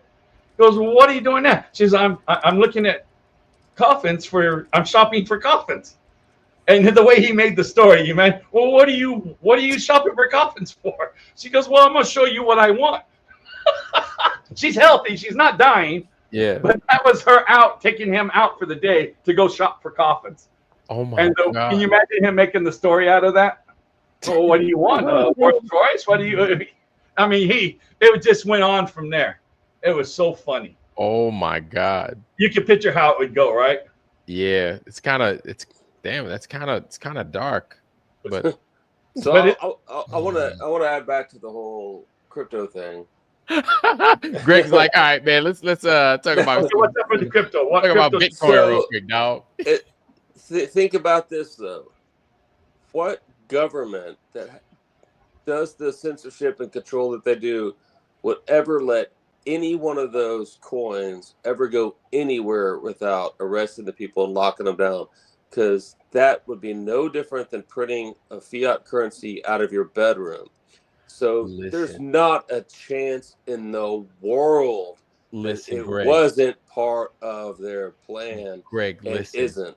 And Greg, because of, Greg, I'm sorry to cut you off. I agree. Listen, as soon as they put the BitPay card out and it had a Visa logo on it, I said, there's no fucking way in hell that they don't have access to all of these Bitcoins. Because I got myself a BitPay card because I had a couple of them Bitcoins and stuff. And I was looking at it. I was like, Visa? Really? Buy a Ford Escort or some nonsense with your new BitPay card? I said, they know, man. I was like, they know everything, dude. There's no way. It's temporary. So like I have one of my very best friends, he's been involved in a particular crypto for a while and bought a lot of them, and he's done very well with them. And he runs a stake pool. So he's a tech guy. He has tons of servers. He does a lot of that stuff. He's doing well with it, and I think he will continue to do well with it financially for a while. So what does he put on his steak pool? Teriyaki or Worcestershire sauce? Well, his wife is Chinese, not quite Korean, so it's not Korean barbecue. I don't know. I haven't checked to see exactly how they approach that. Okay, all right. So I'm interested in knowing. But he's always kind of asking me. He called me again yesterday. Like, hey, so what are your thoughts about Trump and what he's doing with this and that? And I've been pretty consistent even before these, new revelations come about that it's their game. It always has been, and it always will be their game. And I think they're going to allow a lot, and will allow for a while, some people to make a lot of profits from it. but there's the part of getting people conditioned to the idea of the digital currency, to thinking that it's some kind of secretive thing. Mm-hmm. But it's on, just like anything, it's on a computer. It can be hacked, right? Just like anything and everything. So you hear about certain cases and they go in and find out, well, where did your Bitcoin go? Where did this? Because there's a ledger. In fact, I, in my opinion, there's probably more to be traced from a cryptocurrency than my local bank account. Mm-hmm. Because there's more chances of human error and things not going up, or they're not paying enough to have the data to be able to store it for however many decades. Whereas you put it on that ledger, that's it. Yep. No, you're right. It's more than the bank, because you need the fungibility. That means like one Bitcoin is worth one Bitcoin. You know, it's not like you have a Bitcoin and I have a Bitcoin. They should be worth the same value. But because of the tainted stuff you said, and they say, okay, they bought bad stuff that wasn't supposed to be done. They did trafficking or they did something. So that Bitcoin's been tainted, that one Bitcoin. And these other ones, so like right now they call virgin Bitcoins, the ones that are being freshly minted, which have no history behind them. How do you mint something that's electronic? How do you print money? It's the same thing. Just because it's not physical in your mind, it's still same principle. The whole minting thing, like it's all crazy, because it really does seem like almost comparable to what we would call a literal money tree. Like money doesn't grow on trees, but in this case, with cryptocurrency, it does. So I had learned recently about money does too. They print whatever they want. That's what I'm saying. Right, but when it comes to, okay, if they're going by the procedure that we're told they do, where it has these computers that are processing and trying to hit burning these electricity key codes.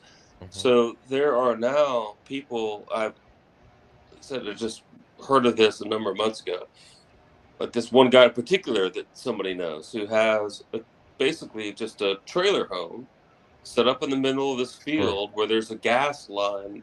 Somebody discovered some gas below the ground. They're tapped into that, using that as their energy.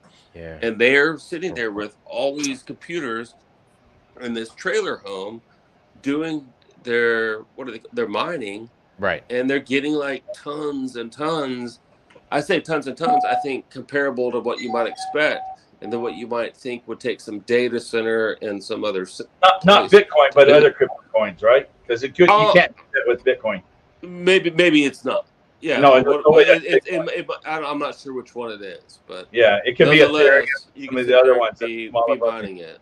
Bitcoin, it would take 20 trailers to be able to mine stuff like that. Their computers have gotten so big and expensive to do. That's why they moved them out of China to other countries. You can't even do it in the States. It's just so expensive because of the ASICs computer is so huge. Well, maybe you guys would know more. You guys would know, and in fact, I just heard this today. I was out on a job today, and as I've brought up on this show before, of course, they're Masons, right? So, and I'm getting these close-ups, and the producer's like, okay, let's get. So, you get a wide shot of them talking. And then like, let's get a shot of this. Let's close in on this. And so shooting video, and Vlad knows I do that. So I was doing video and like, okay, let's get a close up of his hands. And not only was he in the wider shot, medium shot, doing his little diamond hand thing with his hand, but then for the first time after few jobs with him, I see he's got his Mason ring on him. But yeah, she's like, okay, let's get closer in on the hands. And what were we just saying? Please tell me, what was the last thing we just said? And I had a thought going with that. And then about Monero. I mean, about Bitcoin. Oh, okay, yes, data stuff. So I overheard one of the guys today saying, "Oh yeah, he was talking about all these new centers, right? For all the, he wasn't specifically talking about for data mining. He was just talking about data centers." And he said, and I know that I had not heard this angle to it. And he was like, "Oh yeah, not to me, somebody else. These data centers, one thing about them is they're going to be just like this and that. They're going to have to be upgraded every 4 years. So we're sitting, maybe that, I don't know, maybe that's wrong. I'm curious about that because You're like Trump coming out literally on day one saying he wants the USA to be the top with the data centers, and Yes. of course Yes. we know that every bit Yes. of that is about. Yes, Not- he even has a guy from the synagogue of Satan that is in charge of cryptocurrency. He was like, Oh, of this course. guy is ahead of the crypto, some of the biggest minds around. I was like, and this dude is a fucking one of the synagogue of Satan. That's my mind's going all over the place when you say that. So not only crypto, so he was talking about that too, about the data, because that's also, he was talking about AI as well, which ties into it, right? Right. And so Greg, I think you had let me finish this thought. So, all right, do it again. Yeah. So if he's talking about investing these billions and billions and billions and billions and billions into creating the infrastructure, and if it is the case that I overheard today that these computer systems are going to have to be continuously swapped out and stuff every few years, I mean, it's not just like you're spending that money to put them in there. So, and then another thing that just sparked a thought, and I've stepped away from my computer, but I'd seen a little bit in the chat, and it was mentioned, somebody else who I follow and have more respect for than probably anybody online is Peggy Hall of The Healthy American.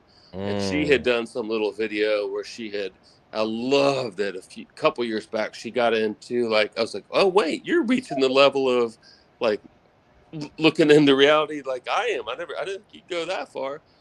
But she pointed out, and I have no knowledge of this story or any angle to it other than what was presented there. But apparently we've got Musk talking about these teenagers who are helping with all this AI stuff or whatever angle there is to it. And she was showing, like, okay, I can't find but one photo of each of them. One of them, he's off in a distance and it's a blurry photo of him from the background. And you're like, these names seem weird. Like, do they even exist? So they're building up some infrastructure, which of course that they was are. just the other day. That wasn't a long time ago. That was just the other day. She put that up like 3 days ago, maybe 2 days ago. But it was just an interesting angle to it all. I mean, that doesn't tell the whole story, but just one of the many angles. Like, they're telling you, oh, we're doing this. We're going to clean up. We're going to set this up. And they're like, do these people even exist? You want to know something? You want to know? I think it's funny based off of what you just said and how he's like, it's like they're fishing for people out of India. I don't know. They're fishing for people out of India to kind of run these programs and everything else, and to get heavily entrenched with the computers and stuff like that. So I'm not saying that they're using Indian people, but maybe they're part of this whole AI thing to help develop like AI programs or AI people, fake people. I don't know. It's funny that you even said that, because something just ain't sitting right, man. So you think it's, well, they got the hooks in. That's what you said at the beginning. They run it. I'm going to answer a couple guys. Awaken Nemesis. Yeah, CBDC seems like it's been put on the back shelf right now. I think they were testing it with this. And Shauna Light, it says Monero. Monero is a privacy coin. There's a handful of privacy coins. And Greg, you were saying that a misnomer where people think crypto is hiding because of the word crypto.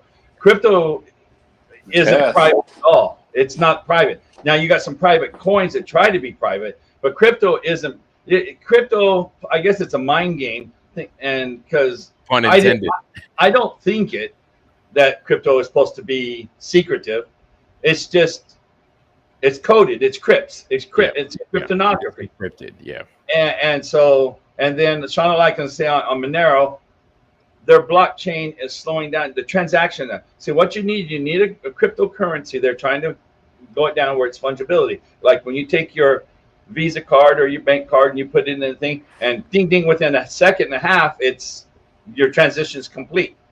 That's why Bitcoin will never be a transition coin, because it takes anywhere from each blockchain 10 minutes, and if you're not picked up on that, it can take you 20 minutes to buy a cup of coffee, and yet the service fees are $8 to $10 to do that transaction added onto your price of coffee.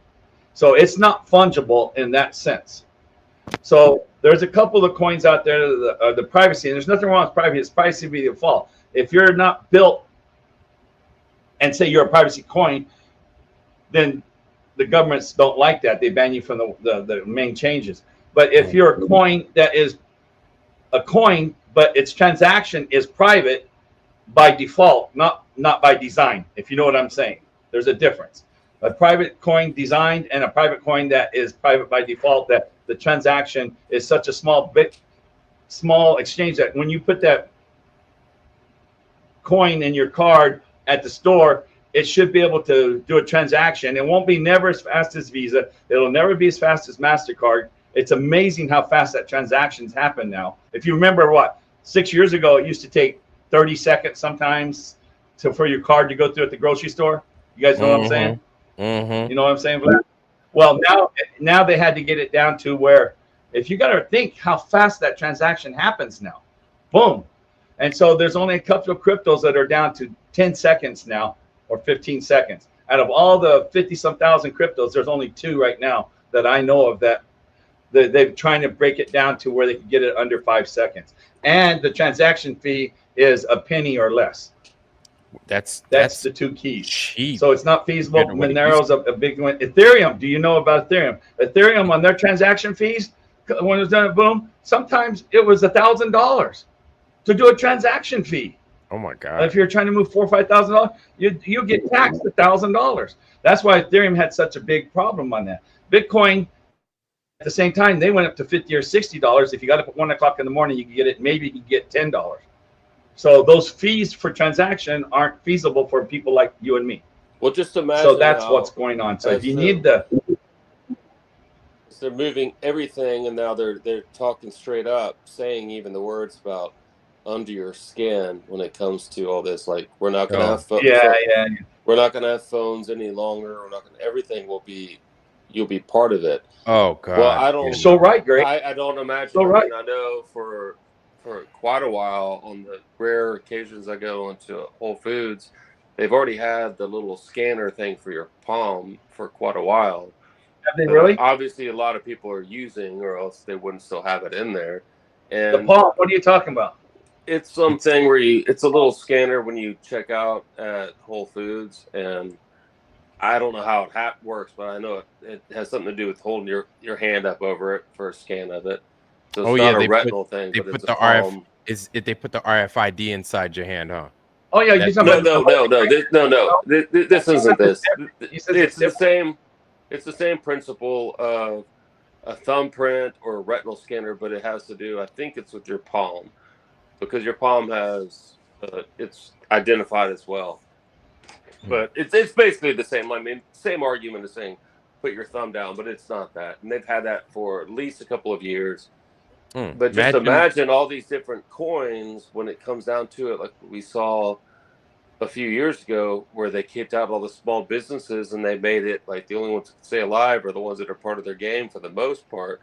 And when they keep that in even further, there's not going to be a chance to use those systems, to use those currencies. So yeah, sure, in the back end, if you want to trade something with your secret coin and this and that, yeah, you guys have fun with that. And I got a question for you, Greg. Getting a loaf of bread. I got a question for you. It says, so I know in Japan and in Korea and some of those other places, they got stores already that you just walk in. There's nobody in there. It's just you, and you walk out and it totals. I mean, you bag it up as you're buying. Yeah, they have that here at some places. Do they really? I didn't know that. I didn't know that. Amazon stores. Amazon stores have that as well. Really? I didn't know that. Well, Whole Foods is an Amazon store. So. Oh yeah, shit, that's right. Yeah, that's why they came up with that whole palm. I mean, I can't say that's why, but that's part of what it was. That was part of Bezos. Man, oh Lord, have mercy, man. That's where it's coming, and that's the whole part of this under your skin, and like I think it must be over now. The World Government Forum that was just going on. The World Economic Forum, yes. No. This is different. World Government. I don't know the word, but it's World Government. They just had their big conferences. The World Economic Forum. Yeah, this is different. This is World Government. They had those massive conferences just now. Maybe I'm getting it mixed up. I thought they were two separate things. It's the World Economic Forum. I'm following that. Was Klaus Schwab? Well, he's also kind of down, and he's changed the naming of what he was calling the fourth industrial revolution. They're now calling the intelligent. Right. Don't quote me on that. I don't know the new name. The intelligent revolution, something like that. Because, you know, of course, they always do that. They change names. People catch on, and as you know, if you call it, if you have a jail cell and you call it a freedom cell, they're like, oh hell yeah, man, put me in there. Better. Yeah, I've been a member of the World Economic Forum for about 6 years now, just trying to follow what they're doing. It started in 1973 on LinkedIn, and it's just no. I'm just a member of them, joining their websites and stuff. Oh, okay. Well, let's see if I can find these online. So, like I said, I have definitely, like everybody, had my issues with him in the past. But I go to bed. Yeah, man, I gotta get my black ass. I understood that.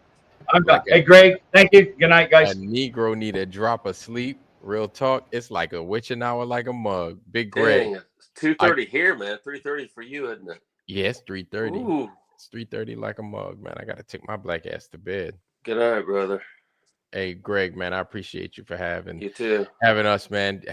But family, I appreciate y'all for joining us. But before I get up out of here, I got this black sun behind me. I'm gonna give you guys my blessing. Much love, and I wish you guys health, wealth, love, joy, prosperity, most of all, wisdom. Now, do not forget, let's take care of Mikey. You see his name down there. His stuff is posted at the top. Let's get Mikey to Vegas. Let's make sure that his tank is full. Let's make sure his belly is full. And let's make sure that his nails is trimmed and he ain't coming out here looking like crazy Nosferatu, long ass fingernails and nothing like that. All right, family. So let's get Mikey to Vegas. Let's everybody enjoy the remainder of Valentine's morning, whatever this is. This is Saturday, so it's over. Whatever. Enjoy your weekend, everybody. I will catch you guys on Tuesday. And with that, family, I love y'all. I'm out. Enjoy your weekend. Peace.